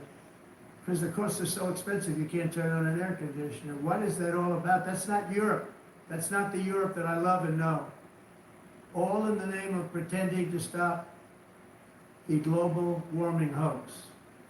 The entire globalist concept of asking successful industrialized nations to inflict pain on themselves and radically disrupt their entire societies must be rejected completely and totally, and it must be immediate. That's why in America I withdrew from the fake Paris Climate Accord, where, by the way, America was paying so much more than every country. Others weren't paying. China didn't have to pay until 2030. Russia was given an old standard that was easy to meet, a 1990 standard. But for the United States, we're supposed to pay like $1 trillion. And I said, this is another scam. The fact is, the United States has been taken advantage of by the world for many, many years, but not any longer, as you probably noticed. I unleashed massive energy production and signed historic executive orders to hunt for oil, but we don't have to do much hunting because we have the most oil of any nation, anywhere, oil and gas in the world. And if you add coal, we have the most of any nation in the world. Clean, I call it clean, beautiful coal. You can do things today with coal that you couldn't have done 10 years ago, 15 years. So I have a little standing order in the White House. Never use the word coal, only use the words clean, beautiful coal. Sounds much better, doesn't it? But we stand ready to provide any country with abundant, affordable energy supplies if you need them, when most of you do. We're proudly exporting energy all over the world. We're now the largest exporter. In the United States, we want trade and robust commerce with all nations, everybody. We want to help nations. We're going to help nations. But it must also be fair and reciprocal. The challenge with trade is much the same with climate. The countries that followed the rules, all their factories have been plundered. It's really sad to watch. They've been broken. They've been broken by countries that broke the rules. That's why the United States is now applying tariffs to other countries, and much as these tariffs were for many years applied to us, uncontrollably applied to us. We've used tariffs as a defense mechanism under the Trump administration, including my first term, where hundreds of billions of dollars in tariffs were taken in. And by the way, we had the lowest inflation, and now we have very low inflation. And the only thing different is that we have hundreds of billions of dollars flowing into our country. But this is how we will ensure that the system works for everyone and is sustainable into the future. We're also using tariffs to defend our sovereignty and security throughout the world, including against nations that have taken advantage of former U.S. administrations for decades, including the most corrupt incompetent administration in history, the sleepy Joe Biden administration. Brazil now faces major tariffs in response to its unprecedented efforts to interfere in the rights and freedoms of our American citizens and others, with censorship, repression, weaponization, judicial corruption, and targeting of political critics in the United States. I have a little problem saying this because I must tell you, I was walking in and the leader of Brazil was walking out. We saw him and I saw him, he saw me, and we embraced. And then I'm saying, can you believe I'm going to be saying this in just 2 minutes? But we actually agreed that we would meet next week. We didn't have much time to talk, like about 20 seconds. They were in retrospect, I'm glad I waited because this thing didn't work out too well. But we did talk, we had a good talk, and we agreed to meet next week, if that's of interest. But he seemed like a very nice man, actually. He liked me, I liked him. But if you, and I only do business with people I like. When I don't like them, I don't like them. But we had, at least for about 39 seconds, we had excellent chemistry. It's a good sign. But also in the past, Brazil, can you believe this, unfairly tariffed our nation, but now because of our tariffs, we are hitting them back. And we're hitting them back very hard. As president, I will always defend our national sovereignty and the rights of American citizens. So I'm very sorry to say this. Brazil is doing poorly and will continue to do poorly. They can only do well when they're working with us. Without us, they will fail, just as others have failed. It's true. Next year, the United States will celebrate the 250th anniversary of our glorious independence, a testament to enduring power and American freedom and spirit. We will also be proudly hosting the 2026 FIFA World Cup, and shortly thereafter, the 2028 Olympics, which is going to be very exciting. I hope you all come. I hope that countless people from all over the globe will take part of these will be great celebrations of liberty and human achievement, and that together we all can rejoice in the miracles of history that began in July 4th, 1776, when we founded the light to all nations. And it's something really that an amazing thing came out of that date. It's called the United States of America. In honor of this momentous anniversary, I hope that all countries who find inspiration in our example will join us in renewing our commitment, values, and those values really that we hold so dear together. Let us defend free speech and free expression. Let us protect religious liberty, including for the most persecuted religion on the planet today. It's called Christianity. And let us safeguard our sovereignty and cherish qualities that have made each of our nations so special, incredible, and extraordinary.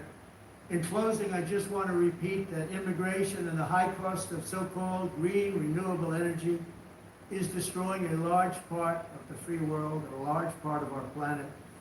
Countries that cherish freedom are fading fast because of their policies on these two subjects. You need strong borders and traditional energy sources if you're going to be great again. Whether you have come from north or south, east or west, near or far, every leader in this beautiful hall today represents a rich culture, a noble history, and a proud heritage that makes each nation majestic and unique, unlike anything else in human history or any other place on the face of the earth. From London to Lima, from Rome to Athens, from Paris to Seoul, from Cairo to Tokyo and Amsterdam to right here in New York City, we stand on the shoulders of the leaders and legends, generals and giants, heroes and titans who won and built our beloved nations, all of our nations, with their own courage, strength, spirit, and skill. Our ancestors climbed mountains, conquered oceans, crossed deserts, and trekked over wide open plains. They charged into thunderous battles, plunged into grave dangers, and they were soldiers and farmers and workers and warriors and explorers and patriots. They built towns into cities, tribes into kingdoms, ideas into industries and small islands into mighty empires. You're a part of all of that. They were champions for their people who never gave up and who never, ever gave in. Their values defined our national identities. Their visions forged our magnificent destiny. Everybody in this room is a part of it in your own way. Each of us inherits the deeds and the myths, the triumphs, the legacies of our own heroes and founders who so bravely showed us the way. Our ancestors gave everything for homelands that they defended with pride, with sweat, with blood, with life, and with death. Now the righteous task of protecting the nations that they built belongs to each and every one of us. So together let us uphold our sacred duty to our people and to our citizens. Let us protect their borders, ensure their safety, preserve their cultures, treasure, and traditions, and fight for their precious dreams and their cherished freedoms. And in friendship, really a beautiful vision, let us all work together to build a bright, beautiful planet, a planet that we all share, a planet of peace and a world that is richer, better, and more beautiful than ever before. That can happen. It will happen. It will happen, and I hope it can happen and start right now, right at this moment. We'll turn it around. We're going to make our countries better, safer, more beautiful. We're going to take care of our people. Thank you very much. It's been an honor. God bless the nations of the world. Thank you very much. Bye.